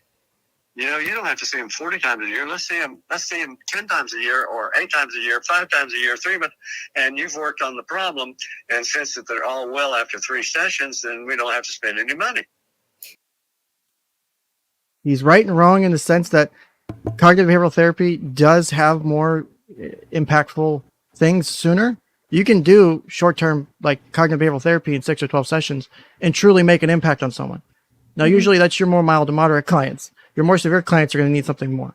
You will probably be able to do something with 6 to 12 sessions with someone with like mild to moderate depression, mild to moderate something, and make good changes if they're engaged, right? You don't need 40 sessions. You need as many sessions as it takes to do the work. If you're billing 40 sessions a year for something, I would hope you're getting 40 sessions worth of effort out of it. Like, you know, when I do multiple hour sessions and I get yelled at for it because I'm not supposed to, I justify every single minute of that conversation, of that session, because it all had a purpose. Do you really need 40 hours to make changes in a year? That's the way I would look at it. Or more than 40 hours, because he does more than 1 hour. Like this session here is an hour 20. You know, other ones they've recorded like an hour 30, an hour 20, hour 15. Like, so he goes over the hour. So we're doing long sessions. So I would assume at least 40 hours in a year of therapy. It's not like it's a bad thing. You can do a lot of work in 40 hours. But if that's the expectation, and this is what we're getting, do you think you're earning your paycheck, is what I would say. Did you really earn your paycheck? If you're doing 40 sessions and you walk out and you haven't really done anything. Now, of course, there's a limit to what you can make. You can't make anyone do anything. But if you're not being the support mechanism, should you continue seeing that person? If after a few sessions, I'm not getting anything, I'm going to have a real talk with my client and go, are you sure you want to be here? Is this really what you are? You know, if you're not ready, you're not ready. That's okay. Just tell me. We won't waste your time. We won't waste mine. But I want to help you. And if you want to, let's engage. Let's start with something. We can pick something little. But you got to do that at some point because you can't do this kind of shit over and over again. You waste time and you waste money. You know, yeah, you might get paid as the counselor, as a therapist. But at the end of the day, can you really go home and go, oh, I did good today? And really have that meaningful feeling? I don't think I could. Like, being salaried and working a shit ton of hours, I have probably more meaning than any of the money he makes with the shit hours I make and the shit money I get salaried at. It's like the bare minimum that you can call salary in the United States. That's what I make. You can do the research on that one. And it ain't that much. It was half of what I was making in private practice. I can tell you that much. It was not for the money. I did not do this job for the money. I did it for the work. I did it for the people. And I can go home at the end of the day and feel satisfied and feel like I did something impactful. And to me, that's my paycheck. That's what I love. The money is whatever. I can get the money and I can survive with what my income is. The impact I make is what I love. And that's what I live for in this profession. It isn't, yeah, you can make decent money. If you know what you're doing, you can clear 6 figures. I'm sure you know what I'm talking about. I think you said that before. You can clear 6 figures doing this job if you do it right. Yeah. If you working private practice. Gross. Yeah. And gross. then what you do is you write off a bunch of stuff. And then so your net is Exactly. really low. And then you report to the tax people, which, I've had to do today, to, a little bit lower. But yeah, so a bad field. Cognitive therapy is based on the work of Aaron Beck and then Albert Ellis. So if anybody's interested in that, just look them up. But it is essentially think, feel, do. It's pretty basic. So thoughts are related to feelings and feelings are related to thoughts. So those are kind of intermixed. But what happens is in the middle of that thought and feeling sort of mix is an urge to do a behavior. And the behaviors are the ones that usually they come into therapy about, like, I don't want to do this anymore. Help me to do something different. And so cognitive therapy helps you to understand the mechanism of thinking, feeling, and the urge, and then choosing a different path and reformulating your interpretations and your cognitions, your thoughts about it. And so the work of Albert Ellis and Aaron Beck would be helpful for your audience if they're interested in more information. Here's the summary. I love these handouts. These are my favorite things. Therapist Data is one of my favorite websites. I use so much of it for shit I do. It's free. There's a paid version. There's a subscription you can do. It's worth it if you want to customize shit. What? Therapistaid.com. I'll send the link. Okay, therapist. I'll drop it in the chat. Okay. There's good handouts and shit for people too. If you're trying to. That. It's a bunch of handouts. Oh my gosh, that's exactly what I just said. Yep. There's that, and then my favorite one is the kids one. I think the kids one is probably my kids ones are the best. Oh yeah, because it breaks it down to like simple, stupid easy level. You can't fuck it up. Yeah, I've got And the that's why DBT for where'd adolescence it go? manual, and it breaks it Where'd it down go? so easily. Like, That's here we great. go. Let me pull this up. Here we go. Therapist8.com. Yeah, I dropped it in the chat. Like, so this is Thank you. the kids one. You know, thoughts, feelings, actions, right? Thoughts impact your feelings, impact your actions, and they all work together. Mhm. Like, I love the what happened. My friend Emma hasn't spoken to me as much as usual over the past week. My thoughts. Emma hasn't talked to me much this week. She must be mad at me. She hates me. I feel sad and hurt because I was upset. I ignored Emma and avoided her at school. And so when I ask this question, I'll use this exact example to kids. I'll ask them, you know, your friend Emma hasn't talked to you all week. Why hasn't she talked to you? And they'll usually say, well, they must be mad at me. Well, how do you know that? You know, are you mind reading? I'll start pulling out cognitive distortions like, mind reading? And then so you have these, and so part of it would be coming up with different ways to think about it. So you have new thoughts, new feelings, and new actions. Emma might be upset with me, but maybe not. I don't know. So I'm concerned that Emma might be upset, but not as sad as I was. And so I ask Emma if she was mad at me or if she has another problem. Or maybe she's been busy with school, disappointed I haven't talked to her, but I understand. And I'll stay friendly with Emma as usual. I'll be sure to say hi anyway. Or maybe Emma is upset about something unrelated to me, worried about how Emma is feeling. Ask Emma what she's got going on. Maybe she needs help. And so those are different ways you interpret it. So basically is this happens, you have to change this thought process. And so once you change that, it changes your feelings and it changes how you react. And it changes what actions you take. So like here, there's like a fill-in thing. There's a, like, I love Therapist 8. It's one of my favorite. Yeah.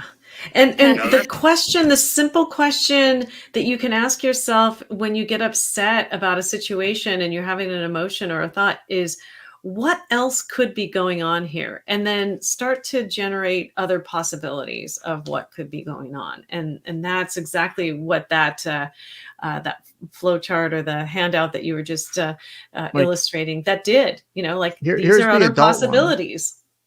Here's the adult one, or the more in-depth one. You know, something could happen. It could be anything. You have thoughts about what just occurred. You experience emotions based upon your thoughts, and you respond to your thoughts and feelings with behaviors. And so there's examples.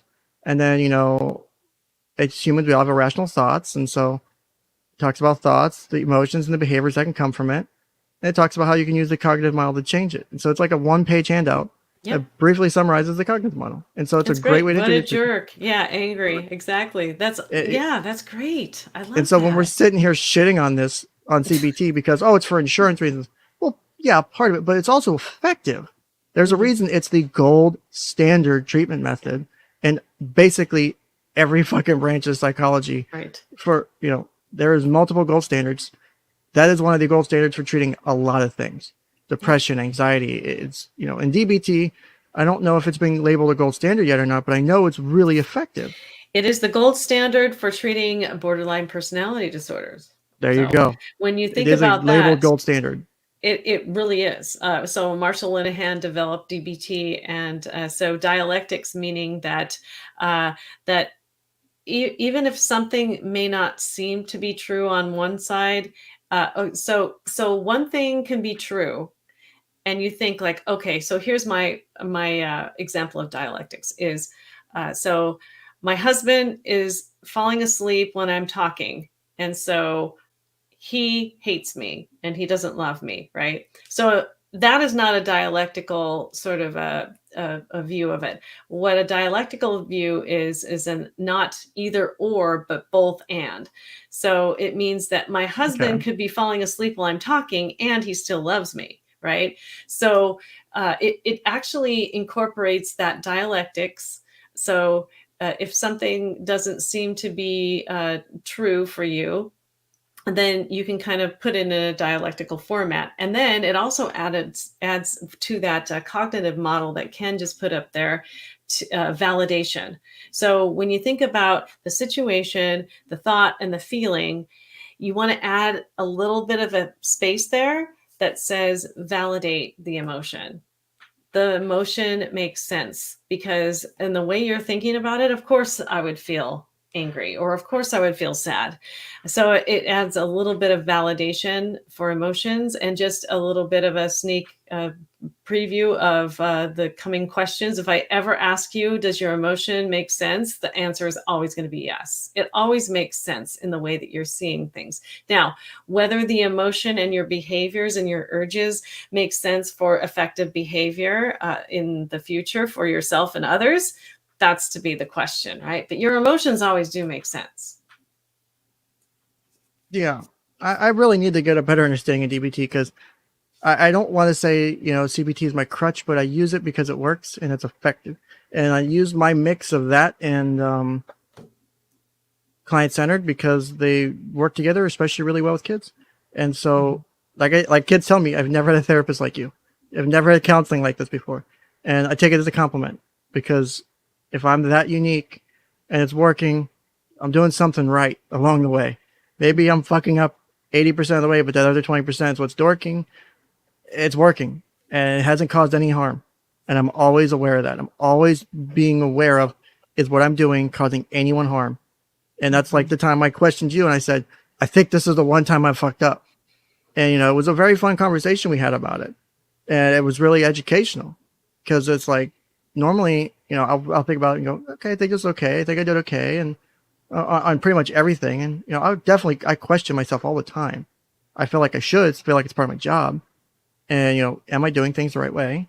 And the one time I really was like, something didn't sit right with me. I was like, yeah, I got to make sure I didn't fuck up because I want to own up to my mistakes if I did fuck up. And so, I would love to start branching out into, I really want to get to reading the work of Jung and stuff like that because I know his stuff is really good, and it's just so damn dense. There's just so much, and I know in taking some of that, I like picking the pieces that work from the different branches and the different theories and using them. As much as I hate to pick and choose, some of it can usually work. So I don't like sticking with that's what's eclectic. That's what we call Yeah. ourselves, is eclectic, right? So we don't just it's always eclectic or do. multi. Somebody It's comes called- in and they have a parent that they want to like talk to, and they want to confront about a certain situation, but they don't feel comfortable actually learning DBT skills to confront the person. Well, you can actually do the empty chair technique and say, okay, what would happen if your mother was sitting right here? And what would you say to your mother? And what would your mother say back? And you'd have them switch chairs. And that's a cool Jungian Gestalt sort of technique. And so DBT is all about acceptance and change. And so some therapists are more about like, let's change things, and other therapists are more about acceptance, which I believe that this psychologist is more about the whole Rogerian, like, let's just unconditionally positively regard you and be all about acceptance. But others are geared toward change. So every therapist has to sort of balance where they're going to stand with clients. Like, where's my point to where I'm accepting this client too much and I have to move them toward change, or how am I supposed to do that as a therapist? You and Chad don't have to worry about that typically, but it's just interesting to know that that's what your therapists are doing. The hardest part of my job is when I have to push back, because that is always going to be a point where something could go wrong. If you push back on someone, especially when you have someone who's like self-harm or like say eating disorder, like those really severe things where your pushback could cause harm long term, both short term and long term. But you need to push back. And if you were, I respect my clients, so I'll tell them I'm pushing back because it's what's necessary or it's what's needed, and I'll try to do it carefully. But sometimes harsh truths come out, and you just got to say it. And like, look, like for example, like we talked about, I think a couple times before, with someone who was over, like, the shit you're doing could get you killed if you keep this up. Sometimes you have to be forward.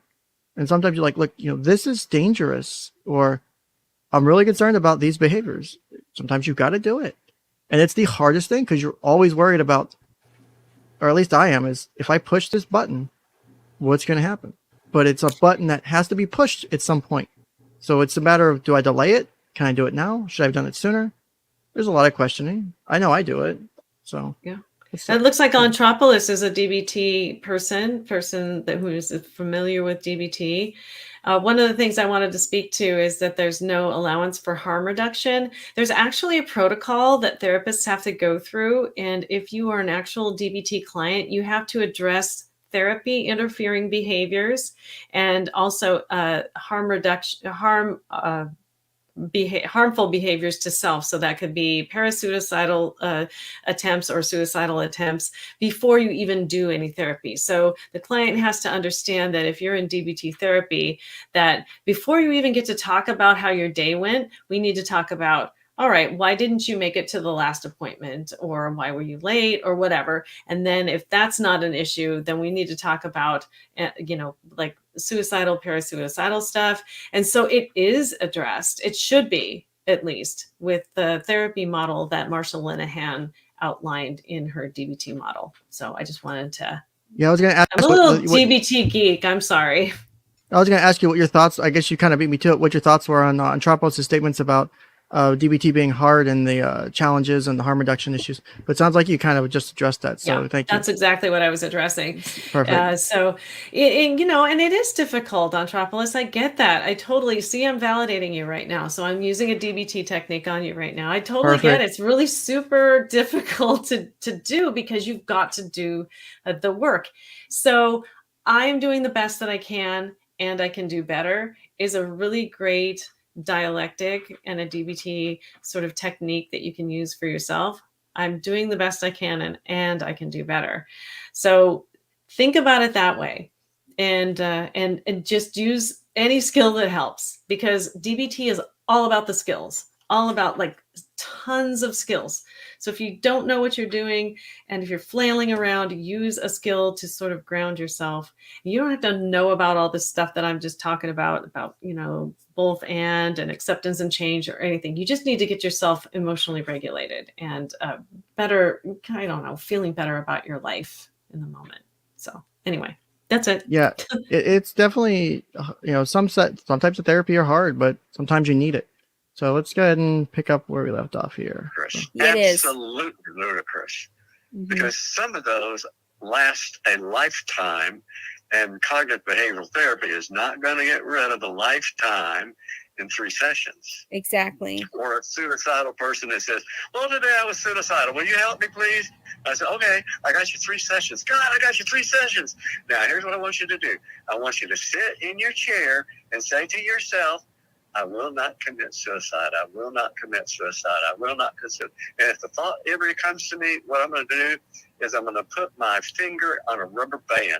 And I'm going to put my finger on the rubber band, and then I'm going to pull the rubber band and snap it. And it's going to be painful. That's a negative. That's a negative. That's a positive. It's a negative. What the fuck? Mm-hmm. And so that's cognitive behavioral therapy. Yes. That is not any cognitive behavioral therapy. I like maybe a couple pieces of it, but that's not anywhere near cognitive behavioral therapy that I know or that I practice.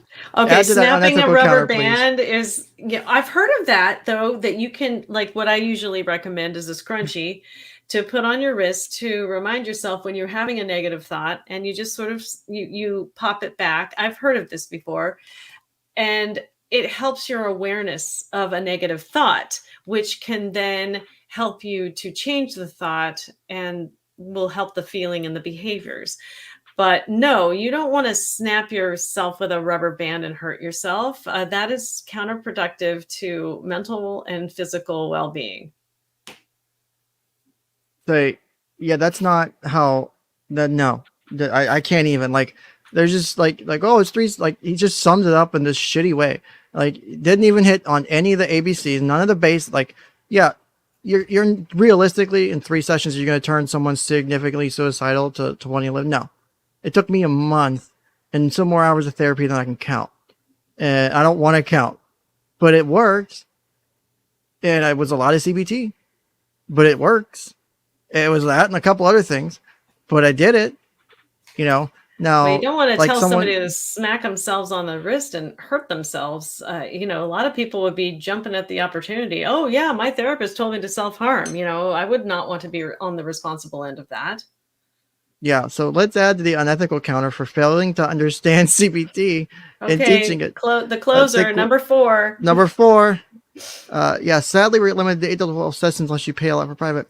I know that the private practice I was fired from last year, we did what was called Medicaid. We did like a Medicaid equivalent because we didn't take Medicaid.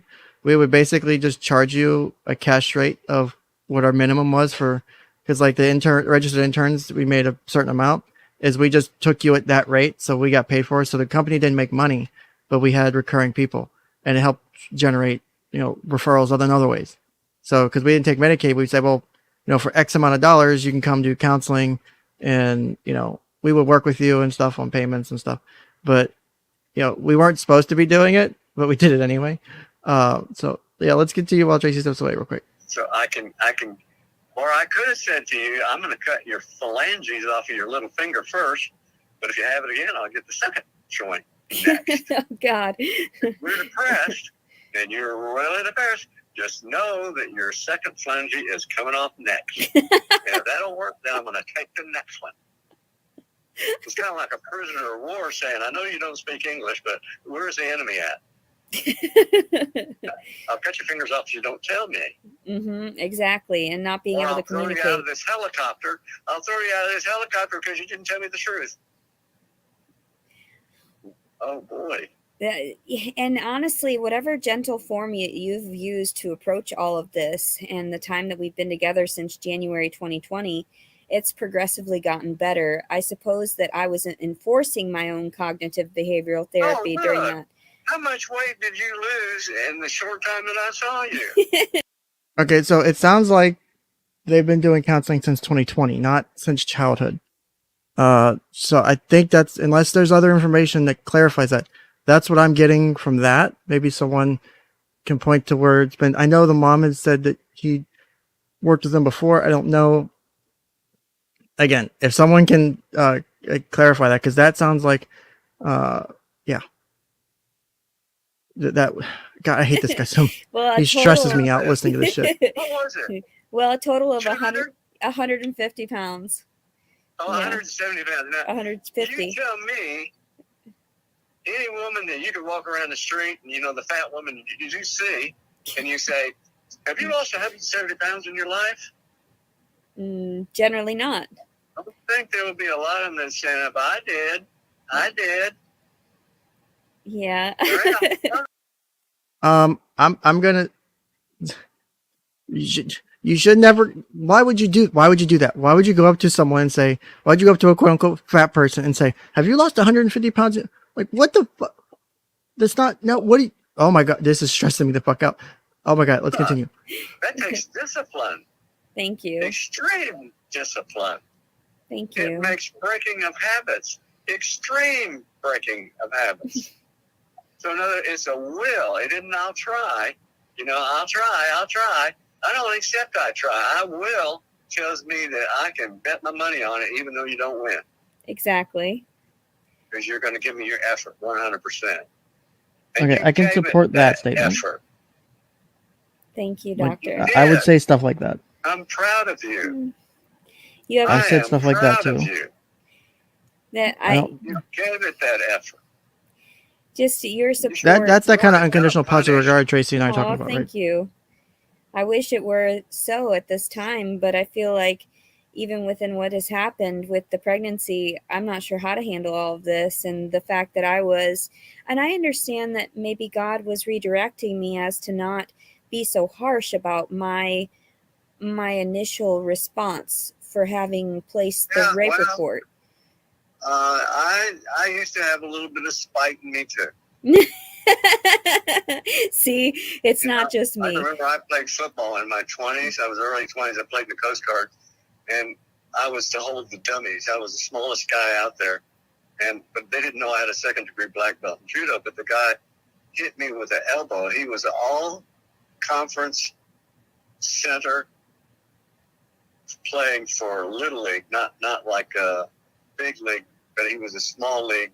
It wasn't like California, or it wasn't like Texas or Arkansas or whatever. He was a Little League, these northern colleges, and he knocked 8 of my fillings out of my mouth when he slammed me in the elbow and hit me in the mouth. Holy and I shit. spent all week in the dentist chair getting my fillings filled.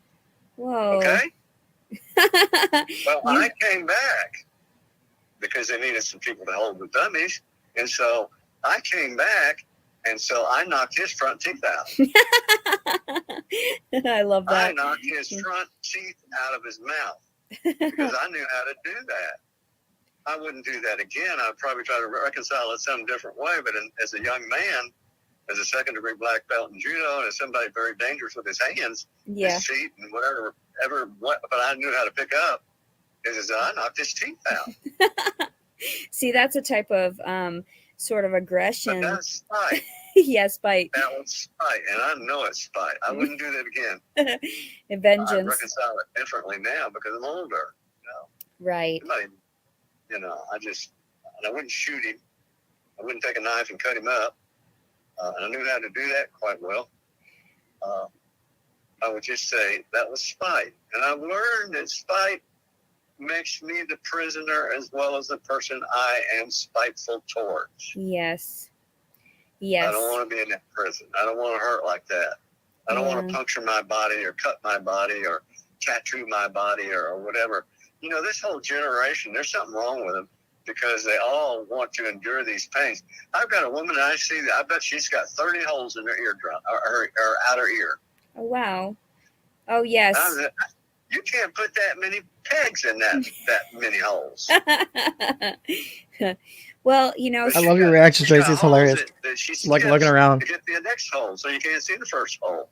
Well, and a lot of times people take that physical pain as a way of coping, but it is like... It is a way of coping. Yes. The psychological pain is greater than the physical pain. Exactly. Yeah. And it's a way of marking themselves to where, and that's why I'd gotten 2 tattoos and now I'm remorseful of those. But even then... when you're old, you'll probably be more remorseful unless they can erase them. Right? They'll look like, can you imagine a beautiful face that looks like a craggy old, wrinkled face if you had a face put on? He makes a fair point, to be honest. There's got to be somebody that can tape this up or add some color to it so it doesn't look like this. The generation that was World War II, yeah. Why did sailors get, why did servicemen get a bunch of tattoos? Because they endured pain, watching people die, killing people. Yep. It was more than their psychological mind could bear. Exactly. The first man that I talked to that was one of my first patients was a man that killed another man. It was a Japanese on the same trail, on the same island together, one at one end and one at the other end, and they met each other on the trail, and he shot him. Oh, wow. And he says, I shot first. And he says, for the rest of my life, I will never get rid of his eyes that I see every day. Holy smokes. It's actually really shitty and really deep. He was dishonorably discharged. He says, I will not kill another man. I will not ever, ever do that. I don't care if you punish me, torture me, or whatever. I'll never do it again. A dishonorable discharge. That's bad enough for someone to have on their record, because once you're marked with these certain, criminal activities or records like that, then you're marked. I got him his right to... That right there is a key statement, because she's using that to justify her criminal record. Yes, that is exactly what that statement was. I love it when I can see Tracy and me just connecting and we're not even talking behind the scenes. It's just like we're both sitting here going, yep, wait. There it is. Every fucking time. This is amazing. And then whenever he talks about any kind of antisocial, like I knocked his teeth out, she's like, whoa, she's totally agreeing with it, and she's got the laugh. You're like, oh, that's so cool. Like, lack of empathy. I'll never do that again. Yeah. But she's all on board with it. Okay. All right. I'm getting it. I'm getting on the train now. She's jumping on the train. We got her on the bandwagon, guys. Let's go. Let's run. And I got his right to get a driver's license again when he was an older man, because they gave him a dishonorable discharge and he couldn't get a voting privilege, nor could he get a license to drive a car. That's horrible. And see, I feel a lot of compassion toward veterans that have gone through that, and dishonorably discharged individuals, things that marks against the government, and it may not have been. It was a moment of mental fragility in that sense, that they were just reaching out. They couldn't help themselves. It was impulse. So I understand that even within this, revolving it back around to categorizing this as rape. Now, clearly I was sleeping. Clearly I was not cognizant enough to have not complied. So I just, by the time I had fully awoke, then it was different for me because I felt so shameful that by the morning, of course, I felt as though, did he want a relationship? Did he not? So it's very disconcerting in that. Remember, less than 12 hours she's been with this guy. Just to keep that in mind. I don't remember if they were at his place or I think it was a hotel. They were at a hotel or something, or an Airbnb. And so that's where they slept together and had sex and stuff. And I think there was a comment about people hearing it through the walls or something about how she was I think I remember that somewhere. But interesting how she continues to characterize it and how she's trying to take this, and she's now, I don't want to say performing, but she's wrapping this all up because she's on the live stream. I don't know if this would actually come up in the session if it wasn't live. That's what I think is one of the things that I would factor into doing a session, because the live stream is going to change. It's like Heisenberg's uncertainty principle. You can't know the location and the speed of a particle because you can't measure both. You can measure one, but you can't measure both. You can know its location or you can know its speed, but you can't do both. So the act of observation changes what's being observed, right? So the fact that she's being observed here, I think, changes her behavior because she knows she's on live stream. And I think that will change this person's client, the session, because the shit you'll say in a session, just one-on-one with your counselor, you'll tell them where the bodies are buried. But are you going to say that on a live stream? Where a couple hundred people or a couple thousand people may end up watching? I think that's what's interesting part of the live stream. I think it changes the therapy session. I didn't really think about that until right now.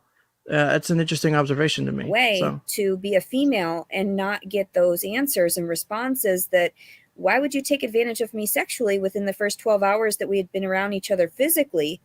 And in actuality, that's not what I was seeking. We have the text messages that even clarify that's not what I was seeking. That's not what you said you were seeking. So why would you even approach that? And so his boundaries were so weak they were invisible. Right. Yeah.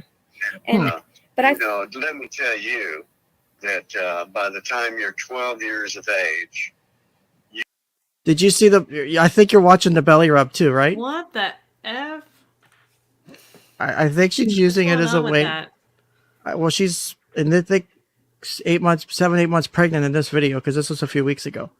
Exactly, nerd tremble. I mean, yeah. That was why did she just decide to do that at that point? It's almost like I want to rewind and see what words he said to maybe. Let me do that. 45:29.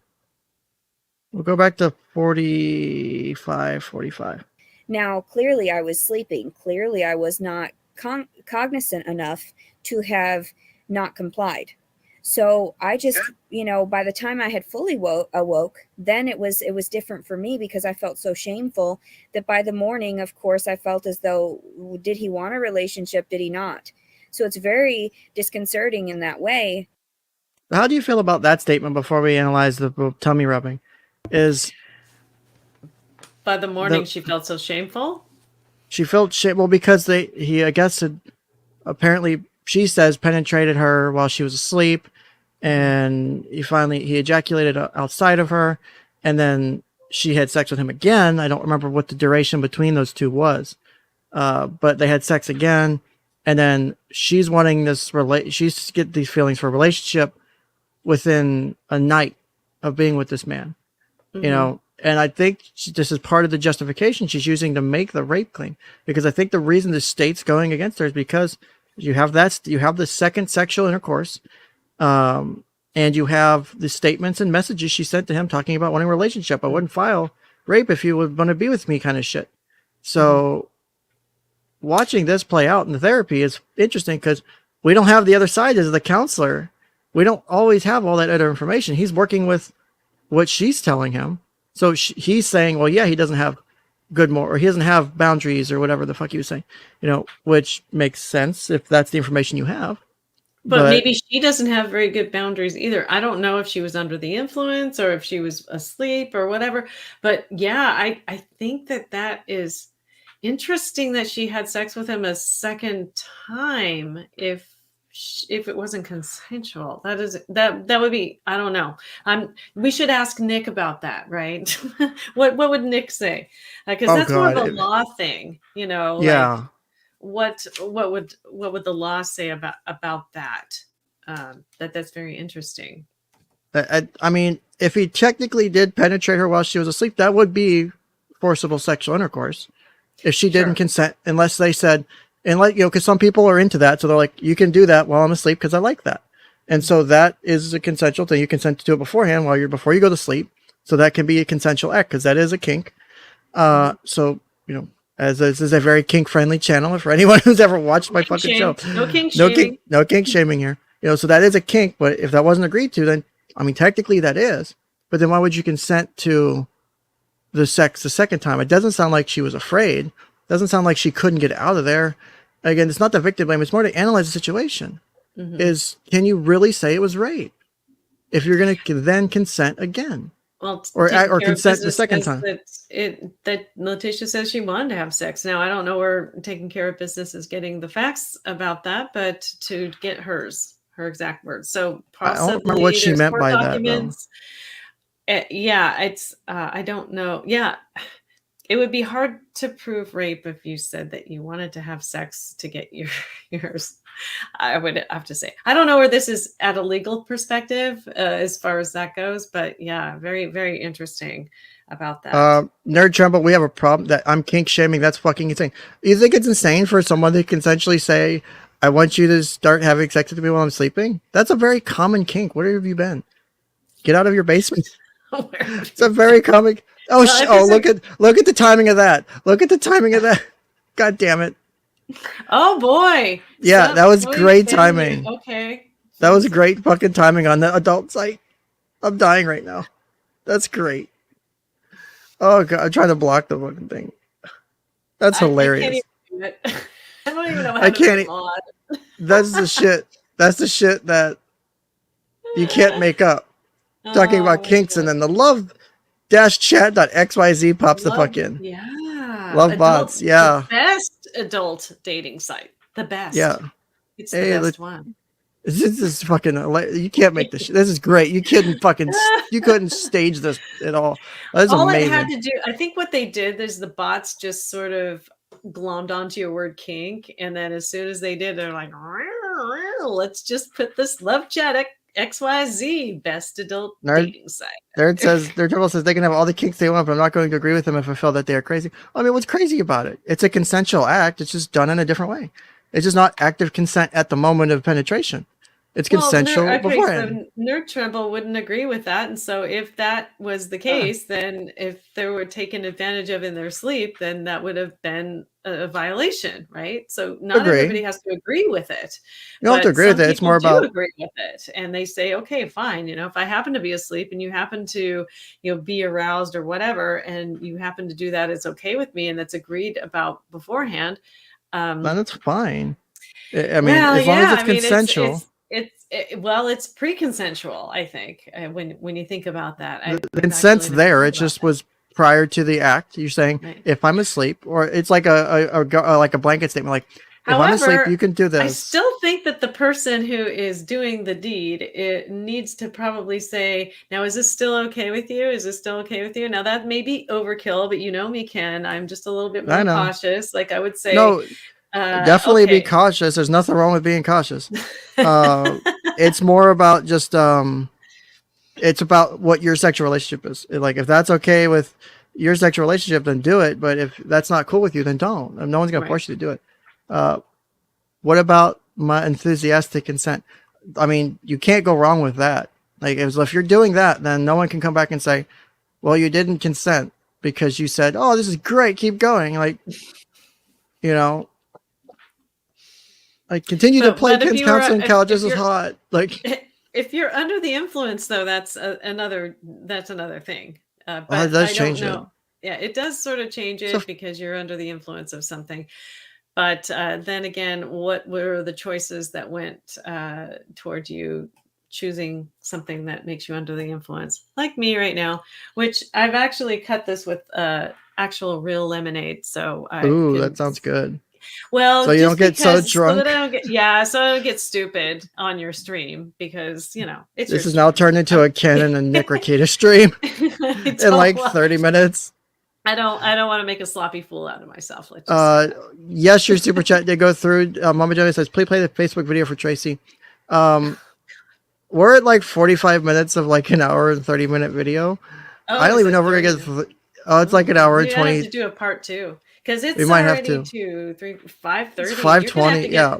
you're gonna have to get your cats fed and your dinner made and Well, I your made alternator changed lunch. and Oh, the alternator's changed. okay. I did that yesterday. Alternator's changed.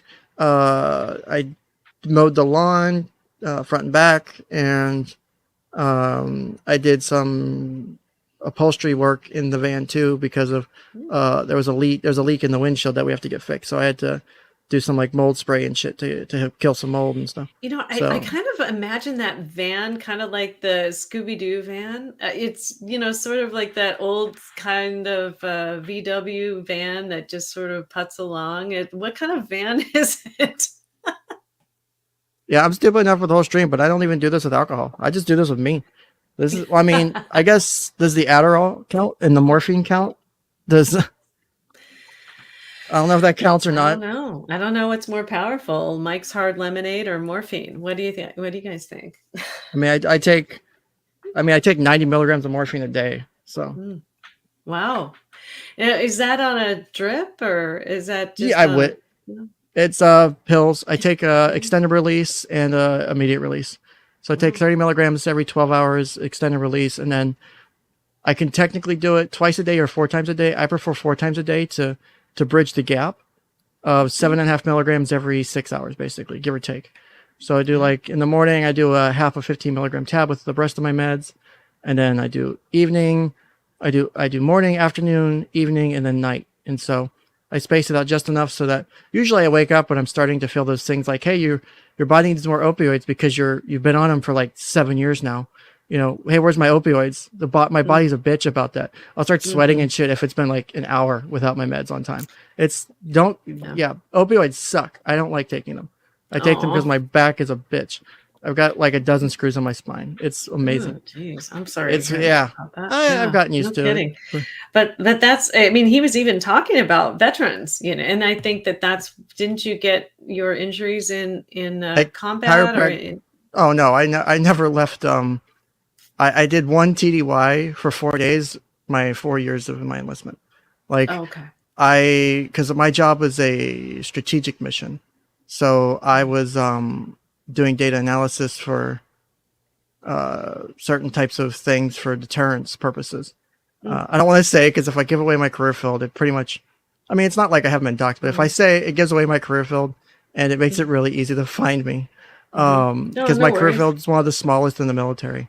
But yeah, it was a great job. I actually miss it, but you got the back injuries when you were an EMT or no? I got them when I was in the military. Chiropractor did it. The chiropractor actually I started having some minor like tightness in like my lower back towards my like in my like my right butt cheek, basically like tightness because of a small herniation is what I would guess it was. And then the chiropractor doing manipulations to my back made it worse over time. And so, yeah, it became much worse to say the least. So I've had 3 back surgeries. It sucked. Don't ever hurt your back. It's the worst shit. Do not hurt your back. I would rather do anything else but that. It's the worst shit, man.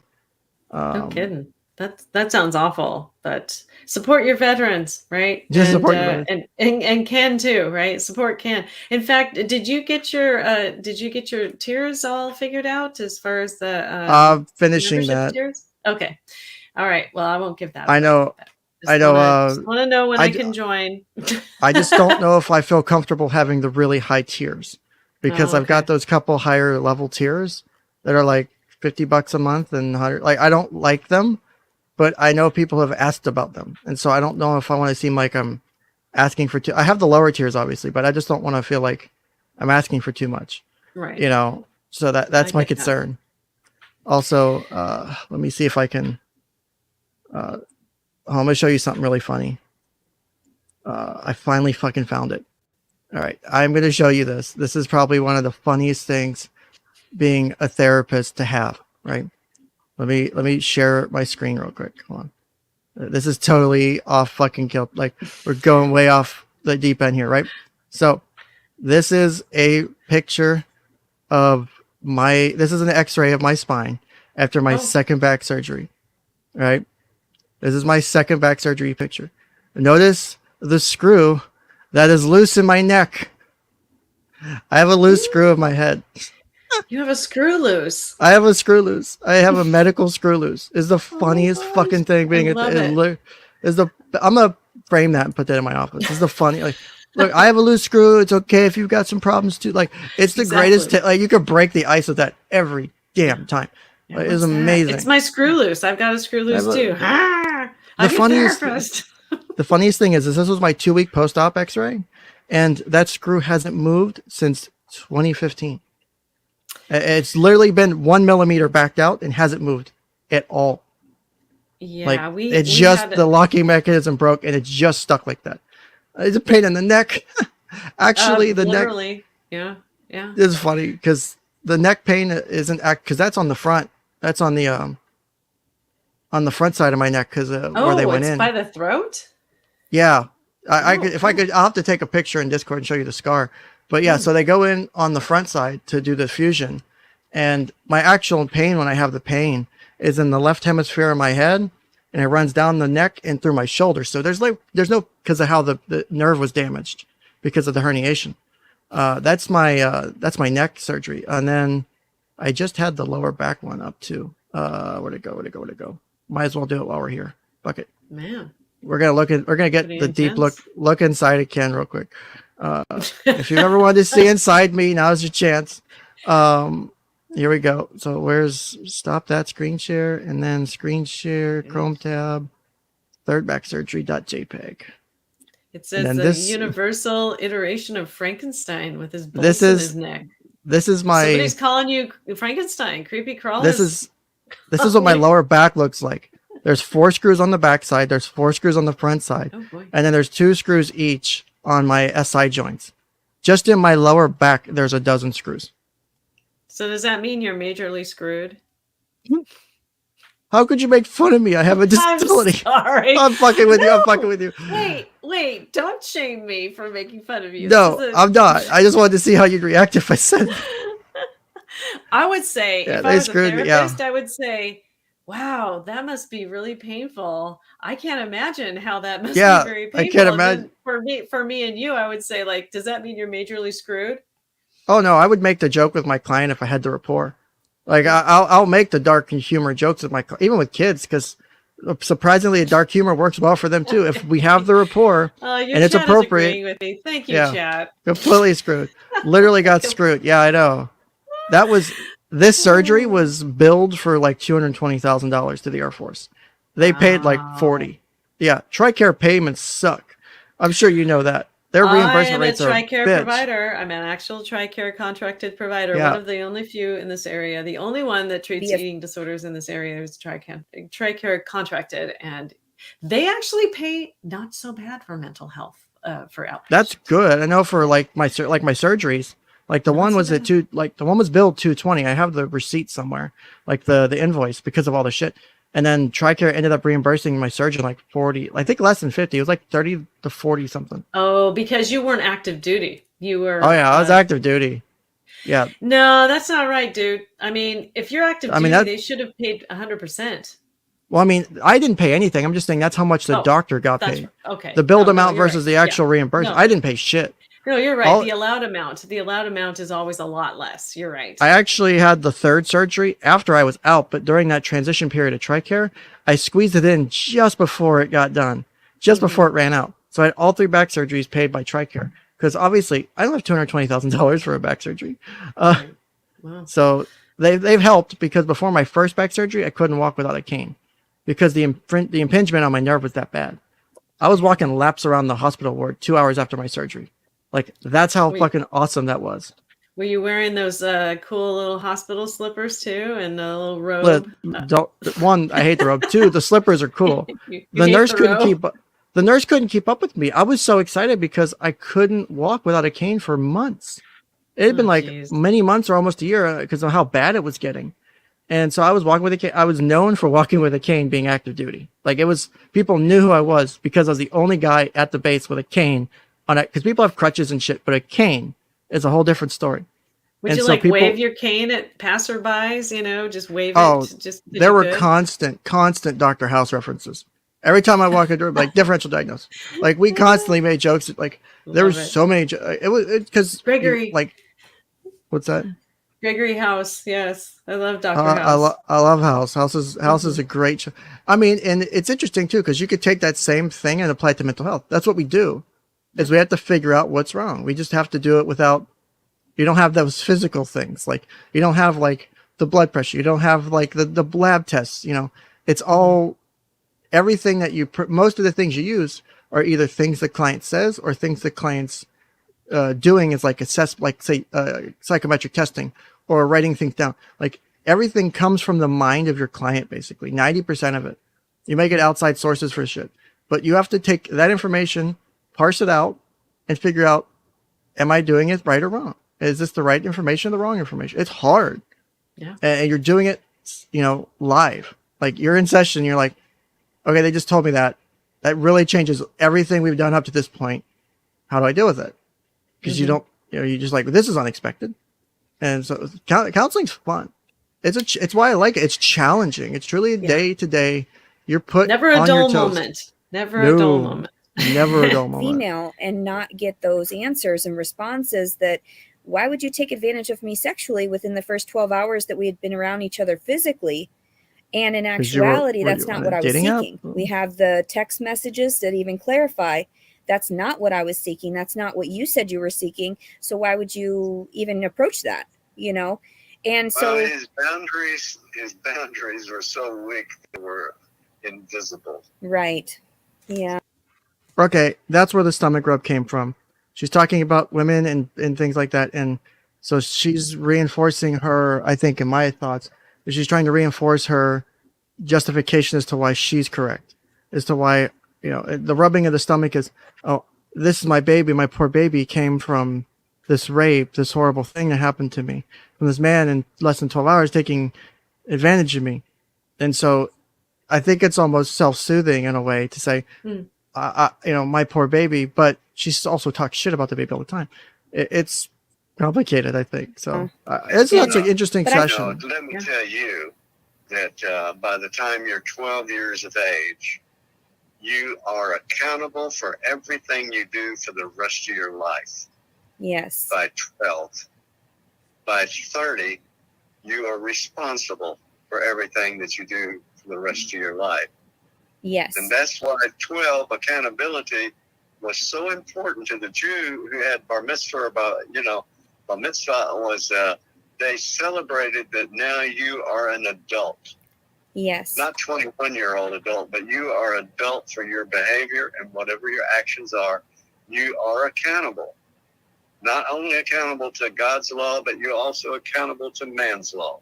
Exactly. Even when the law is wrong, you know, even when the law is wrong, you're still accountable to it.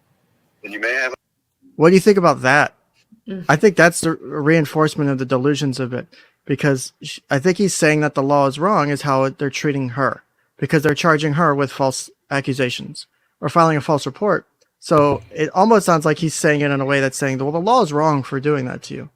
It's my impression. I don't know if you agree. He brings it back to at 12 years of age. This is the age of accountability, and then 30 years of age is the age of responsibility. And so when you're 12 years old in the Jewish community, they don't ask you to do the bar mitzvah until 13. I don't know. He kind of lost me, Ken. I'm sorry. Yeah, I know. I was in tangent land there. I don't know what your chat thinks, but I was like, where are you going with this? Like, he's like casting his line into these seas and not bringing something in. I'm not saying that it's unethical. I'm just saying it's confusing.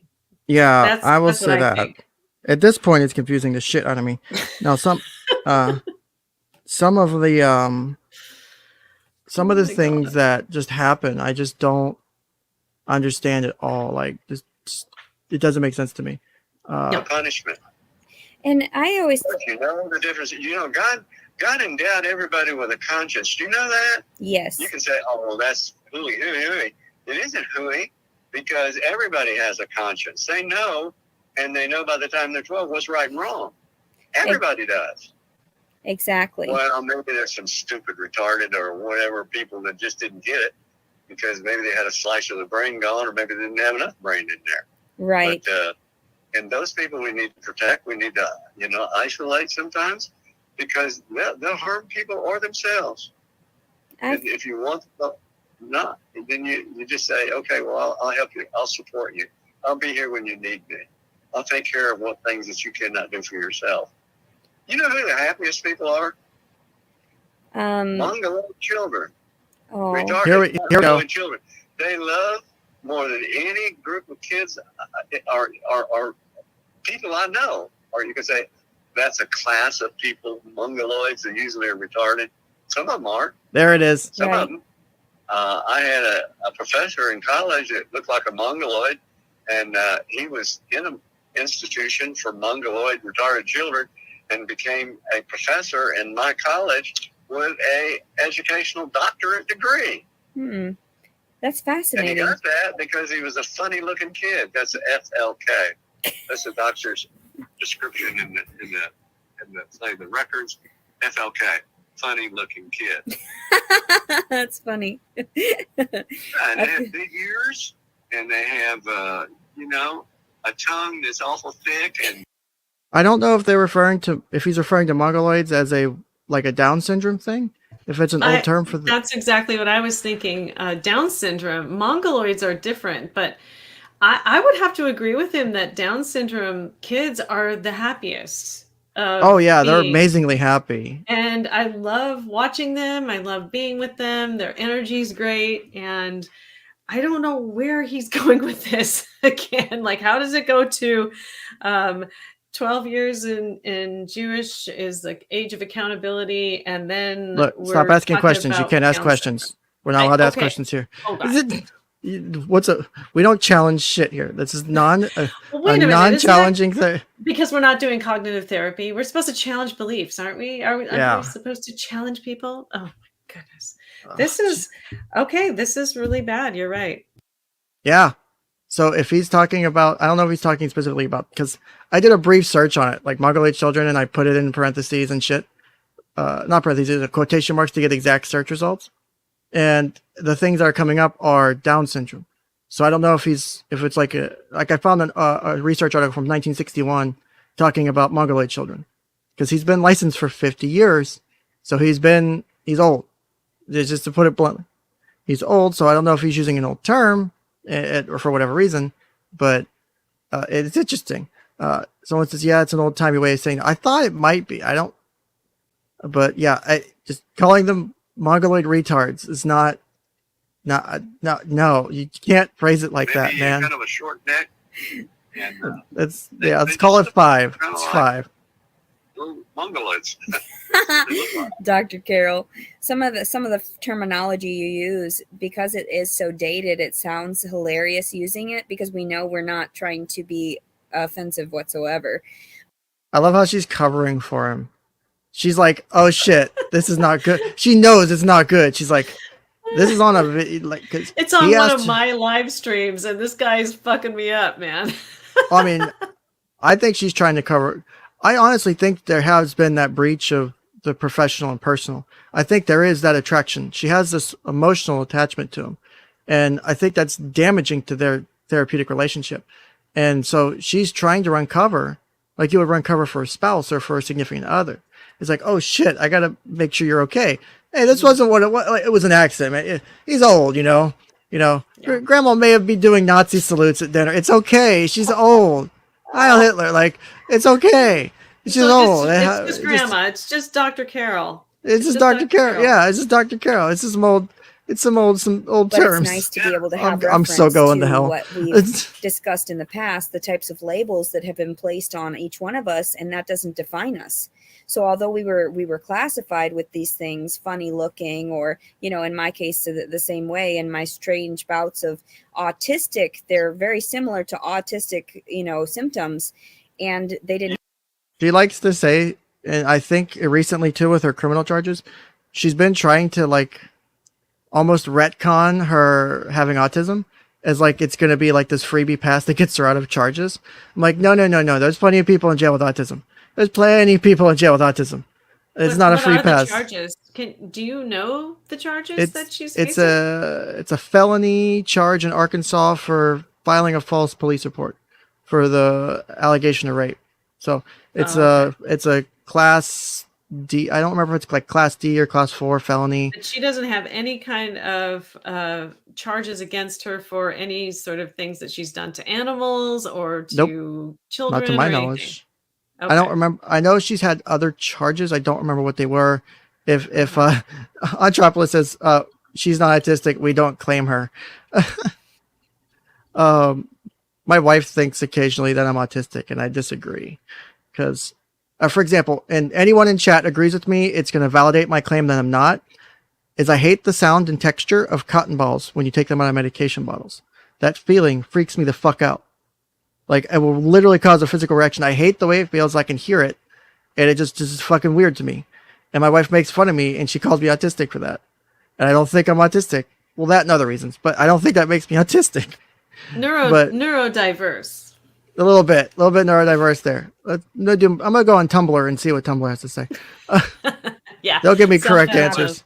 Yeah, they'll give me correct answers. One of the brightest men I've ever met was in Tampa, Florida, at a retarded, village, and he was spastic and he couldn't hold his muscles or whatever because he wormed and squirmed or whatever. But he wrote with his pen in his teeth on a typewriter. Oh, wow. Wow. One of the smartest men that I've ever known.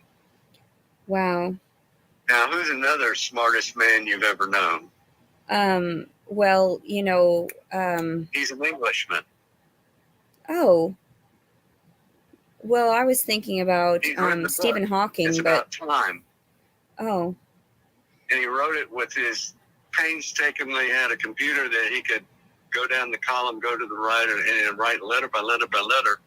And they took him up on a airplane, and they went into the upper atmosphere, and there's about 30 seconds where there is no gravity. And his greatest thrill in life was to be twirled around and free, total freedom in the air. Oh. You know who I'm talking about? I'm not sure who that is, but... Okay, well, he's considered one of the brightest guys of our last century. He's not dead yet. Oh, wow. Yeah, yes, he is. Oh. Stephen Hawking died several years ago. Well, he had a nurse he married his nurse. Oh, wow. Yeah, that's Stephen Hawking. And sometimes you found... What is his name? He rivals... Okay, Didn't she already say Stephen Hawking, and he just said, no, that's not who he is?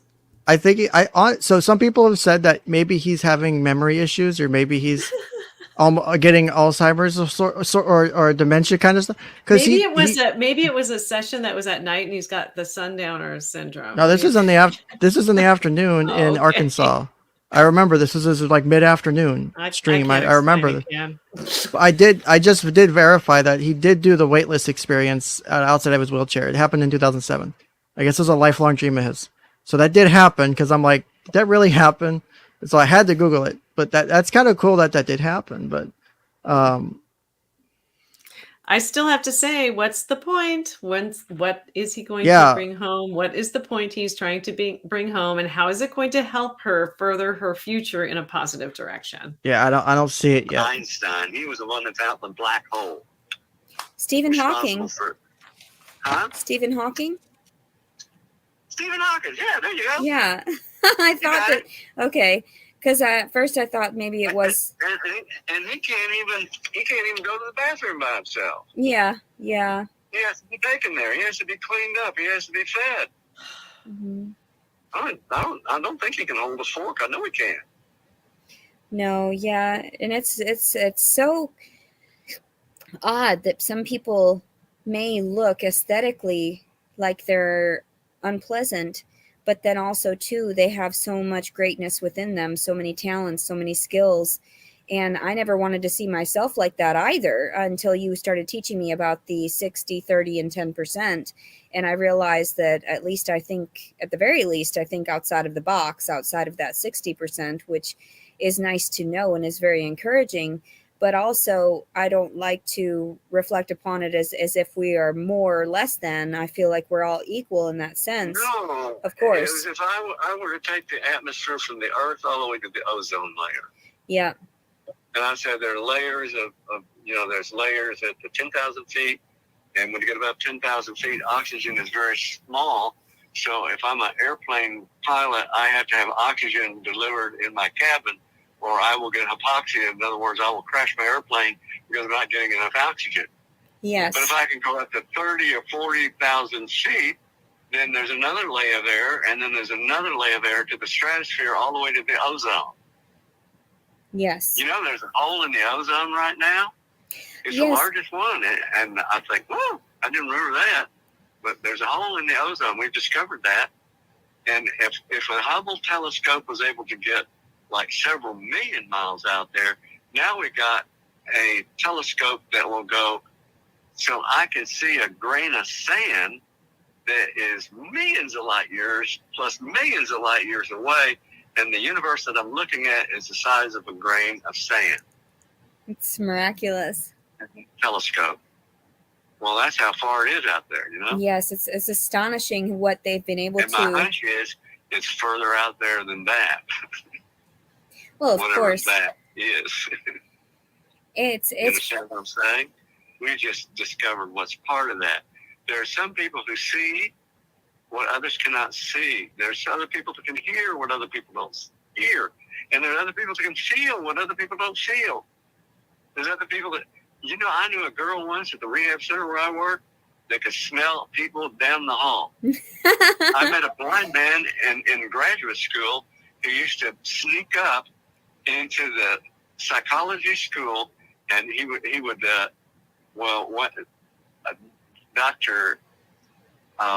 Dr. B didn't want to be discovered because sometimes he was talky, and he used to come from off the campus and come to the psychology building, and so she would walk by and he'd say, "Hi, Dr. Cobb."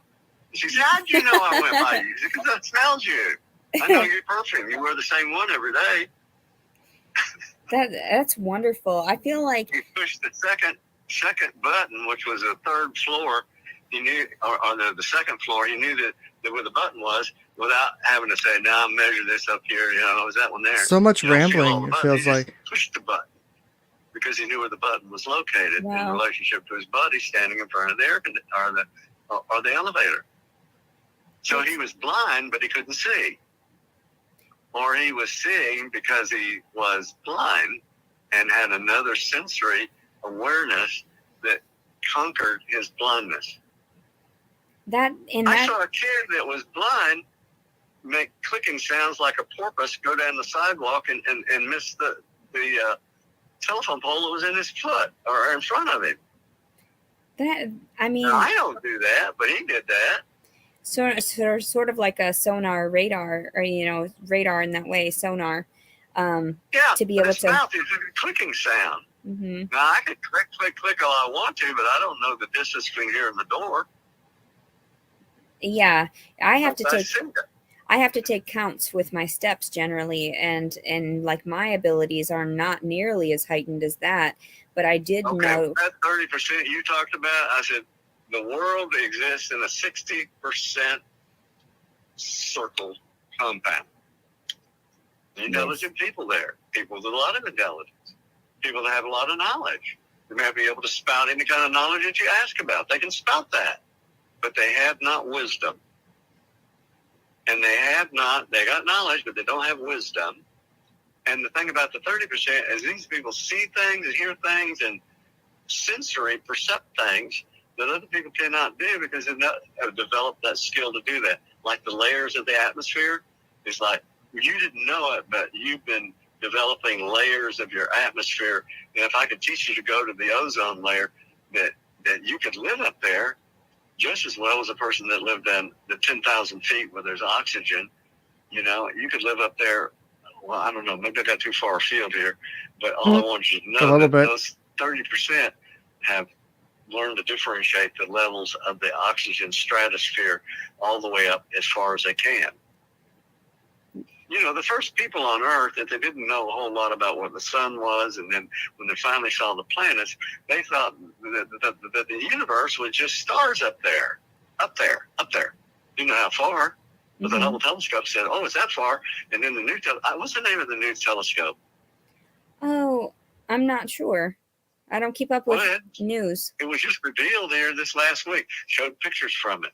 Oh, that's lovely. I'll have to look it up after this, at the very least. I'll probably look it up while I'm talking to you. I've got the Library of the World right sitting in my hands.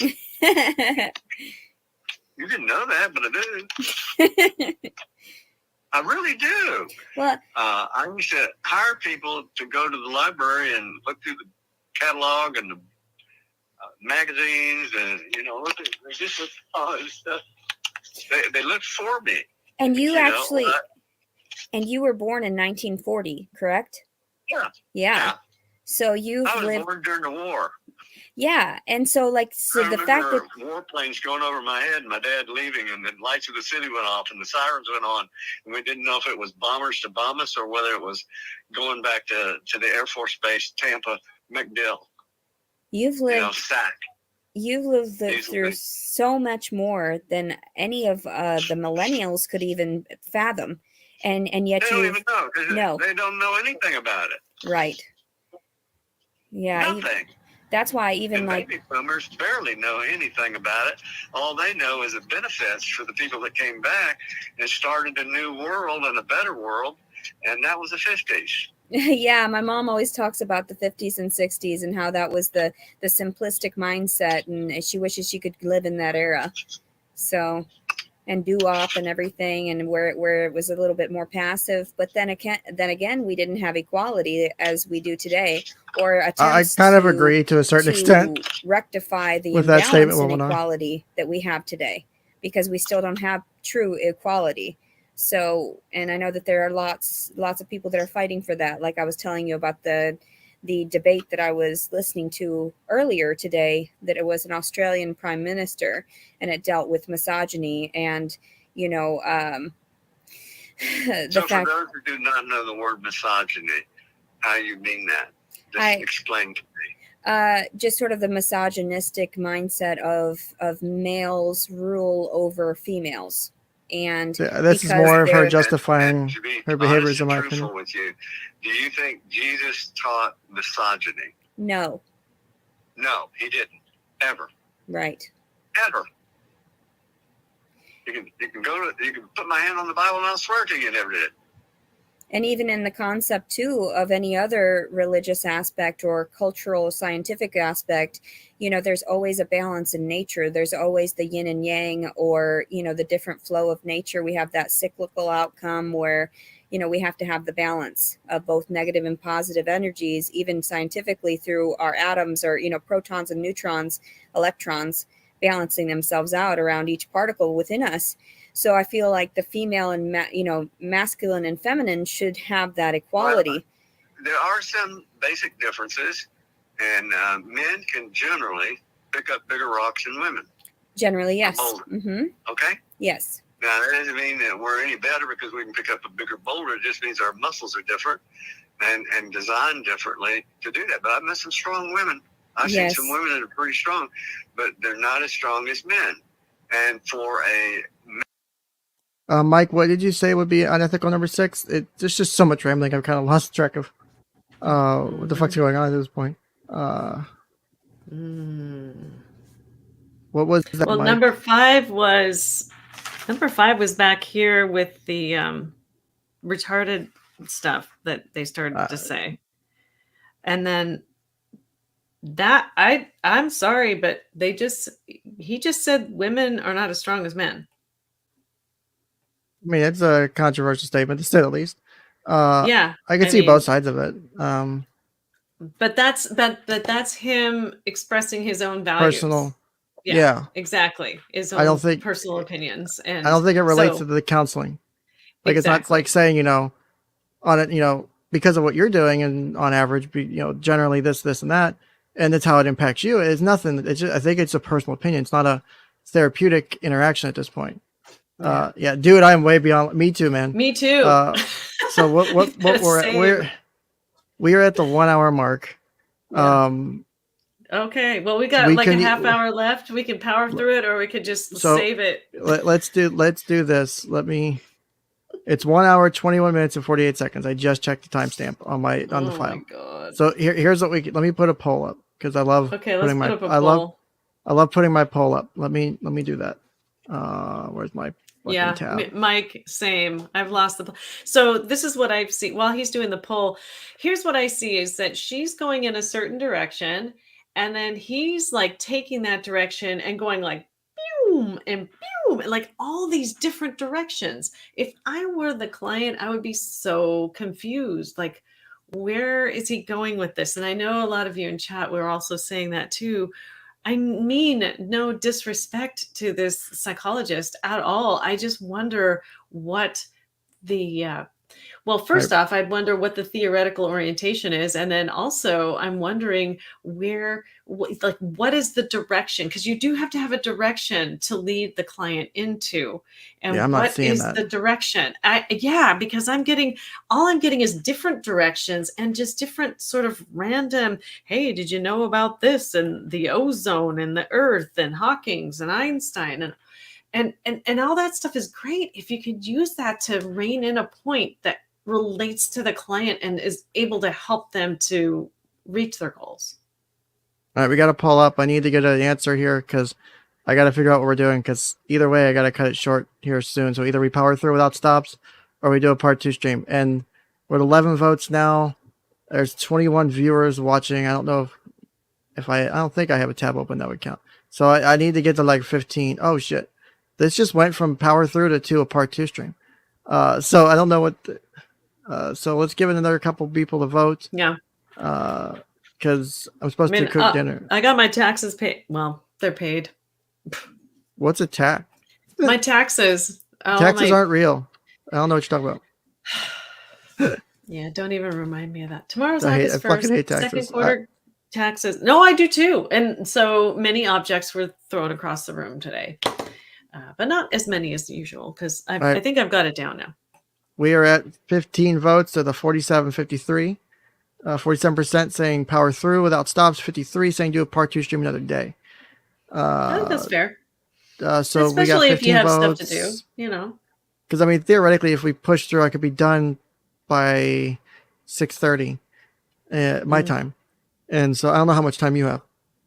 So we're at 15 votes. I don't know if we're gonna get 20 out of 20, so that's fine. But I'm just trying to figure out the right way because my wife's getting hungry, and I said I was cooking. Yeah, I wouldn't want your wife to go hungry. Oh no, she'll kick my ass either way. So like, she's gonna. Well, awesome. So more power to her. Yeah, because that would refute the good doctor's comment that women are not as strong as men. She's gonna kick your ass. Oh shit! It just okay. Who's going on there? All accounts and voting, fuckers. We're at 17 votes now. Where's Tim? Tim hasn't even joined us today. So Tim's not here because it's not a self-diagnosis stream. Probably it's his justification. Yeah. Well, so he can deal with it. He'll be okay. Will he though? Will he? Probably not. Will he? Yeah. 53-47. Okay. Well, right. if we're gonna power through it, we gotta start now. Oh fuck! All right. And I will not interrupt at all. We can just. I mean, you can talk over it. I'm just.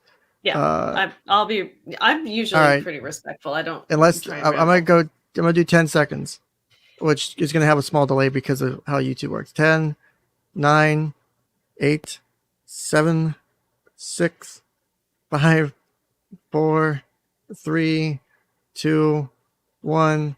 Cutting off the vote. I would give it time for it to process and go through.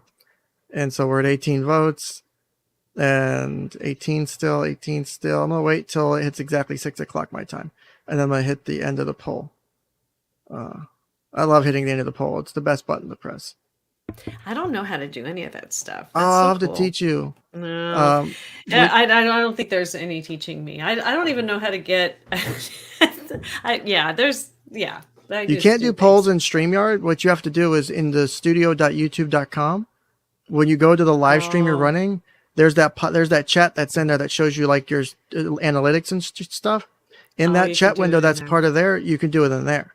Mm. So, no, the phrasing was accurate, I Mike. could do Don't a judge me. poll on one of my live streams, and like there would be nobody to answer it because like All one right. person maybe shows up. Okay, It's so it looks like 6. we're It's exactly, I think it just turned 6. So I guess we're powering through. God damn it. all right. Let's do it. All right, Yeah, let's do let it me real tell my fast. wife, give me 20 minutes and then I'll start cooking.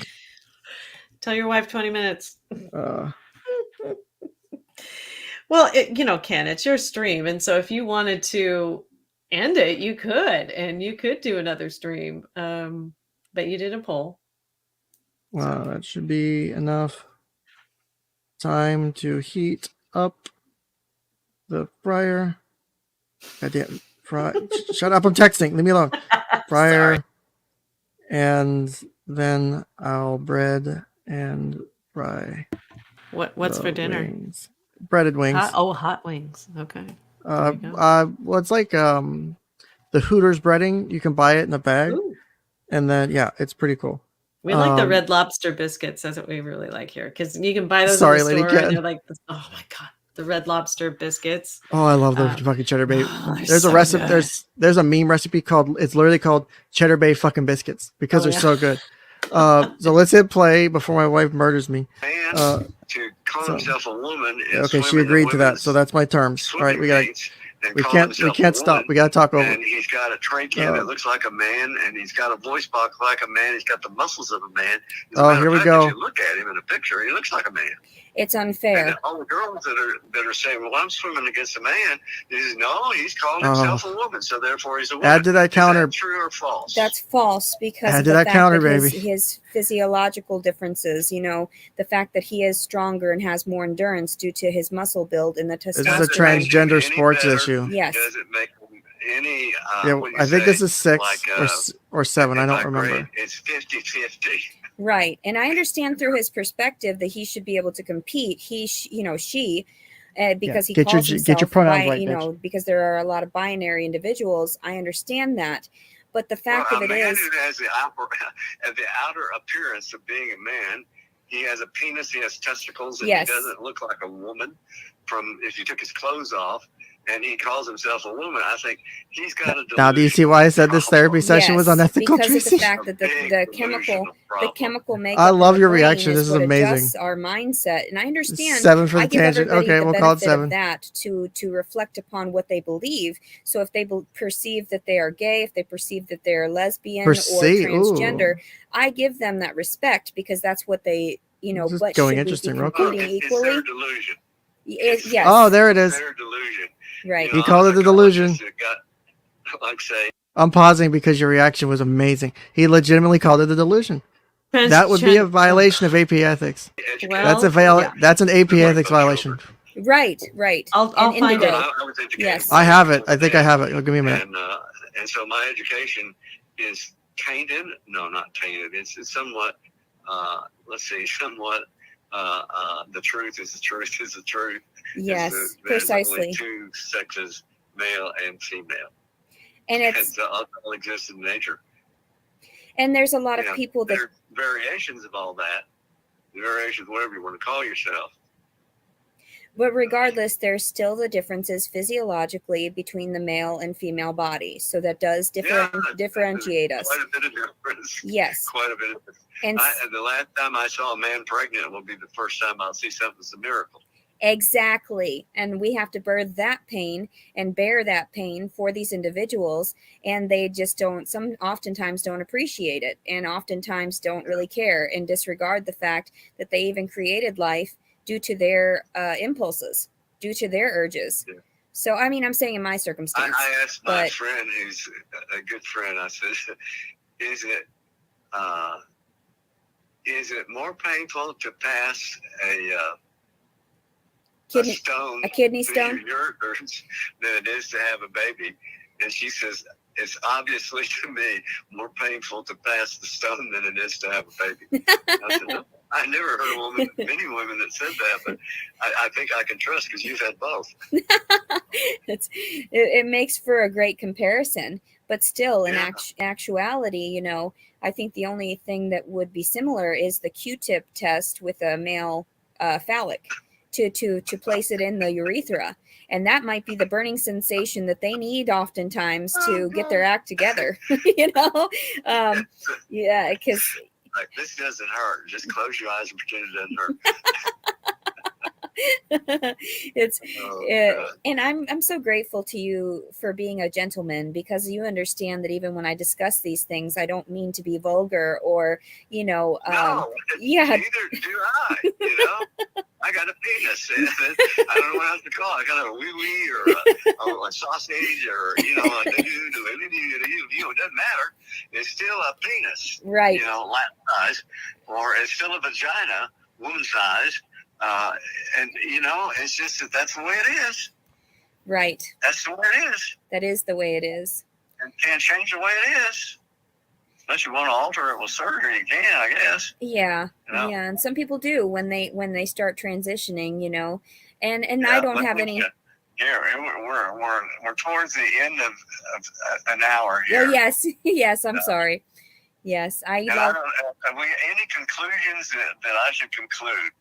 Well, you know, well, regarding my personal circumstances, I mean, I know that I'm going to have to stand in court, but I'm very apprehensive of having to be detained, and I'm not really sure what I'm going to do about that. I know that when I speak with the public defender, hopefully they'll see my videos as an opportunity of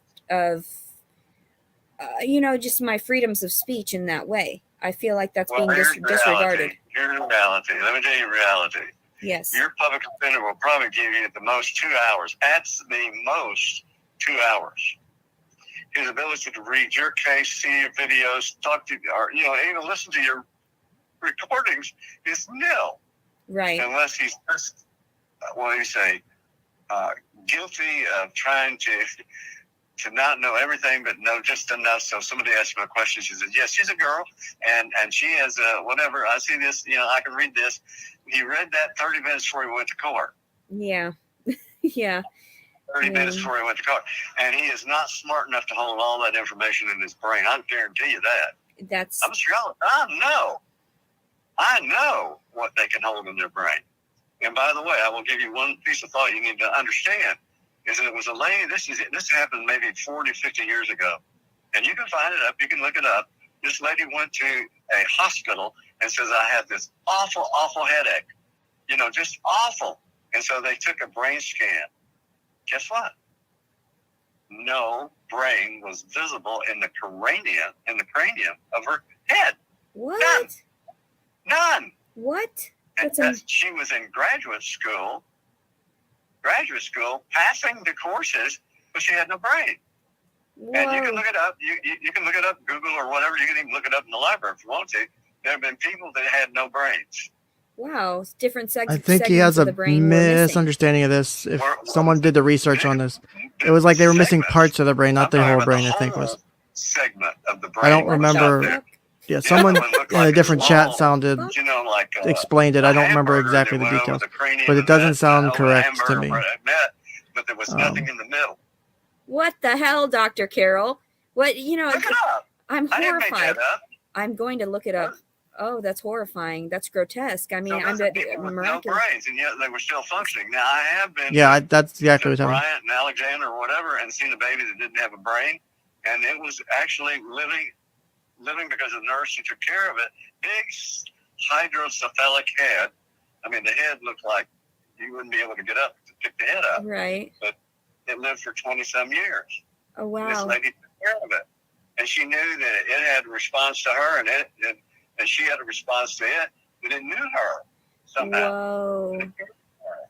Changed the diapers, fed it, you know, did all the things, but it was just a baby laying in a bed with no brain. Whoa. Well, I know that no brain really affected that individual, but I know that if you look it up, you can look it up. There are people who did not have evidence of what would be a full brain in their cranium. Wow.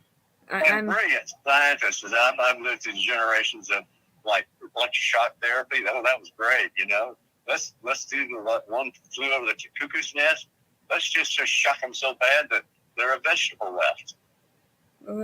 Or let's separate the frontal part from the back part, and just slice it up and down. And then if they survive that, they can sit there, they can drool, and they can go to lunch maybe and eat, but they're not much. I am horrified. I'm gonna have to think about that all day now, and have to research it. That's what they did to some people. Yes. I don't know if that counts as unethical. Yes. I know I feel the like thing I with the had trans the, thing counted. I think that upped it by close one call of having that happen to I me think we were during these 7 circumstances where I was speaking out or 8. I don't and remember. denied my Yeah, I think we're at 8. constitutional rights of my I think we're at freedoms to 8. speak out and my disabilities as well. I haven't been treated like I should be during these processes because I know that my anxieties get to me and they take signatures even when I'm not fully cognizant, when I'm not fully aware of what they're stating to me. I just know one fact or another, and it leads me to end up in circumstances like this where I'm being reprimanded again for speaking out about my feelings. And it was public knowledge. It wasn't how she anything feels that I and had her disclosed. interpretation. And This they is all said that I justification to violated her it end by goal. indirectly contacting him because somebody had contacted his workplace. And that's Which not you on me. encourage. That has nothing to do with me. I Well, never. my generation sterilized people that were Counts at retarded. 9? Okay, we might hit double digits. We should hit double digits. White, Mexican, Chinese, or whatever. They sterilized them.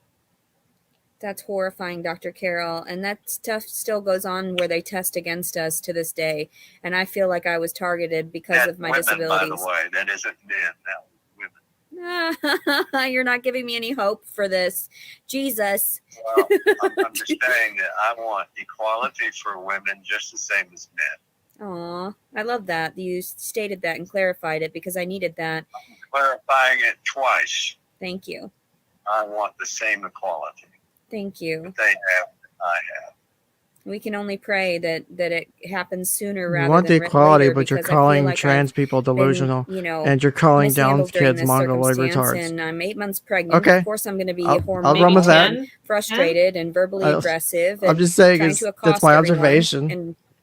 And you need for that infant that lives inside you right now to have the best of the God best damn it, Mike. of the best. Yes, You're fucking that's horrible. True. I do But think that about sounds his about well-being right. all the time, and people negate that fact. They think that I'm out to harm him, when in actuality I'm stating. See, No. Calming the cat says it perfectly. This session should be about directing client towards where possible. Double direction life, not showing off how much he does. Yep. On Japan, that Oh, even Jesus though the mothers Christ. didn't have nourishment, that what they did is they stole from their mother's body. Yeah. The babies were born healthy. Mm. Mom suffered nutritional problems Yes. as a result. The mothers go through a lot. They were born healthy. Mm. So it's getting what God wants it. It doesn't need loud noises. It doesn't need awful foods or I think that there's people who are so foolish to believe that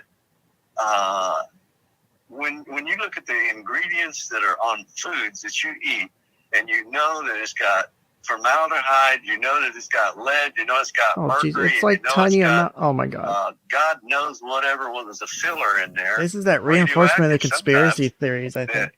Add this to the unethical counter. And people buy it and they eat it and are poisoned by it. You think that, whoa, somebody has to get permission for that. Exactly. And that's part of the U.S. government doing that.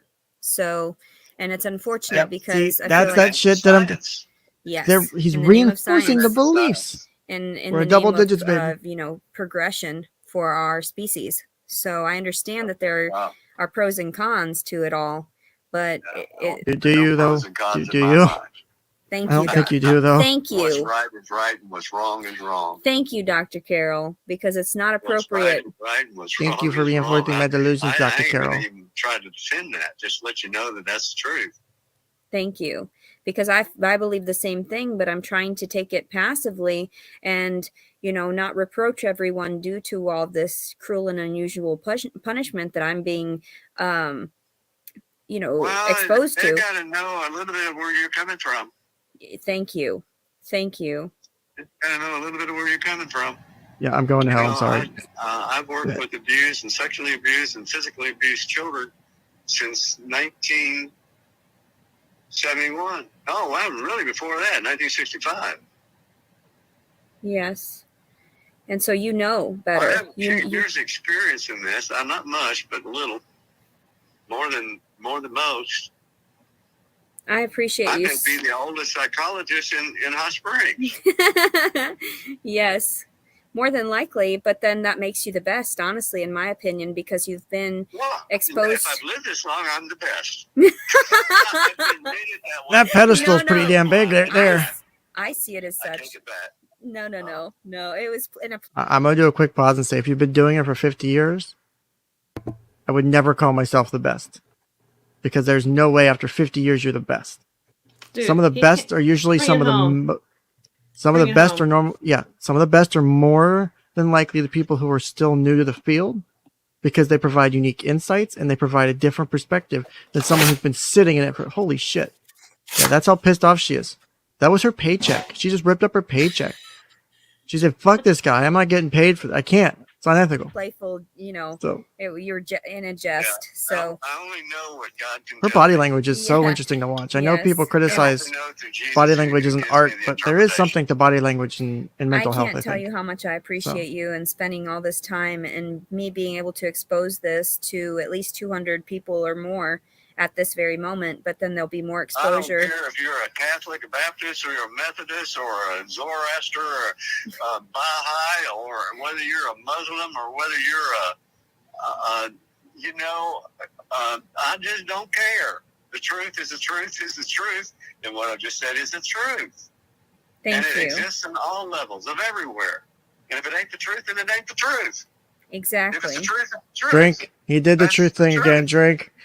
I can't thank you enough for reiterating that, because I know that your discernment has a lot to do with the guidance that I'll have to display, or, just the fact that you're my mentor in that way. I feel like that's enough information to keep me from having to be exposed to these cruel and unusual punishments that they're trying to so hopefully it's really hard bar to go cross well for by cruel next and unusual week, punishment. But that means that going to even jail right pregnant now, is not I was cruel and gonna try unusual. to schedule Sorry, another appointment, Leticia. It's but not how it my works. appointment is on the 25th. Well, if you got a phone, we'll talk on the phone. Perfect. I would love that, because I need your guidance, especially during this stressful time. And I admit that I've been suicidal, and just the fact of it is Right that there, I've been right there. pushing myself. Okay, to do pause.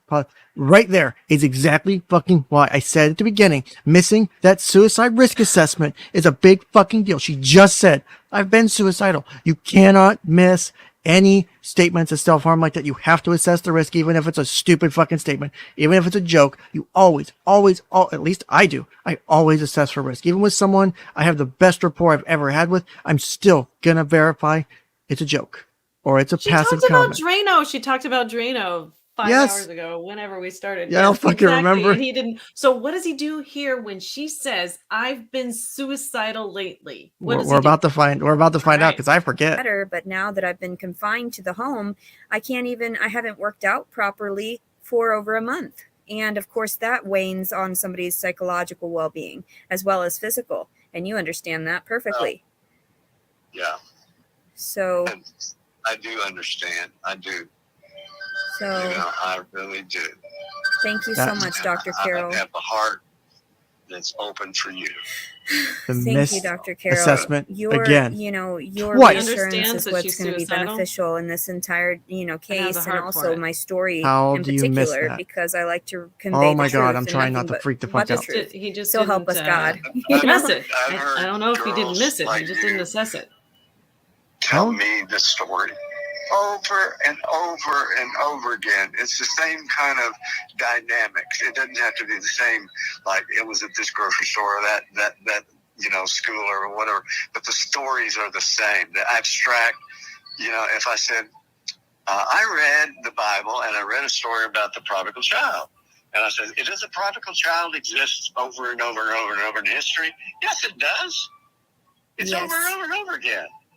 But it's a story that's united by its unity with all those civilizations, all those customs, cultures, or whatever, because it's the same type of story. Yes. And if that story is fitting, that's why I said people call me Yoda sometimes, because oh my God, here we go again. The Skywalker story is a story that's said over and over and over again. No, Daniel, don't do it. Yes. Are you Superman, legitimately, or Superman, it's just a joke? I'm hoping, or you actually have your thoughts, just to make sure. It's a really, I'm hoping it's a joke. Just fuck, I know it's bad. Just doing my part. You have somebody who comes from I would call it a separate one because it's two separate missing of a suicide risk assessment. I would call it two. And he believes in truth, justice, and the American way. Oh, God. I got carried away there. I'm sorry. Hey, at least he's consistent. No, I gotta let you go. Well, that's exactly right. The symbolism behind all of that. I will give you the most help that I can possibly give you. Thank Are you Dr. doing Carol, it though? I appreciate, admire, and respect you. I don't think for you're that, helping, buddy. I love you very I much. think you're making it worse, buddy. Wonderful week, and I hope that we can have another session. I'll give you a text +1 for too cringe. to let you know. Yeah, And my mother will notify you too when I need you to sign that document, if that's all right, and she'll let you know when she'll ask you, request some time with you. So I love you very much, Dr. Carol. Well, I love you also. Thank you. And I'm a positive, even though we're not supposed to. What? They didn't kiss online? I mean, come on now. So I'll make the argument it's not generally, I wouldn't say it's necessarily an unethical or a boundary crossing to say that, I love you, or to have it. I wouldn't say by itself it is, but in this situation, I would say that with the client, with the psychologist, we've crossed the boundary of personal and professional. It's not I love you, thank you for being and doing what you do. It seems more intimate than that professional respect. Like like for example, I would say if you were my therapist, I'd be like, I love you, Miss Tracy, for doing what you do and helping me. It's a different statement than what I'm getting from the two of them. Yeah. And they've worked together for years, so you get to know your clients really well. Or if you do a lot of intensive therapy, hours a day with someone in a short period of time, you get to know them really well. It's like you've known them for a long time when they tell you all their history. So I get you can get close, but you've got to break that into separate pieces. Yeah, and I kind of regret the reaction that I had. It was just the context that when I saw it, because there's universal love that counselors have for clients and counselors have for humankind, and then the love comes back and it's fine. Love is great. It shouldn't be shameful. But for some reason, I got a reaction out of that, and I'll have to maybe do some digging and into why. I'll have to maybe replay it. That didn't sound right to me. But in a counselor and client relationship, sometimes we do. No, you don't have to. Wife needs her food, and you need to get going. We're almost done. I can self-reflect, but yeah. Anyway. Yeah, I respect you. I will help you.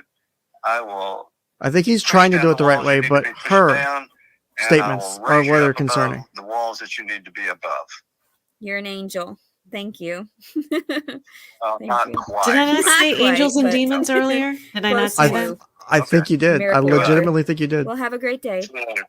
All right. Bye-bye. Yeah, I said don't fall off your pedestal. So that's the therapy session. Here's the post-processing by her of the therapy session. So we got like 5 minutes of this before she ends the stream. I guess I'll just hang up on that. Today is July 18th, this is her post-processing. Yeah, we get like Leticia Collins-Servin, and you just we get like 2 minutes of it. A live session with me and my doctor, my psychologist, and hopefully it'll be prevalent, or it will be some information for the courts to see about my character, and hopefully I won't have to go to jail and have to bear this baby in prison and have to fight for the truth. But of course, a lot of people have to sometimes, and I understand that. I kind of think so to a degree. Trials and tribulations lead to grander successes, probably more a nurture and grander thing, achievements. Like that missing parental thing, missing. I will endure because her dad allegedly raped her or molested her. So a good older father figure would be. It would make sense why she would choose a counselor like that too. My ancestors as well. The fuck does that have to do with anything? everybody's. I'm not just doing it for my lineage, I'm doing it for everyone's, to speak out against these things. I do this because I love you people, and I want you to change, and I want you to offer, some respect to every individual. And I guess that's what was important in, conveying my personal circumstances. My laptop is about to die, so I'll have to end this now. I hope everyone's having a wonderful day and a wonderful start to their week. I have not finished that cobbler yet, but I'm sure I'll make a video when I feel a little bit better and go brush my teeth and possibly shower. Everyone have a blessed week. I love you very much. And whatever you believe in, just keep going. It does get better if you seek the right guidance and mentorship. So I I think recommend it's trying to a be, subconscious thing. using better That desire coping for mechanisms a and warm, respective father better life figure. skills, and you'll be overall you'll Also, be a lot people will pick happier. counselors And I know I was going through depression, based and on I a bunch of needed this different session, things. and it was Negative a scheduled behaviors session from, like, anyway. And say- hopefully I'll be able to make another one Hold on, I'll of wait these till she videos finishes. prior to She's almost done. court next week. I have court Which on you the didn't go 25th, to. so please quit harassing me. I don't need more contractions. I would appreciate that. I mean, you've listened to my psychologist. You understand a little bit more about me and my life in general. And, I should get some semblance of respect. Leave me alone. Have a blessed day, everybody. July 18th, 2022, Leticia Collins Servin. Yeah, Bye-bye. see, I told you she puts her name out. I didn't do that. So there you go. Never did make that court as She chose not to go because she was worried she was going to get thrown in jail. Because she didn't go, they did revoke her bond. She could have probably had her public defender argue against it, but she didn't go. So they have revoked her bond. She has an active warrant out now, a bench warrant out now. So she gets pulled over. She's going back to jail. She's threatened before that if she gets pulled over, she gets taken by the police, she's going to try and kill herself or kill the baby, or like, just, there's a lot.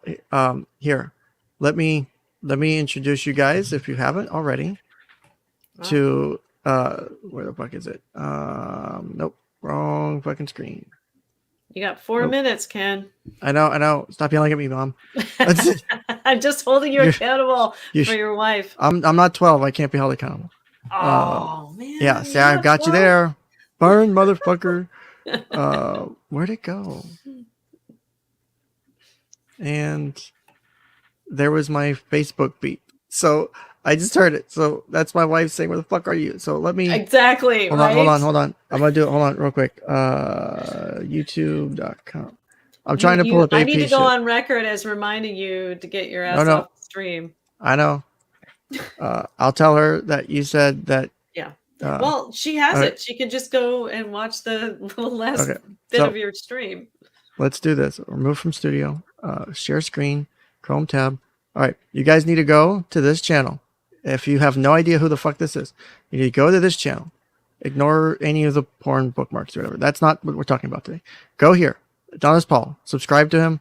Also subscribe to his other channels because sometimes he gets struck. Go to playlists. Go to Love Notes for TLC. Watch both videos. One is an hour, 3 hours and 46 minutes. The other one's 3 hours and 50 minutes. It's like almost 8 hours of video. Watch it. It is amazing. This chick has problems. But that's the end of the show for today. That is not how you're supposed to do therapy. That was we did an assessment. I think is a somewhat accurate assessment of antisocial personality. I think we had a nice hit on some of the other things, and we had what you should never do in a therapy session, because that was fucking awful. Don't ever do that. Don't let me ever catch anyone doing that, or I will whip your ass myself. Just know you cannot ever do that. It was not ass whippable, but it was like, it was bad to me though. And where was it going to land, and how is it going to help the client? Is where my thing is. I don't think we want to chastise him, but it's just like, where was it going, and how is he going to bring it in for a landing? This is the being fair assessment versus the I know all the details and fucking this is nuts how he's dealing with it, because knowing all the details, watching him reinforce, it hurts because you're making this chick worse. You're making this woman worse. Versus, being the therapist, you're like, I think I'm helping. But you're not, because you're not questioning. You're not pushing back. There's no pushback. There was not a single ounce of pushback in that session. In the hour and 20 minutes of that session, there was never pushback. That's a problem. Yeah. So, no, you're right. in my opinion. So, All right. Well, you get to your wings, your hot wings, and your air fryer, and Yep. have a great have a blessed day as well. Thank you everyone for whoever super chatted, whoever donated. Like I said at the beginning of the stream, I will be taking down the GoFundMe because it's been a year and I'm lazy, and someone has been slightly chastising me in another chat about it, which is fair. I have not taken it down. I'm waiting for a final donation to process that someone just donated like the other day. Once that's done, I'm going to close it, shut it out. SupportKen.com will now take you straight to my locals page. So if you go to supportken.com, it goes straight to my locals page now. If you want to support me, if you like what I do, you can sign up for $5 a month. I'm going to try to, I've got more time now. I'm going to try and do more member streams. Going to try and do more stuff for you guys. There's access to the Discord. Channel memberships will be up. They're going to cost more than the locals membership. But if you want just the badge, it's like $2 a month or something. If you just want the little Ken's Counseling couch to go on your chat thing, it's like $2 a month. But if you want the other perks, I would suggest go to locals. I'm also going to implement the tiered structure for memberships to locals too. There's no official way to do it, but I'm going to do it. So there'll be some extra perks you can get if you donate more. I'm really going to try and hit on those and really give back to you guys. I love how this channel's been going. I would definitely love to find a way to set up something with you and Aiden on a more regular basis.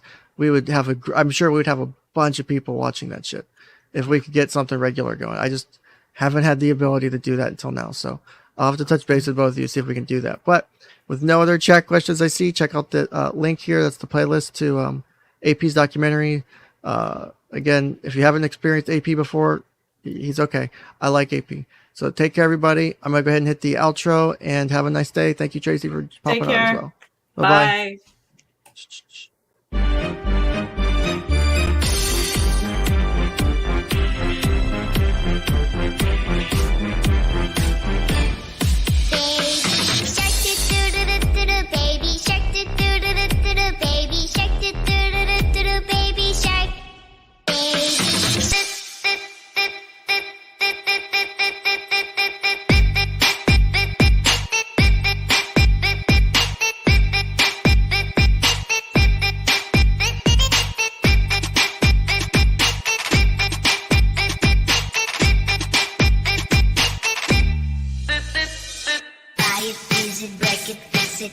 Change it, melt, upgrade it, charge it, point it, zoom it, press it, snap it, work it, quick erase it.